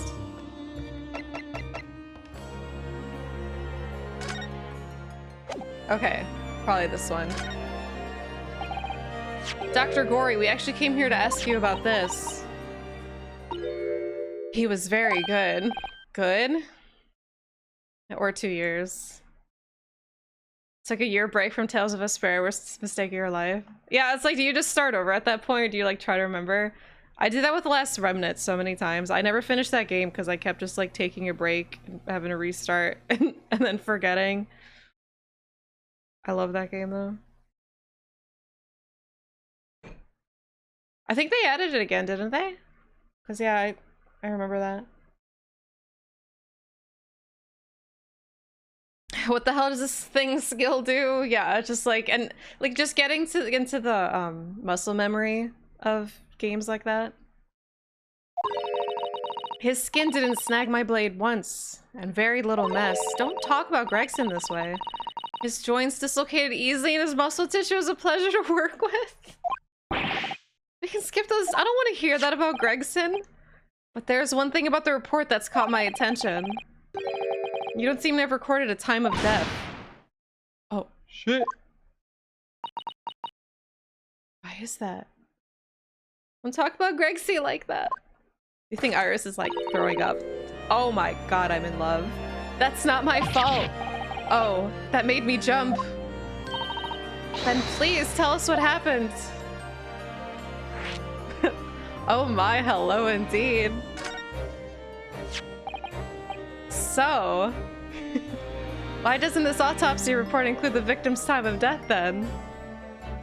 We actually found someone pale. I'm not that pale. Bok's paler than me, actually. It's really the most crucial detail. No, take your mask off. I was told not to write it. What? By whom? Male Strongheart. Oh my god, I forgot. Male Strongheart is behind all of this for sure. The Lord Chief Justice, he came here. He killed Gregson. Lord Strongheart came? He said that from the witness statements about the gunshot and the other evidence. It was obvious.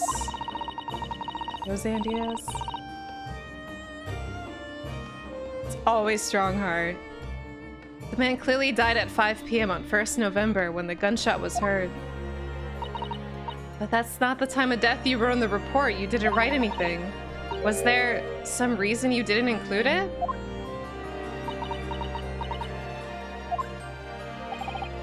Dr. Gory, if you're hiding something under Lord Strongheart's instructions...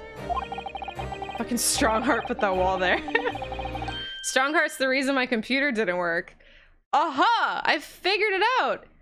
Strongheart bricked my PC because he didn't want me solving this case. Oh my god. Strongheart. That's too far. Anyway. Then sooner or later, you're gonna go the same way as your mother. Yeah, that's right.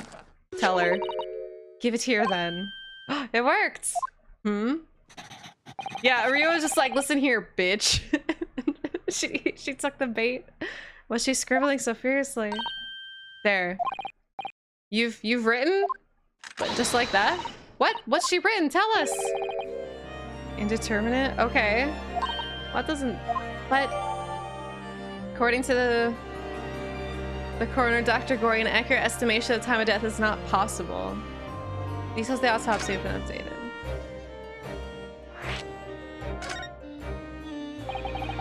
What do you mean by that? Why was the time of death indeterminate? When the specimen was brought in, it was still fresh. So the time of death could easily have coincided with when the gunshot was heard.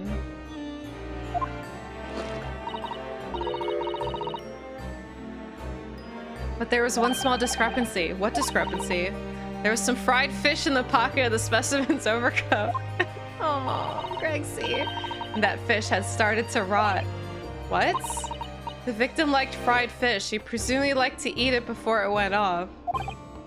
Well, yes. What are you really trying to say? It's possible that someone tried to manipulate the apparent time of death. Manipulate the... Is that even possible to do? Theoretically, if you were to chill the body in ice, you could delay the onset of putrefaction. And if the overcoat wasn't on the body at the time, then only the fish would have started to rot.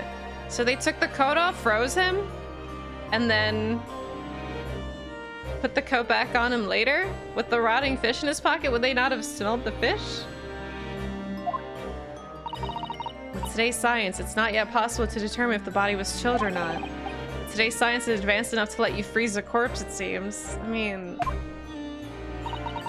Surely... To chill a corpse like that, they required an enormous electrical... Oh shit, just dropped my phone. An enormous electrical refrigerator. And I don't imagine many households in London are equipped with such a device, except for Strongheart. No, definitely not, but maybe in a factory or some kind of other special places? Some kind of factory. I don't recall seeing any factories or such like on Fresno Street, though. Hold on.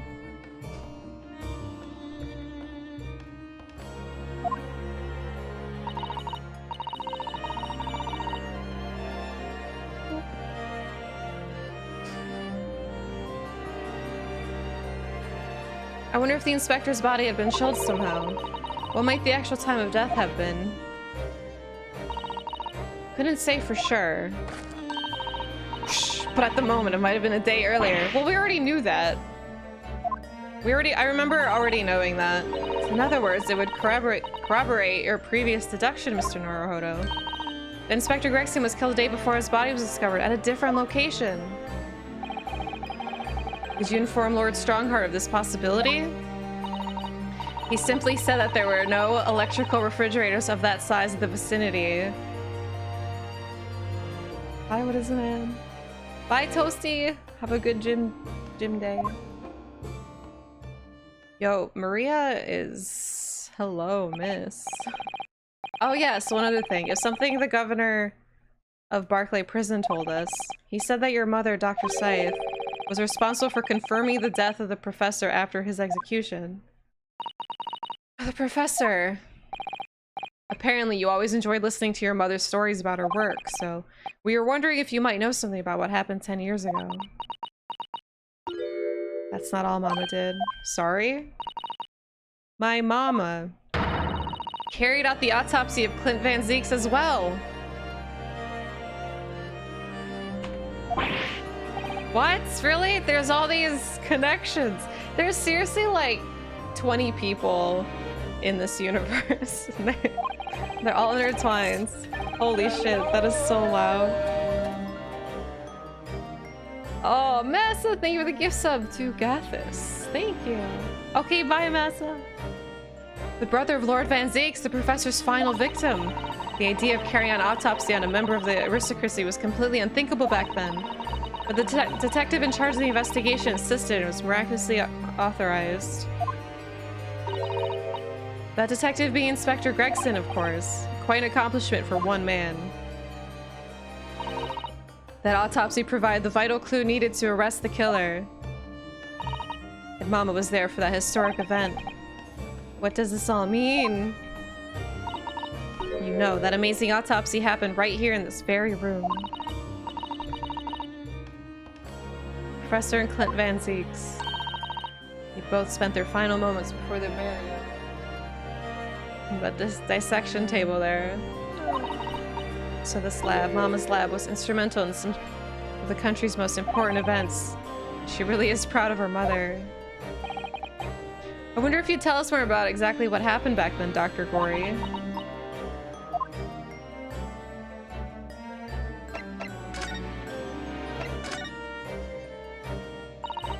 The professor's execution was Mama's first big case. She had to be in attendance at Barclay Prison's execution chamber and sign the certificate to confirm the convict's death. Mama's the best coroner in the world, you know. I was so proud of her. But the execution didn't actually take place. No, and worse still, Mama actually helped with the jailbreak. I didn't want to know. Oh dear, you found out recently, you mean? I believed in her and Mama, but now I wonder if I'm starting down the same path as her. She has a heart! You mean because you omitted the time of death on this autopsy report? But that's because Lord Strongheart forbade you from including it. Just like Mama, I'm sure she was coerced by somebody too. Yes, that's my feeling as well. Probably Strongheart! She has some knitting. So all I can do is look into her eyes. There's no doubt that there were powerful forces at play 10 years ago. The execution couldn't have been staged without a lot of people at the prison knowing about it. Obviously, the prison governor must have been in on it as well.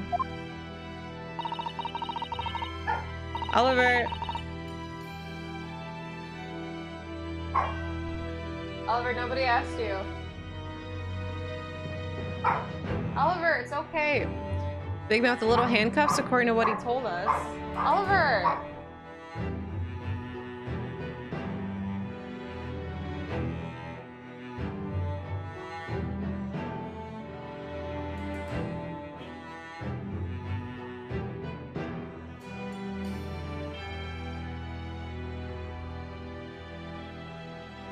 Alright, the guy with the little handcuffs. I remember him. Oliver! Shut up, dude.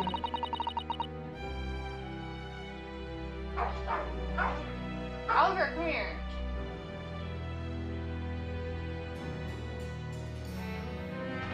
Dude.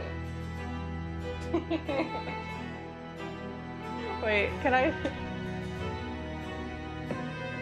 He's trying to push Oliver into my room, and Oliver just keeps going back.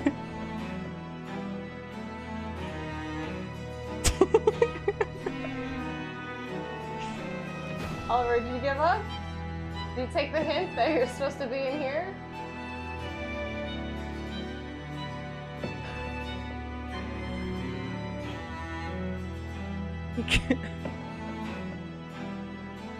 Alright, anyway.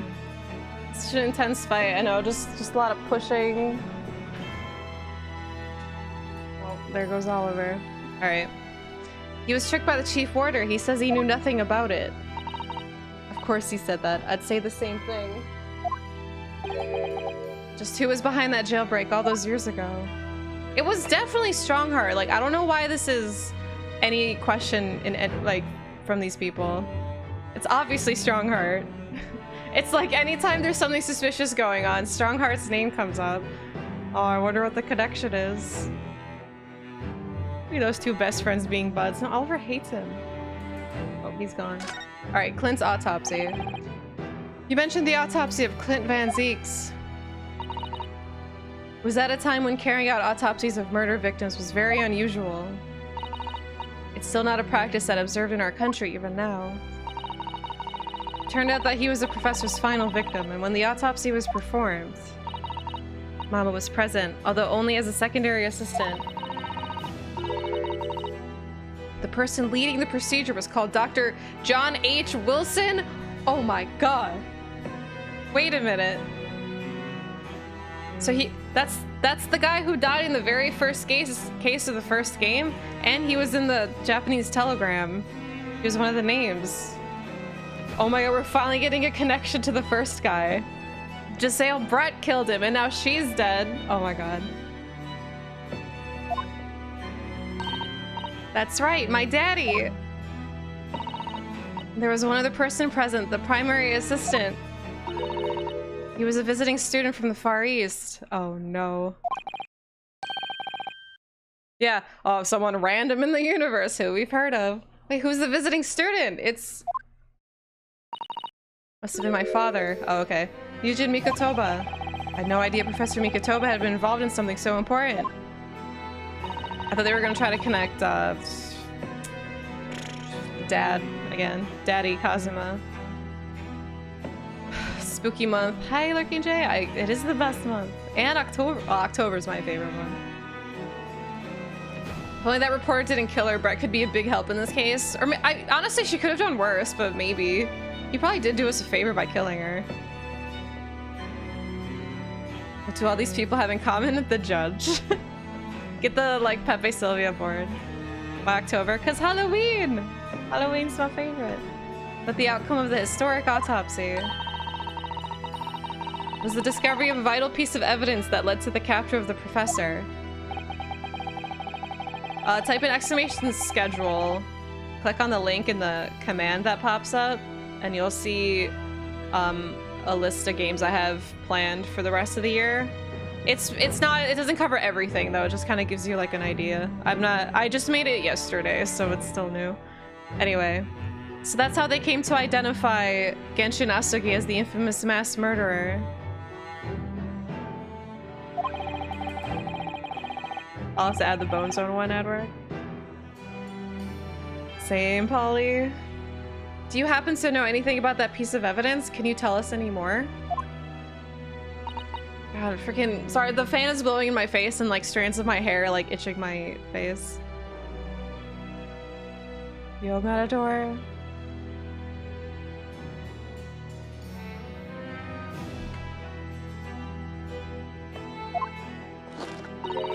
Would you like to see the records for yourself? What? Would that be all right? What's the point of keeping records if people can't look at them? They're filed under V at the back of the cupboards. V? With the other records from the last decade? Thank you. Let's see. Van Zeeks. That's strange. What, Mr. Naruhodo? They aren't here. There's nothing under Van Zeeks. There must be. Strongheart stole them. Perhaps somebody took them away. No one's allowed to take documents related to the professor case out of this room. But you're right, they're gone. Well, when was the last time somebody looked at them? Do you remember?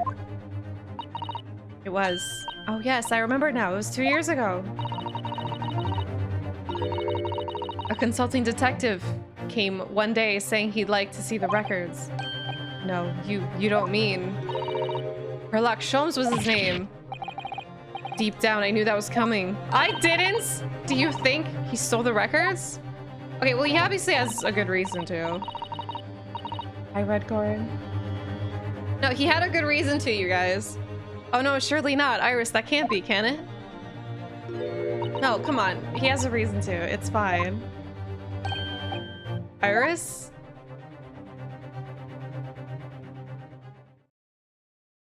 It's fine. It's fine. He has a reason. Sholmes did nothing wrong and he never will, because he's perfect in every way. Also, yeah, Dead Space looks so awesome so far. I hope you don't mind, but... What is it, Iris? I just remembered something very important I have to do. Oh my gosh, she has to go cry. I'm gonna have to leave you now. Oh, this is very sudden, Iris. Well, we'll come with you then. Oh no, there's no need. You and Runar can take your time here. She's gonna go shoot Sholmes. Bye for now then, good luck. Oh my god, Sholmes is dead. Wait a minute, little girl. Me? I remember now. You've been here before, haven't you? Have you, Iris? Did she steal them? Yes, 2 years ago, when the detective came. You were with him, weren't you? You were a living specimen then, too. Wait, what? That's the way it usually works, yes. She was with him. Was I? I really don't remember. Anyway, sorry, but I must dash. Wait, Iris. Oh my, why everybody's so suspicious right now? I'll rip a pot for you when you get home. This is me right now playing this. Like, what's the matter? Sholmes is suspicious. No, Sholmes is innocent, let's be real. Iris, though. She's behaving really strangely all of a sudden. Well, in that case, we won't keep you any longer either. It's been quite a while since I had any visitors. This is really fun. The next time you come, I preferred if you were ready for dissection. Hi, Cap. It's amazing. I can't make any promises, sorry. It's a bit strange that the records of Clint Van Zeek's autopsy have disappeared, but I think we've asked all we came to ask now. Did we, though? Did we, though?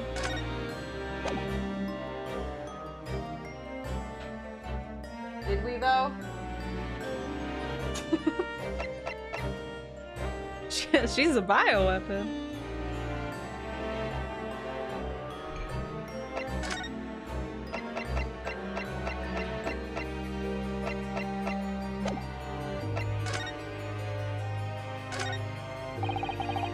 Let's have a closer look at this. And again, let's not. All right.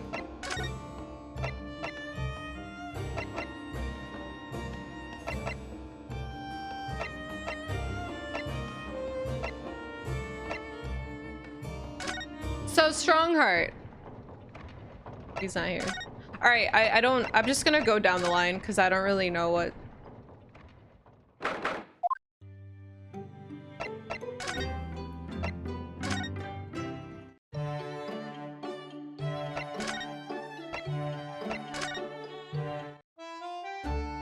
Oliver battling Bach is now a subplot in this stream.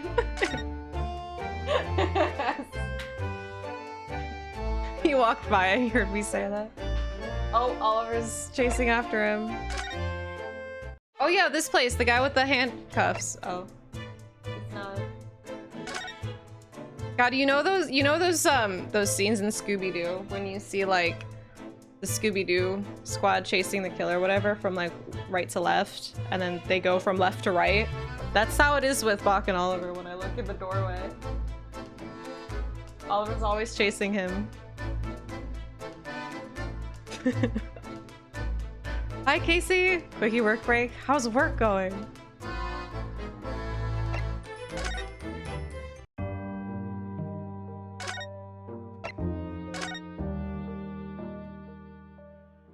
Wait, who doesn't talk? Oh, I found the room. That's to acknowledge is not meant to Isaac. Oh my god, Casey, did you see there's a new screenshot of a comparison shot of the new Dead Space? Everything looks so crisp and clean. You saw it? It looks so good.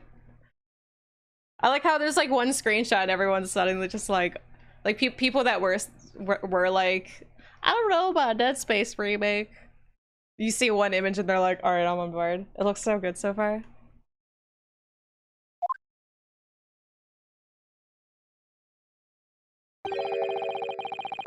Crispin Freeman. I know you were already on board, but like everyone, like seeing replies to like that one screenshot, it's just like all positive.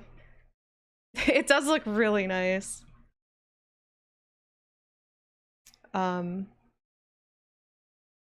The police are still busily investigating in here then.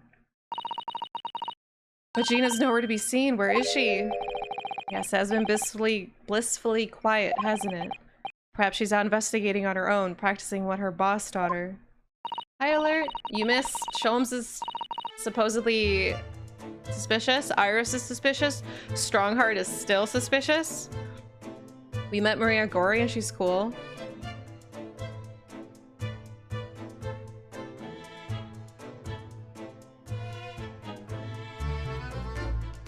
Wait, is what a big deal?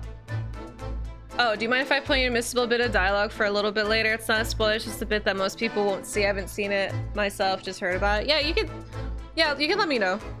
Just tag me so I actually see your message, so I don't miss it.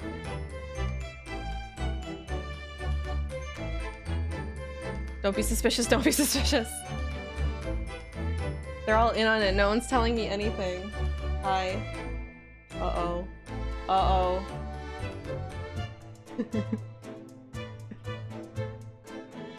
Hello. Hello, my floating Oliver.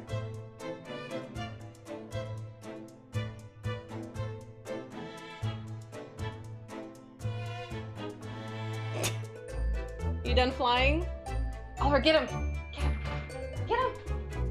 Oh, he looks so scared. Oliver can fly. All the floating Oliver in the chat. Don't be suspicious, don't be suspicious. Some point you're forced back to your office. The next time you can move, come back here instead of where the game says. Wait, okay, when you're forced back to your office. Okay, thank you. Yeah, the freaking investigation parts. I'm always like trying not to miss anything. I didn't watch the live stream, I just saw the photos. Oliver was defeated. Well, I expect she'll be back before too long. Shall we wait? Actually...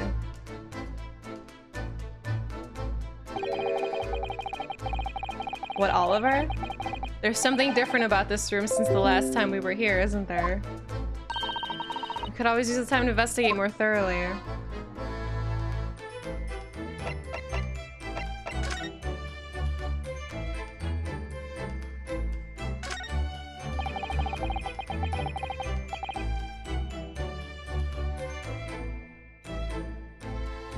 Yeah, red card. The little trunk wasn't here before, was it? Oh, it appears to be made of metal. It must be very heavy. Not yet, Silo. Just Maria Gori. Hold on a second, Rebecca messaged me. Maria Gori is suspicious. Sort of. Aw. I wonder to whom it belongs.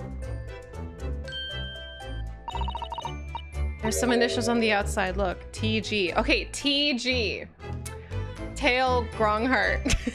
Okay, it's obviously Tobias. I did fall in love with a vampire chick with a meat cleaver. She is cool. Bye, Casey. Thank you for the Casey interaction. Maria Goloin was this trying to be gory.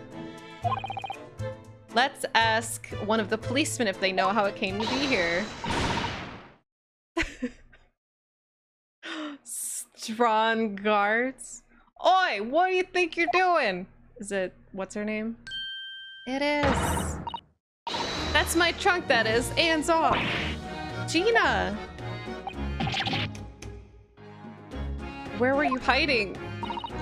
I don't know, you leave something unattended for a few seconds and every time Dick and Harry's got his greedy eyes on it. I'm just a wild guess, Gina, but...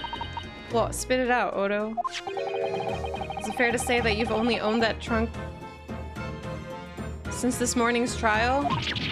What? What are you trying to say? Come on, this truck goes with me everywhere, always has. Where have you been the last year? Try not to incur your wrath, mainly.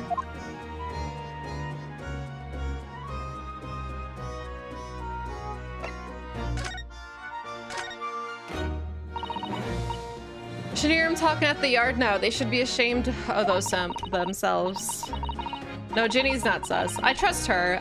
The only people I know are not suspicious right now are Ryunosuke, Susato, Gina, and Sholmes because he's done nothing wrong ever. Except for nothing, because he's perfect. They're saying that it was the boss who killed all them bludgers. Oh, you mean the whole Reaper thing?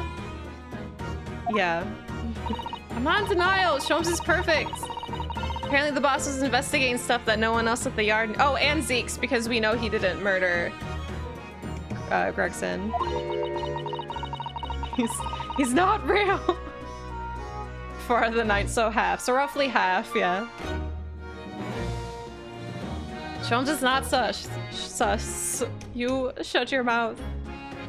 Stuff to do with all them criminals what got off scot-free.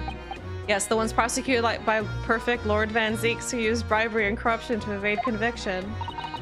Well then obviously it was the Bloomin' Reaper given the orders, weren't it?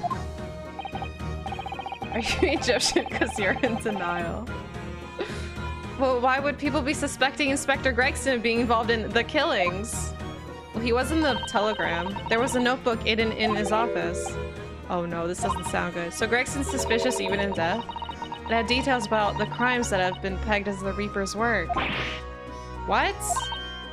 No, did you see it, Gia? Did you see the notebook? I mean, maybe he was inspecting? Or investigating, I mean? They wouldn't flame and let me, because I'm just an apprentice, apparently. But it was me who found it, and he was my boss. That's right. I was pretty miffed about it, so... I sneaked a peek at what it said anyway. Oh! That's Argina. A secret notebook. Yeah, Sholmes slander will get you a timeout. B's orders. Confirming that. So you managed to see what was written in Gregson's secret notebook anyway, did you? Way I see it, it's my right to read what he wrote. And what had he written, Gina? Dates, times, places, names. Yo, Diamond? An old long list of them. All details about the bludger supposed to have been done in by the Reaper. But there could be an explanation for that. Perhaps it was a record of the inspector's investigation to the Reaper's activities. Exactly, that's what I said. That's the first thing you'd think, right? As it happens, it's full of names I recognized anyway. Well, the Reaper's targets were almost exclusively known leaders of London's criminal underworld. Thank you, Junker, for the 8 months. Thank you so much. Takes place in like 1900, something like that. Well, yeah, but there was one name right at the end that was a bit odd. At the end of the list, you mean? I'm pretty sure the date against it was 31st October. Oh, that's Halloween! Oh, the day before the inspector was found in. So, what was the odd name? It weren't like a name I've ever seen before. It was something like, Nah, it's no good. I can't remember it. Oh, just try. Try to remember. I don't think it was an English name, put it that way. Meru Strongheart. Oh dear, what a pity. There was something else too. I don't know if it matters, but the same name kept coming up over and over. Oh my god, I was gonna guess that. It's that, Gisele's real name. Don't suppose it means anything, but... Shin? Hey, no. Did you say Shin? I was actually gonna guess that. I should have said it faster. Eh? What? It does mean something? Or Van Zeeks knew the name too. He mentioned her as well. The one who actually did the deeds. And now we find out her name appeared in Gregson's secret notebook. So he was investigating her?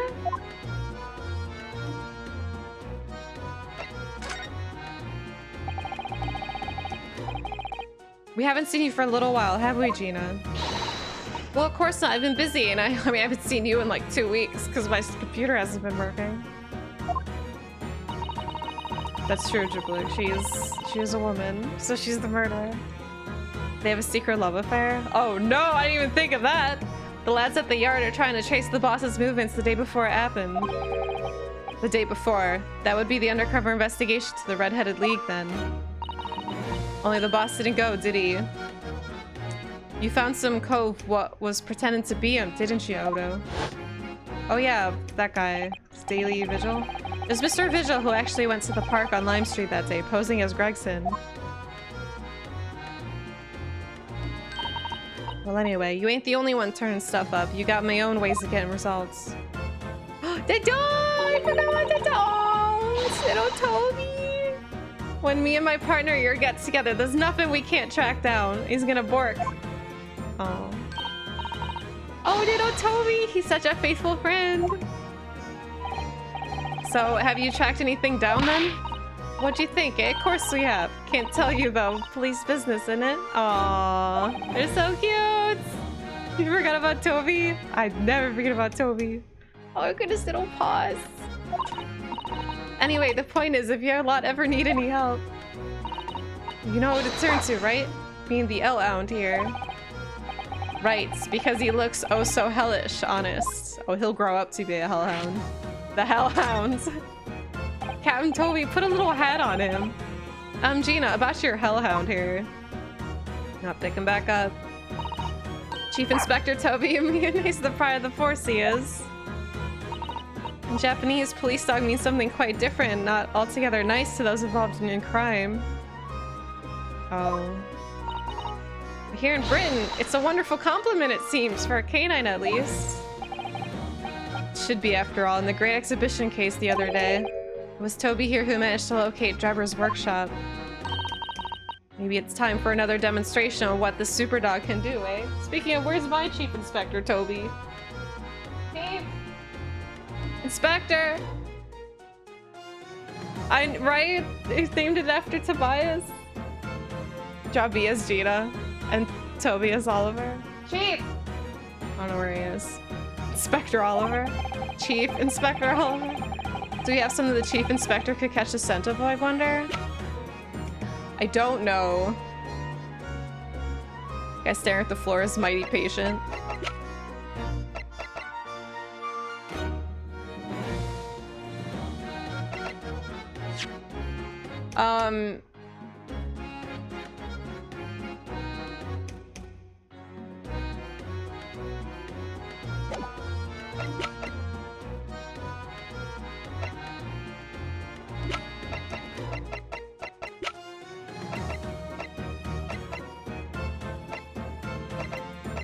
Take that! Well, Chief Inspector Toby, if you wouldn't mind having a sniff of this. Sniff, sniff, sniff, sniff, sniff. He might be a little too keen, don't you think? Look at that tail wagging in her face.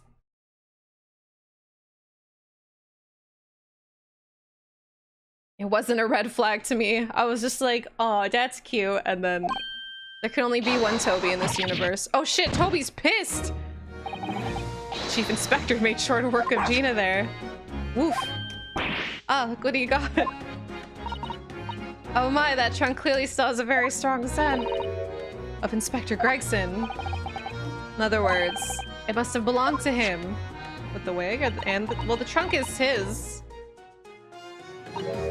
Oh, alright, it's a fair cop, I suppose. And you nearly got away with it, too. Sherlock Holmes had a dog named Toby in the books. I didn't even know he had a dog.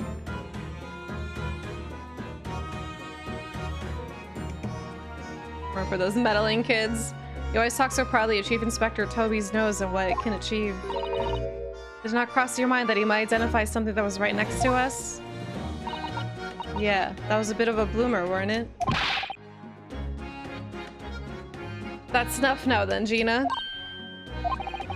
I think it's time you told us the truth about that trunk.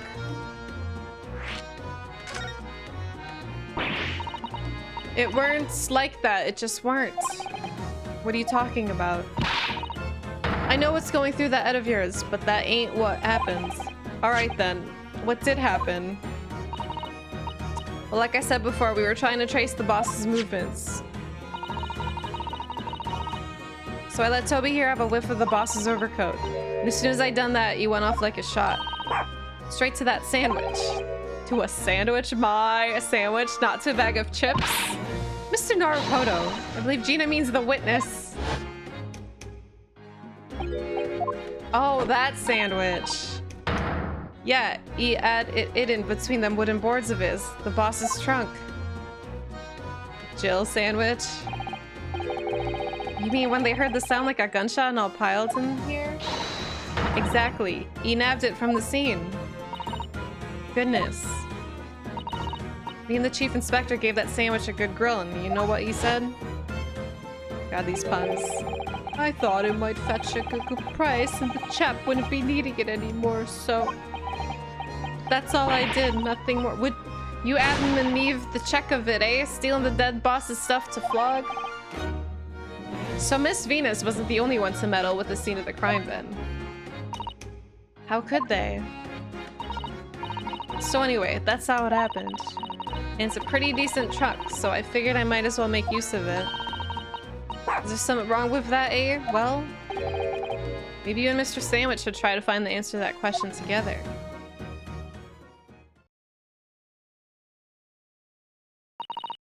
I think perhaps that trunk should be turned over to the police, don't you? Hi, Crips. What you on about? I am the police. Gina, if you wouldn't mind, will we maybe examine it? Yeah, all right then. Do what you want with it. Thank you. We shall make a detailed record of our examination of the evidence. Gregson's trunk has been entered to the court record. Oh, Toby's pissed. What's the matter with Toby? Why is he acting so aggressively towards me all of a sudden? Uh-oh. Snarkoto, be careful. It must be the trunk. Oh, shit. Oh, my God. Toby, oi, what are you doing? You're gonna lick his face off. Snarkoto. The final moments of Ryunosuke. Gina, quickly, hail a carriage. Are we okay? Look, Toby didn't mean it. Please don't put him down for being aggressive.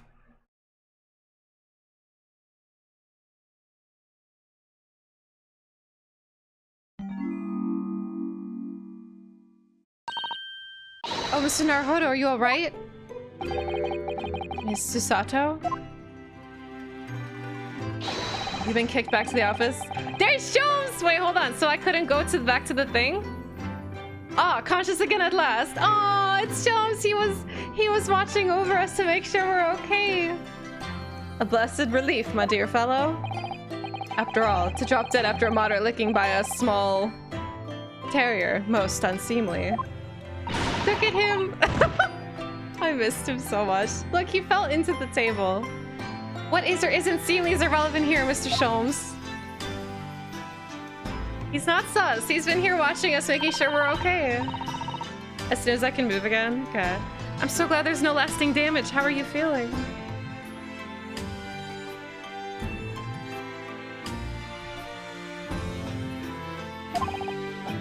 I'm fine, thank you. Did you bring me back here? Ah, what's this on my head? A bandage? Sadly, we had no ice. So that's a compress of Sir Sugar Water. Oh, look at him. I missed you. Sugar water? Don't worry, Mr. Naruhodo. It's a first aid treatment that my father taught me. Thanks to the 2 months Black Monday. Hello, how's it going? Oh, thank you. So, let us take tea when you're feeling up to it. But of course, no sugar in the patient's cup. The bump on my head is throbbing sweetly enough, don't worry. Susato took care— no, Sholmes took care of us. Sholmes. Hee hee. Whenever you feel like it. Oh, look at him! Look at him, Frog! You made it just in time! Look at Sholmes.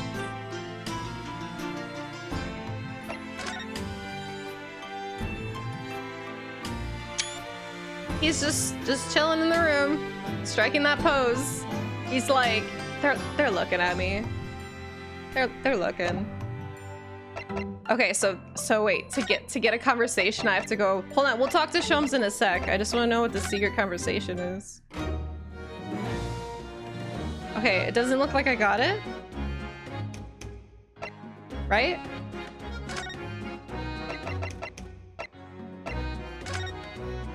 I'm not worried about it. I want to talk to Sholmes. What to do? Hold on. I know this is just. Are you alright? Like she just told me. Perhaps we gotta do stuff in this room first. Yeah, maybe. Hi, Sholmes. Sholmes, I missed you. It's been 2 weeks. Thank you for your concern, Mr. Sholmes. My dear fellow, think nothing of it. I must say I was quite startled when I heard that you've been attacked by a dog. For a moment, I feared the infamous murder of so many had come back from the dead. You mean the professor? unfortunately. I see your prized throat is unscathed. Prized throat, huh? I tried, Bagel. I couldn't do it. Okay, I'll do it after this. After I'm done here. That stiff turned-up collar of yours obviously affords some welcome protection. Oh my, I know, right? Was I that close to death? All I really remember is the dog licking my face over and over and over again. Well, if you wish to avoid such troubles in the future, a little mustard spread on the cheek should do the trick. Who the fuck does that? I should think that would balance the sweetness of your bandage rather splendidly. Thanks. Thank you? Oh yeah, I have to use my arrow key, or what is it, M? I have to use this because my D-pad doesn't work for this. My desk is just as I was before I left.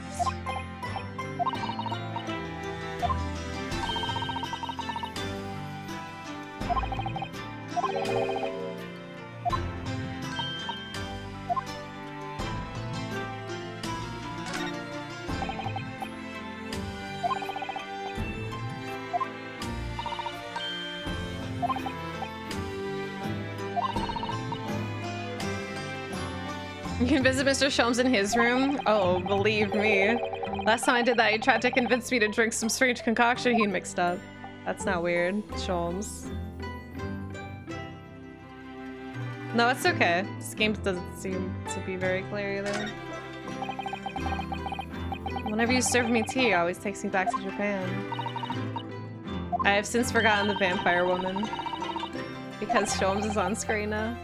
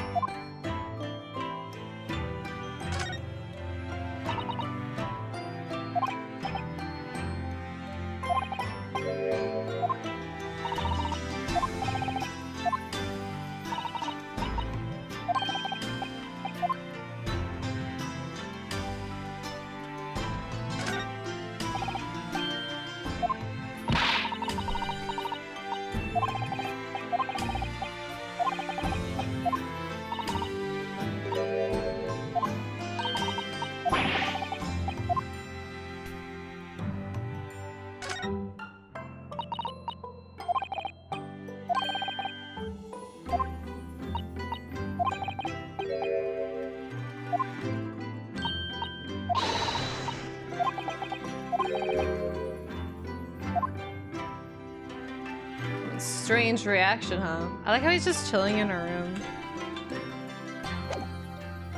Oops. Wait, that's fine. It's this shovel. Oh my god, are they gonna dig me? Maybe she's elsewhere. So it's basically having to find her. I'm just gonna inspect the whole room and see. Let's give the implement a name like Professor Hairbrain. You can get it now, Gina's just off camera. Oh. Bye, Sholmes, I'll be right back.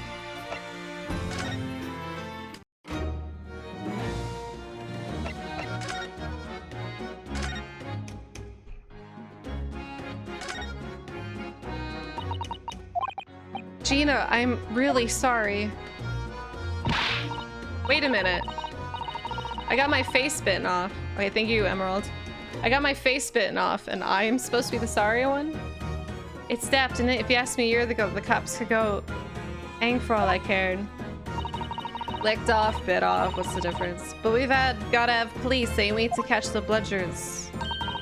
So us divers can go about our business in peace. Wait, sorry? I don't think oh shit, I'm getting it too fast. I don't think I can have heard that properly. He said he was gonna teach me everything I need to know to be a detective. But all he got around to showing me was where the best flame and fish and chip shops are. Actually, that reminds me. Gregson said he was supposed to be going to Paris in the near future, didn't he? Something wrong?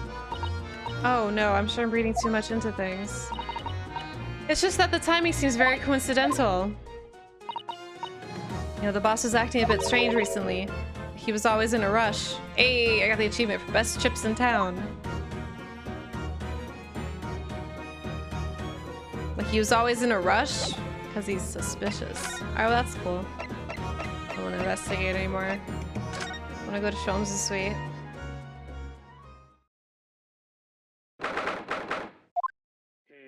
Mit dem Schwarzbiergebot, brodend wie ein Feuerberg. What's going on here?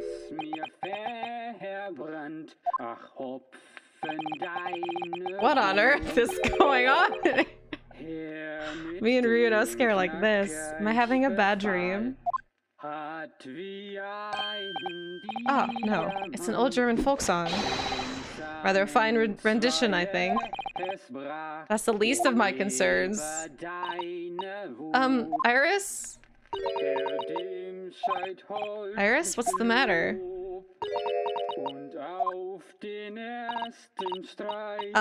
Who is that sprawling, relaxed gentleman over there? Kingdom Hearts, what?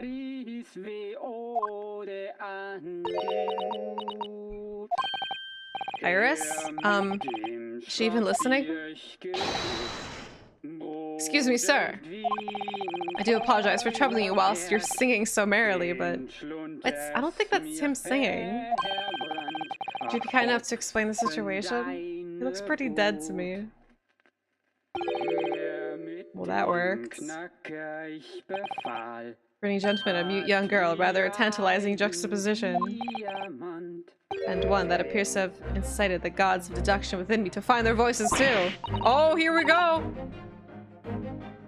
Ah, Mr. Sholmes, do you mean? Strains of reasoning within me are playing now as a delightful duet.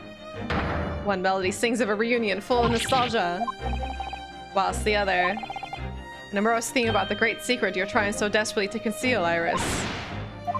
Oh, we're gonna deduce. Iris? She's turned to white as a sheet. Or white as a sheet. So as usual, you've instantly seen to the very heart of the matter.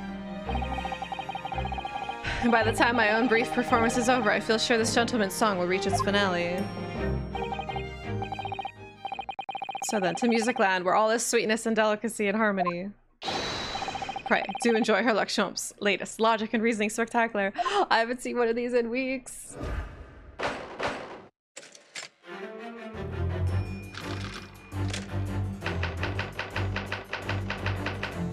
Man's identity. Firstly, we consider the gentleman's nationality. Clearly he's a German with no grasp of the English language. Clearly? As evidenced by the Germanic song he sings and his apparent inability to understand when asked to desist. So why is the man here at all and in such apparently high spirits? He looks dead. The answer, of course, Iris, is clearly known to you. Indeed, we need only follow the gaze of those bright young eyes to unravel the particular part of this mystery. The reason for the man's mildly irritating warbling is revealed by the herbal tea. You obviously offered our German guest a cup of your latest herbal blend. The tea's delectable flavor has made the man's spirits soar. It results in this joyful ditty tumbling incessantly from his lips. I like how the music's like cutting in and out. I eagerly await sampling the flavor myself, that I may join the fellow in this state of elation. Now to the next question.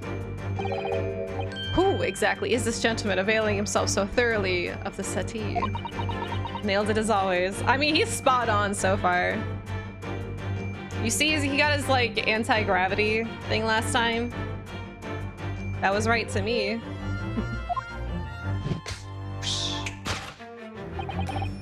As it happens, a number of years ago now, a certain gentleman of German origin engaged my services in solving a particularly delicate case. It required the retrieval of letters once sent to an acquaintance that might have proved problematic. In order to conceal his noble identity, he also arrived at my office in a mask. The gentleman's name was Willem Gostreich Sigismund von Ormstein. King of Germany. Oh shit, a king? My memory serves. The mask worn by this gentleman is identical. Yes, there can be no question. That mask belongs to the King of Germany. It would appear that His Majesty remembers the fine service I afforded him. has decided to show his face again, mask and all, in order to express his gratitude. A well-mannered monarch indeed, wouldn't you agree, my dear fellow? Agree with you? Always, Sholmes. So the identity of mass visitor is in fact my former client, the King of Germany. Indeed, his son is currently in London as well, enjoying the wonders of the Great Exhibition. Alright, so the King's here. Perfect. Girls, silence. Which leaves us with one remaining imponderable... Oh, yes, you, young Iris. But your apparently inexplicable silence is unable to hide the truth. Yes, the reason for your muteness is concealed inside that knapsack. A 5-pound note, I believe. I must say, as your compatriot, I'm deeply saddened. It would appear that you have allowed yourself to be bribed into silence by His Royal Highness. Earning yourself some spending money in exchange for keeping quiet about the King's secret. And now, the final piece of the puzzle. They're so cute. What is this secret you strive to hide with your silence, Iris? Yes, we need only follow that brief involuntary twitch of your eyes to find the answer. You were attempting to have some with the coffee cup. My favorite coffee cup, in fact. Or should I say, the handle of my favorite coffee cup. It appears that His High-Spirited Highness broke it in the midst of his hijinks. Which leads us to the sad truth. My favorite coffee cup has been broken by the King of Germany, and Iris, you tried to conceal it from me. He's so upset. Oh no! I shall have a bill sent via governmental channels to the German royal family for its replacement. He's so sad. Oh. God, I love this game. Oh. Thus concludes Herlock Sholmes' great deduction of this painful puzzle. Virgil would probably kill him. He'd be like, shut up. You talk too much. Oh, he's sad. Not his favorite cup. That's how I felt when I left this cup in Canada last time. You really love that cup. I can relate. So, oh. With your silence as well, the fellow's jovial warbling rather rings in the ears, does it not? The sad me.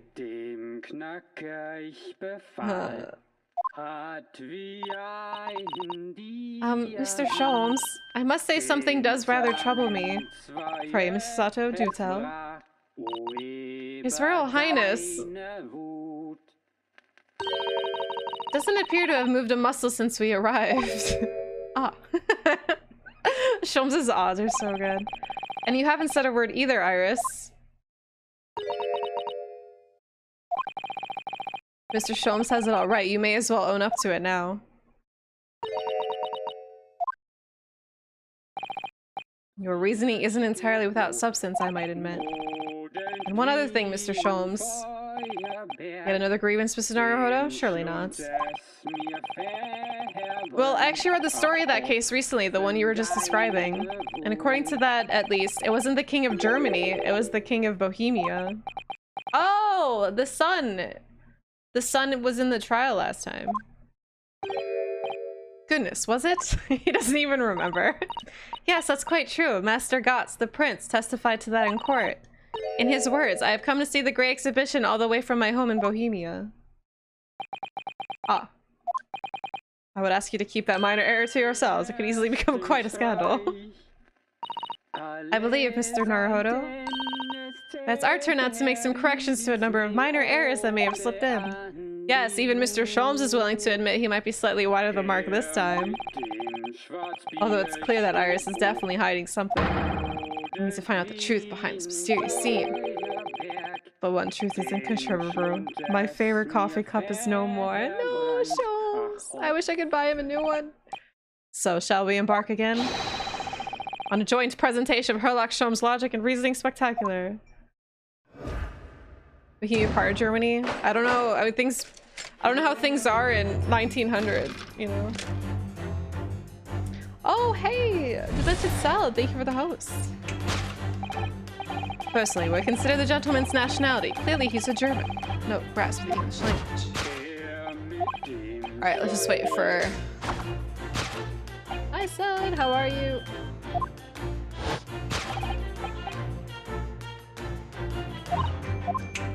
He did admit there was a minor error. I mean, his handle's right there. So what? It's some mix of herbs that gives you the urge to sing? Goodness, I should like to try some. I mean, alcohol. Not an herb, but like alcohol makes people sing. I like to hear your singing, but this man? Just how long does he intend to keep up with that tune, do you suppose? As I said, he's been stock still the entire time, and if you look closely, his lips aren't moving either. Ah! So I'm not sure what is exactly responsible for that spirited singing. But I suspect the answer lies at the end of Iris's gaze. Why did, like, freaking just focus on his... Is it the gramophone? Is it on? Wait, this! It's a gramophone. Still rarely seen in our own country.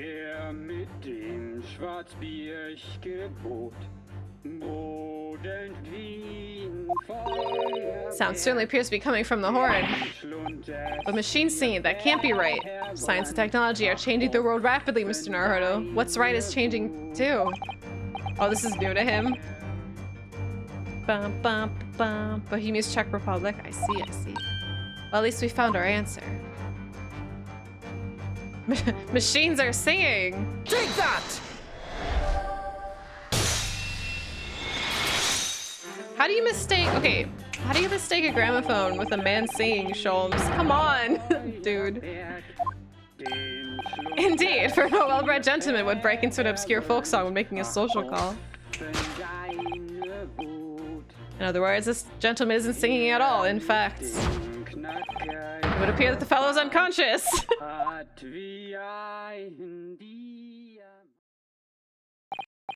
Ah, the music seems to have stopped now. Uh-oh. Oh, Sholmes is back. I ask you, Mr. Naruto. Yes? Why would I have purchased a recording of that gibberish? How should I know? Well, never mind. On with the deduction. Who exactly?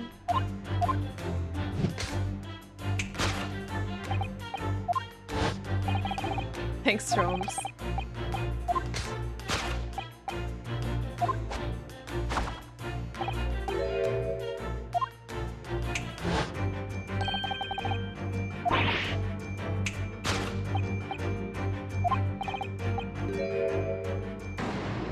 Alright, well now we know it's King of Bohemia, right?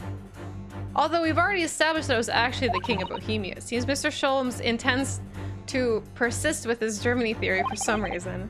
Come to think of it, the young prince was wearing a mask as well, wasn't he? Master Gotz, the boy whom you've had in tears? Don't remind me or anyone else. He made the, I guess, Prince Bohemia cry. Do you suppose all members of the aristocracy of mainland Europe wear masks? I'm sure they do. Well, probably anyway. The point is, that mask doesn't belong to any king. No, that's right, as we well know. Because we can identify the true owner of this mask.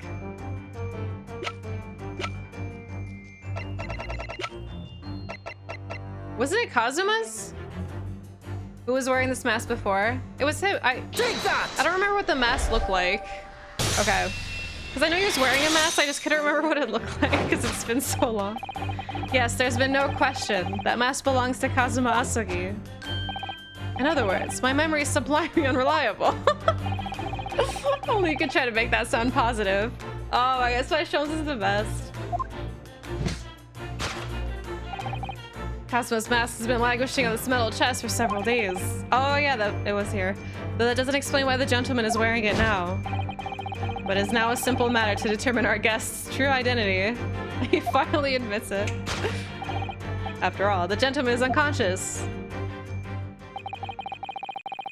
We need only excuse ourselves in advance, gently lift the mask and peer beneath it. Looks like Genshin. Wait, who is that? Is that... Do we know him? I don't believe it. Ah! Oh, it's her dad! Oh, I was like, with the angle, I couldn't tell who it is. Father! I should have... I should have recognized that mustache anywhere. I was fawning over him last time. I was like, hello, Mr. Susato. No, I think not, Mr. Sholmes. Then it would appear our logic and reasoning has once again revealed the truth. The mysterious visitor. Oh my gosh, she's doing it too! It's my unconscious father, Yujin Mikitova! Yeah, why is he here? Logic and reasoning? Or just looking and saying?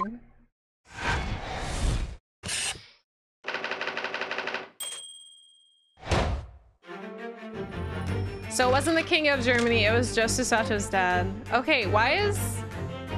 I called him Mr. Susato, because it's her dad. I know, imagine not recognizing your own dad 3 feet. I mean, even with the mask on, I feel like I'd recognize my dad. Which leaves us with one remaining imponderable, yes. I don't know why I don't read the period at the end there. I did that twice already. Alright, the mask. Mr. and Mrs. Susato.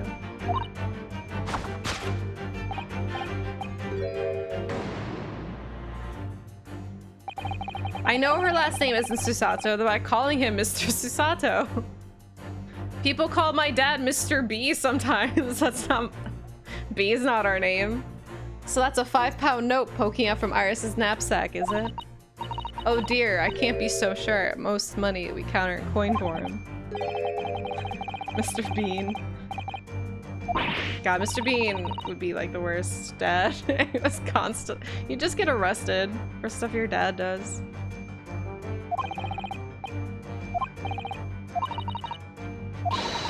Something entirely different. The reason for your muteness is concealed inside your knapsack. I don't think it is. What's Iris really looking at? Is it this equation? Is it this Persian slipper? Slipper features in the adventures of Herlock Sholmes, doesn't it? Right, Keelix, like every time you see something like on the news or like in the newspaper, it's like, oh, that's dad. It does. When I first saw it there on the mantelpiece, I near fainted with excitement. Doesn't Iris keep her 11s in there? Yes, that part was never mentioned in the stories. You could swap for the Japanese equivalent of a slipper for fun. In other words, for wooden Geta sandal. Then it wouldn't be possible to hide anything inside. Which matters because... Is that the answer? I mean, maybe the metal chest. This metal chest contains important documents, doesn't it? Well, it's open now, and doesn't have shit on it anymore. The details of all the cases Mr. Sholmes has worked on over the years, written up by Iris' father, if I'm remembering correctly. Iris insists that the chest is kept locked at all times. She's never once shown me inside. Well, its contents are invaluable to her, I suppose, and entirely irreplaceable. But look at it now. The catch is unlocked for once. Ah! So it is! That's hard to ignore. Very. I've never seen that chest unlocked before, and all the time we've been staying here at the Baker Street. Ooh. Take that! Alright, what's in the cup, Ross? Yes, the reason for your muteness is concealed inside the metal chest. An excellent observation, for upon closer inspection, there is something different about the chest's appearance. It's kept locked at all times, yet now the catch is open. Evidently, this has something to do with your refusal to speak, Iris. Did she read something she wasn't supposed to? Really, you need to open this chest.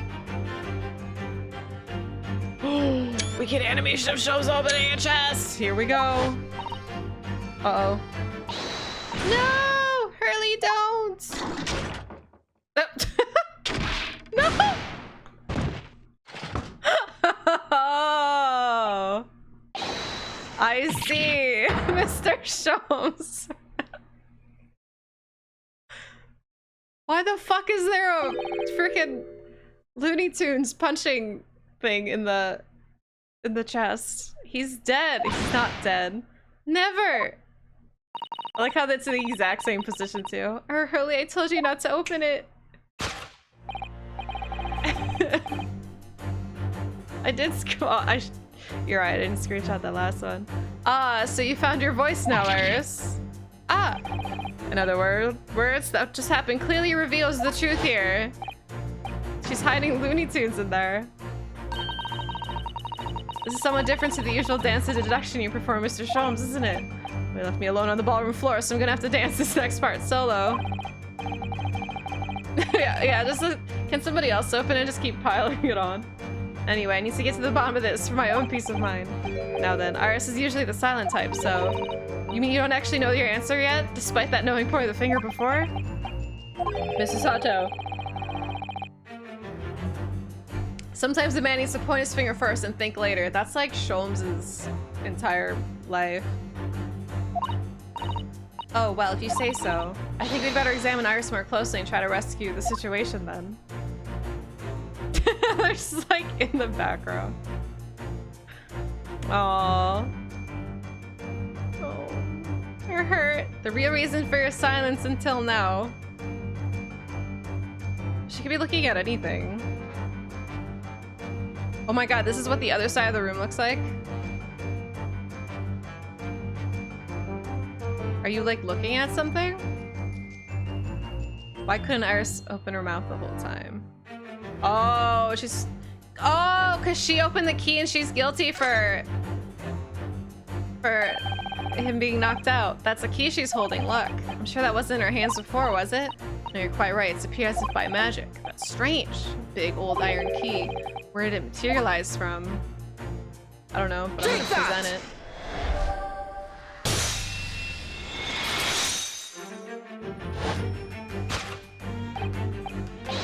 The real reason for his silence is the key behind your back. Ah, when Mr. Sholmes was thrown into the air before. Oh wait, she had that after? Just before you called out to try to stop him, you slipped something out of your mouth. Oh, I see. That something is the key now in your hands, no doubt. Key to the chest. Definitely didn't notice if you saw that happen. You're so clever, Bruno. So now it becomes clear. Thanks to Mr. Sholmes' graphic demonstration, we can well imagine what happened here. But... Okay, but is Sholmes okay? Jesus. Somebody please call the ambulance. Professor Mikitoba also opened that metal chest only to be punched into the air. And it's sprawled on the settee. Wait, that doesn't explain all the facts. See there, everyone. I'm getting your screenshots, you perverts. What about the stylish scarf and the cup of tea? And above all, why would he be wearing Kazuma-sama's mask? Iris did it. Well, for those curious details, I can think of only one explanation. Clearly an unbelievable miracle took place in this room. We're the perverts? I didn't take the screenshots at first. Isn't that right, Iris? Isn't that right, Iris? She sides with me. Consider how the room was arranged before this whole painful experience took place. When Professor Mikitoba opened the chest, completely unaware of what awaited him inside. You're telling me all that stuff just fell on him?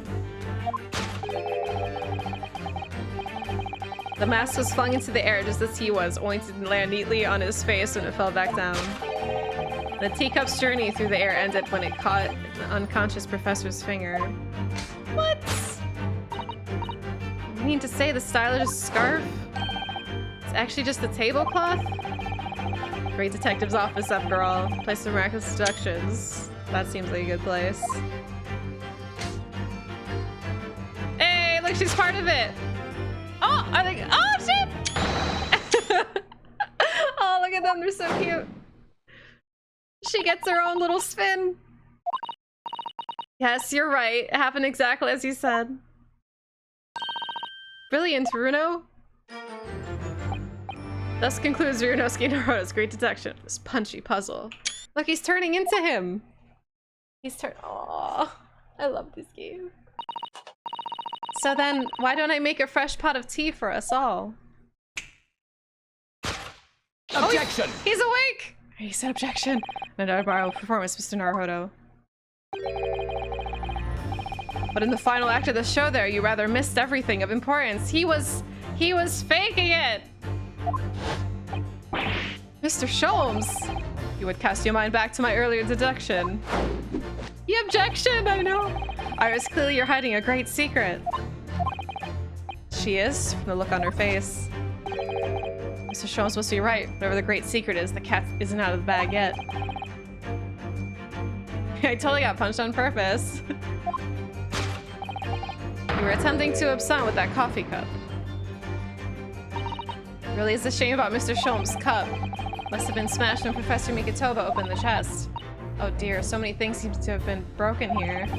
But now the deduction has taken a different direction. Iris doesn't seem to be trying to hide the broken cup anymore. In other words, her great secret is something else. Let's put our observational skills to work here one final time then.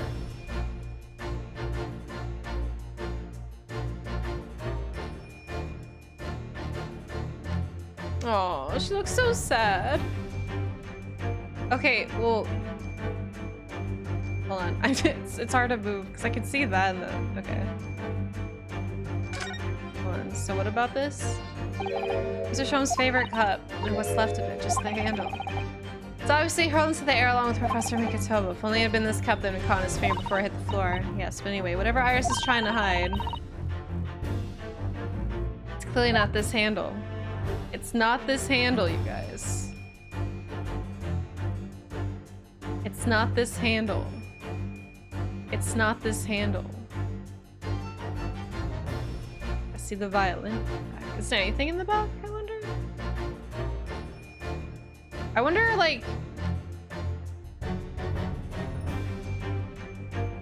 What's that? Case file. Ah!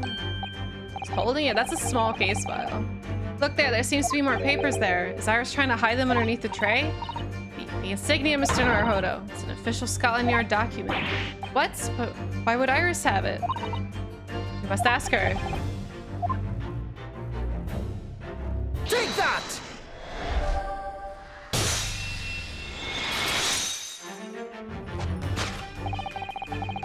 You were attempting to absent with the case file. Iris, as you know very well, nothing escapes the attention of a great detective. Oh no.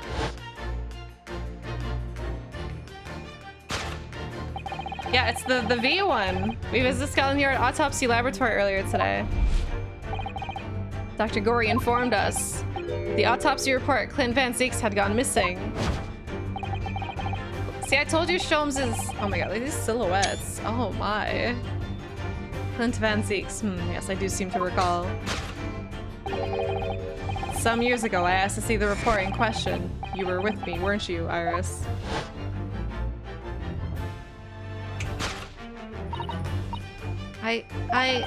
You mean it was you, Iris?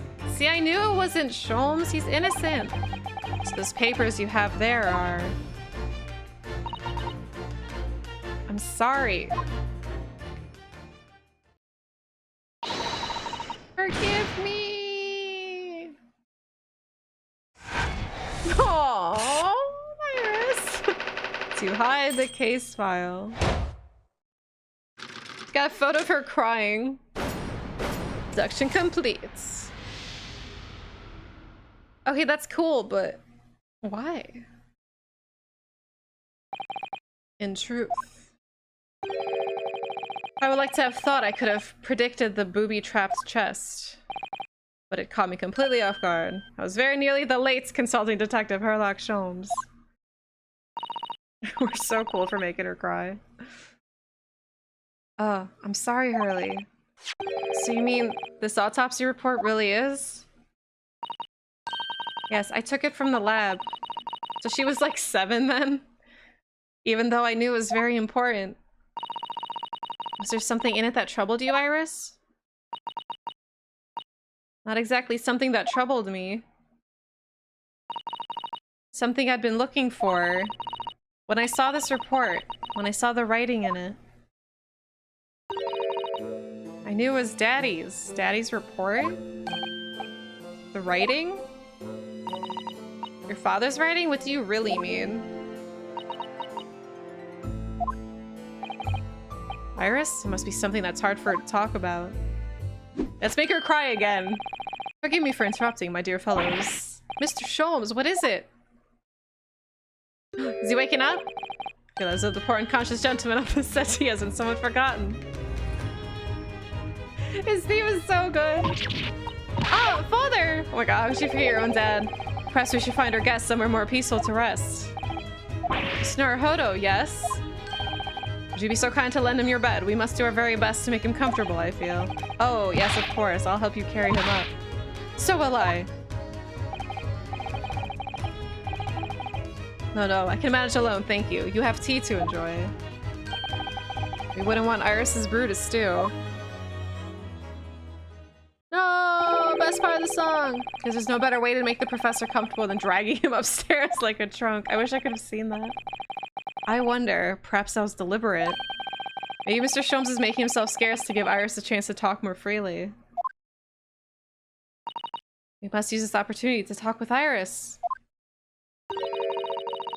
Bye, Culex. She didn't find out about Wilson yet, I don't think. No. I know, like, his head probably hit every step. Like, Professor Mikitawa is just, like, in a coma now. Find out what's going on. Wait, before I start this, I'll be right back. Oh my god, my controller. Alright, one sec.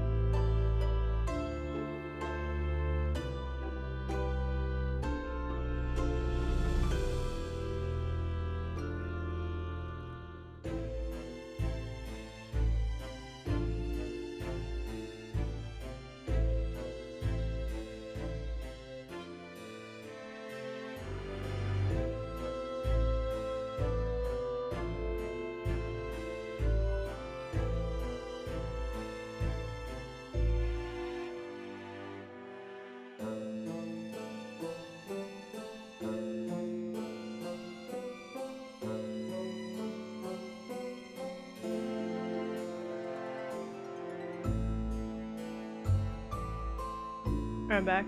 Oh man, it's so...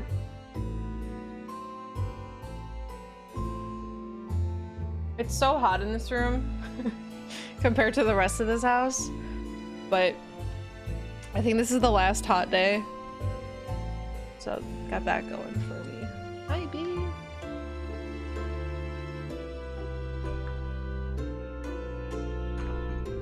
Alright. Let's freaking go. Why is my volume so quiet?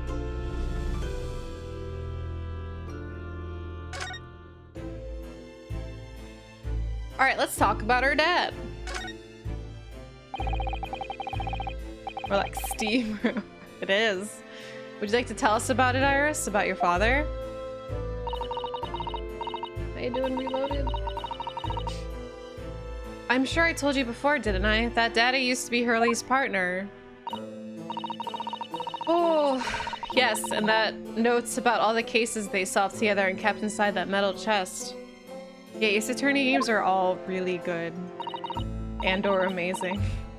That's right, Hurley told me, you see. There's not a bad Ace Attorney game. At least that's that I played. He said that Daddy's somewhere far away now, so he can't meet. That's one way of describing it. Then, when I secretly unlocked the chest and read through the papers inside, I started to build up a picture in my head of what Daddy must be like. Okay, Apollo, like, I didn't really like Apollo, but I wouldn't say it's bad. Like, there could be a weakest link, but it's not a bad game. Well, that's only natural. You're just like any other girl of your age. I read that Daddy was a professor of medical science, so I studied and took my degree too. Yo, Sean.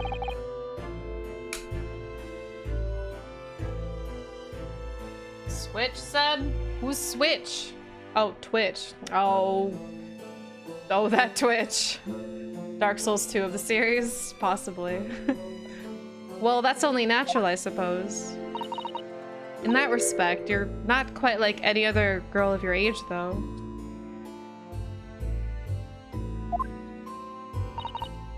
But there was one thing that I could never find out. Daddy's name. Ah, his name wasn't anywhere on any of the notes that he'd made about his work with Hurley. But then one day... That's what happened, is it? When you saw this autopsy report, you finally managed to work it out, is that right? What? So it was the handwriting in the report that caught her eye.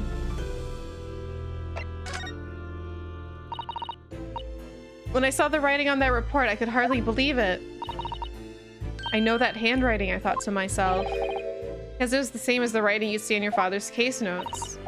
Exactly. I was desperate to compare the two properly. I needed to see them side by side. I asked the doctor in the laboratory, but I was told I couldn't take the report away. And even worse, I was told that was the first and last time we'd be allowed to even look at... Wait, allowed even to look at it there. Sorry, I can't read. So you decided to steal it. When I compare the autopsy report with the case notes I had here, there was no doubt. The handwriting was exactly the same. It was Daddy's. And the signature of the coroner at the bottom of the autopsy report read Dr. John H. Wilson. So that's how I finally found out. Learned Daddy's name at last. That's pretty smart.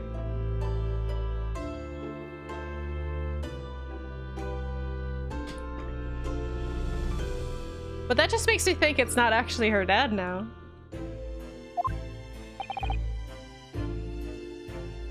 I see. No, this is like the, in the 1900s. Ever since then, I've called myself Iris Wilson, and that's also when I had the brilliant idea of writing stories all about Daddy's exciting times with Hurley. Decided there and then that I'd write the adventures of Herlock Sholmes. Oh, Iris, I had no idea the stories had quite such a deep personal significance for you. So Naga, don't even say that. I can see why the autopsy report was so important to her now. Why she was prepared to break the law to get her hands on it. I must apologize, Iris. This is really all my fault. Oh my god, when Sholmes gets serious. Oof. Early? I made a promise, you see, that until the time was right, I'd keep the details about your father a secret. That's why he always changes the subject whenever stuff comes up. I know, I've been very naughty. I'll take the autopsy report back to Dr. Gory and apologize, I promise. Yes, we'll go together, I think. Aww. Then let me look after it for you until we get there. Clint's autopsy report. Have it entered into the court record.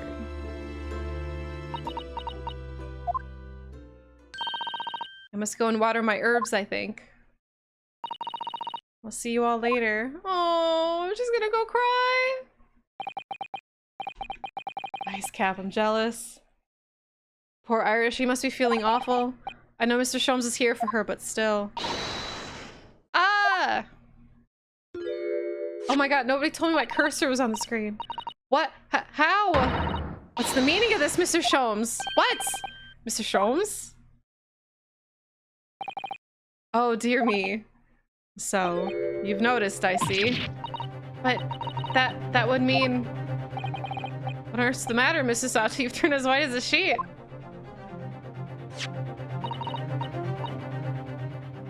It's this autopsy report, Mrs. Naruhodo, the one from 10 years ago. The writing isn't Dr. Wilson's at all. Huh? What do you mean? How could you possibly know that? Because I know this writing very well. Is it her dad's? This writing. It's my father's. Is Iris her dad? What? It feels like Jerry Springer right now. Professor Mikatoma's. Okay, wait. So how does that... Indeed, it's true. And now you know, my dear fellows. What's happening? No, I don't know anything. What on earth does all this mean, Mr. Sholmes? Because the idea that's slowly forming in my mind is just too extraordinary to believe. Please, you have to explain. Sholmes, please. So he is your buddy? Wait a minute. So the Wilson... Are they sisters? I don't know. Thinking about it. Most of what we know about you, Mr. Sholmes, comes from the published stories of your exploits. Yes, The Adventures of Herlock Sholmes, written by Iris. So Wilson's actually Mikatoba, and we have no way of knowing what's fact and what's fiction. I was troubling for you, my dear fellow, I'm sure. So what about this supposed partner of yours? Did he really exist or not? You've come straight to the point, I see. Please come straight to the answer. I believe Iris explained in one of her installments. He was a trusted comrade and the only person I could truly have called a friend.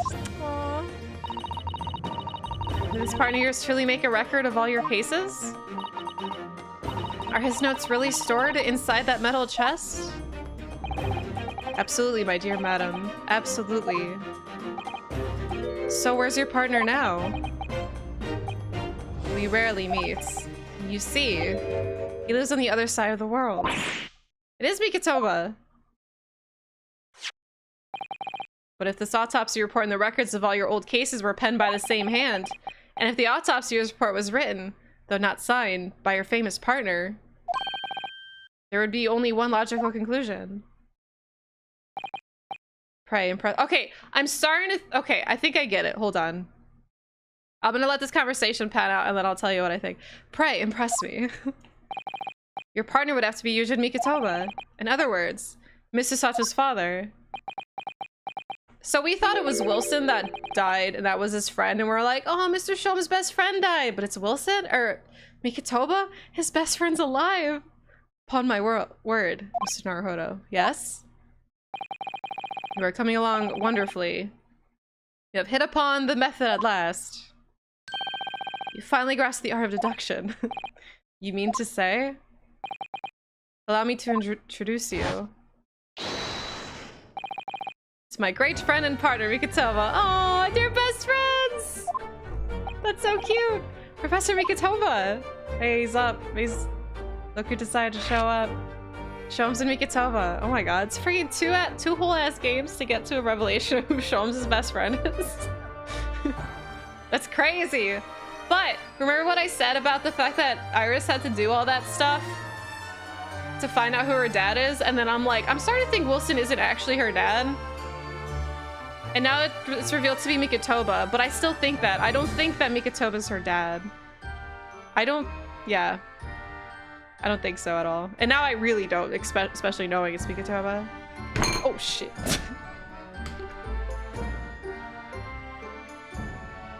Yeah, and he looks like Watson now, like in this getup, especially. Big family reunion. Imagine like Grace is turning 3. It's gonna be a nice family reunion, and Mikitoba's out. I feel like she would stand out. Right, Edward? I still don't know more about them. Does this mean that you're the real Dr. Wilson? No, my dear. I'm still my old self, Yujin Mikitova, your father. Oh, of course. It's obviously too much for Susato-san to take in. Oh, they're going to have their best buds, I must say, though.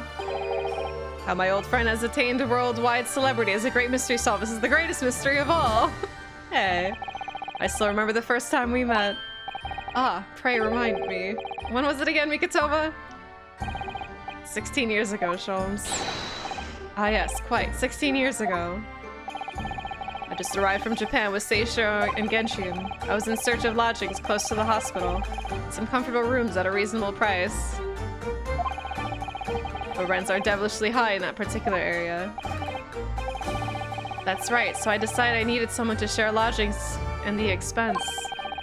I was fortunate enough to be introduced to Sholmes, who found himself in a similar situation. I was a callow fellow back then, a mere shadow of the great detective you see before you now. I was working at the hospital's chemical laboratory at the time, indulging my curiosities for little again. They were roomies. They were teenagers. Well, he was. Mikitova was older, I think, but they were roomies.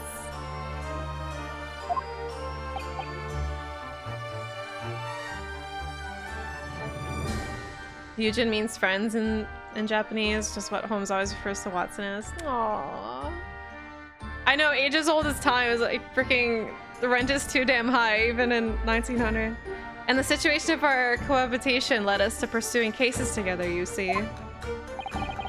Tales old as time, I knew what you meant. Hard to believe it was a mere 6 years. We had a great many adventures. Now, Sholmes is apparently 34. But in the last year, Mikitoba's stay in Britain, that most infamous case presented itself. Cases. My favorite TV show, Eugen's. The case of which you've become rather familiar yourself, the professor killings. After the trial, Seishiro and I were summoned back home. Hardly surprising, given the circumstances. So there you have it. And as you know, all the details recorded by my trusty chronicler remain in that metal chest. It's just amazing! Professor Mikitoba really is Mr. Sholmes' famous partner. She's like, since she, oh my god. She loves Herlock Sholmes stories, right? So Susato's gonna be like, you mean to tell me that you've been best friends with Herlock Sholmes this whole time and you didn't even tell me? Blow up on him.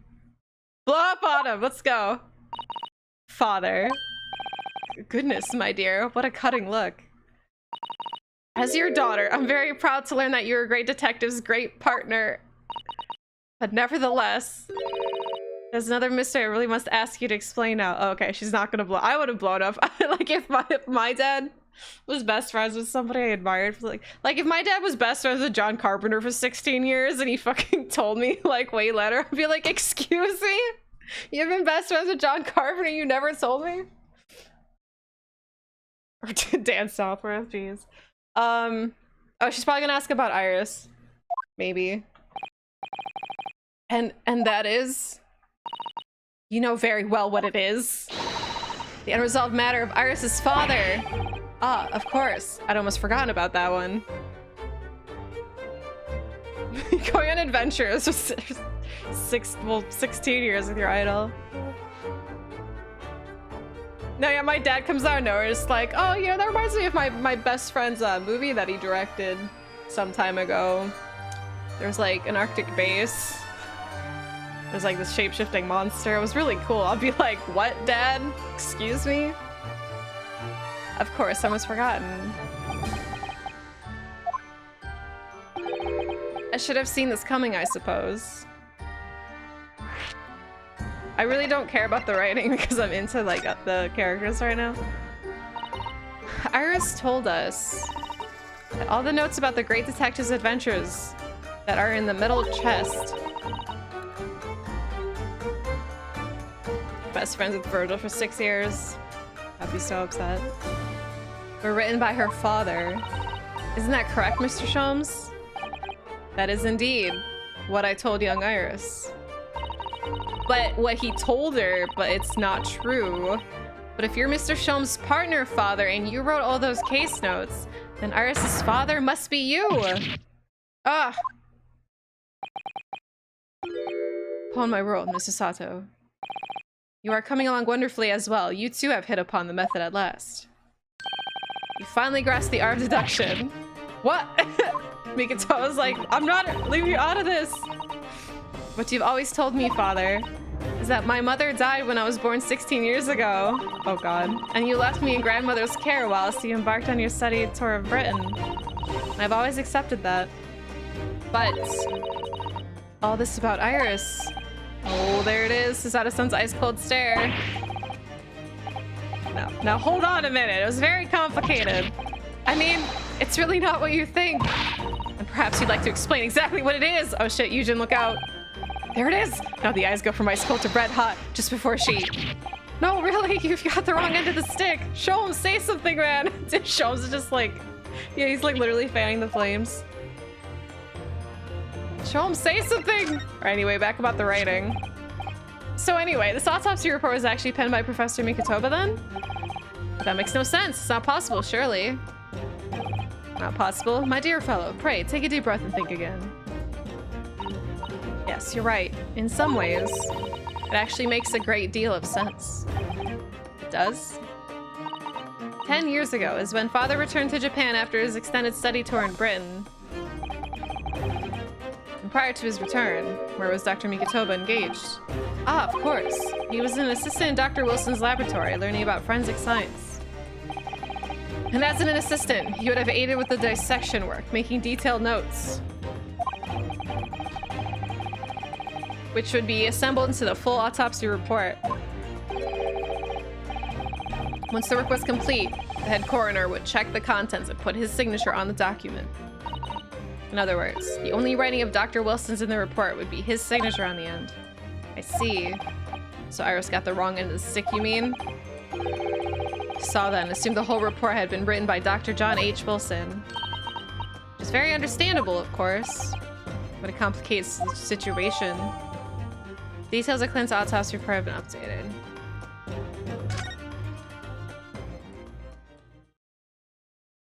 Hey, he's all geared up.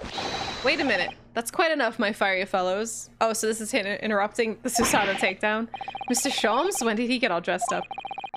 Whilst I don't like to interrupt this exciting exploration of the past, Mikitoba and I have an urgent matter that requires a short excursion. But it's very late, Mr. Sholmes. Where must you go? Why, my dear madam, is that not obvious? My partner and I must pursue our natural enemies. So get your coat, Mikitoba. The game is afoot. Ooh. New music? But Sholmes, I really must give Susato a full explanation, I think. Later, my dear fellow, later. Our carriage awaits downstairs already. You haven't changed one Yoda, have you? So, the fact that they haven't like spit it out yet makes me even more think that he's not actually her dad. She's Strongheart's daughter. No. Everything connects to Strongheart, you guys. I visit our home after 10 long years. When I open the chest in a fit of nostalgia, I quite inexplicably pass out. And as if it wasn't enough, when I eventually regained consciousness, I'm plunged straight into all this.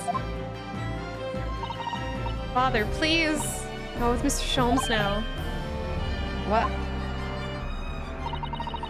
I've no doubt that whatever happened, you were acting in everyone's best interest. I trust you. Completely. Sato. Sunny. This song is so good. It's like Sholmes' theme right now.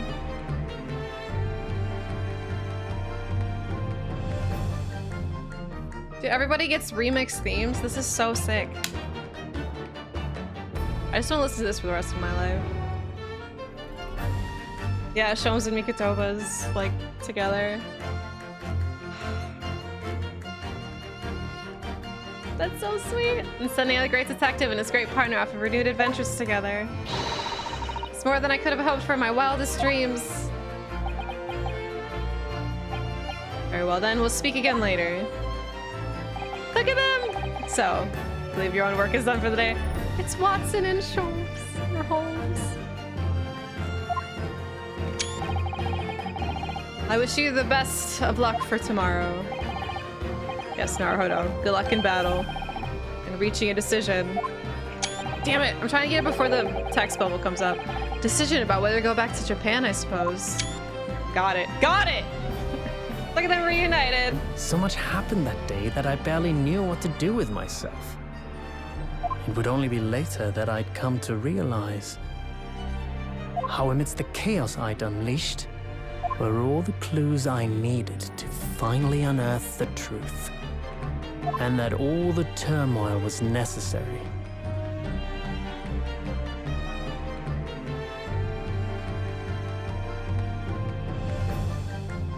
To give me the resolve to see everything through. That's the subtitle of the game. At the end of 4. Yo, if my internet didn't die for like 2 hours, I would have done it. And I got achievement called the Legendary Pair. Hell yes. Oh my god. No, we're done with 4? Final? No. The resolve of Ryunosuke Naruhodo. This is it, boys. Alright, we finished 4. See, if my internet didn't die last time I streamed this, I went 2 hours away. I know, I'm having a horrible tech issues. Alright. We're gonna start 5. No, I'm not ready. I don't want to do that. I'm not gonna play too much of 5 today. We'll because yeah, we'll do like a part of it. I just don't want to have to read too much. All right, let's go. We're diving in. I meant to hit back, not save again. Final chapter.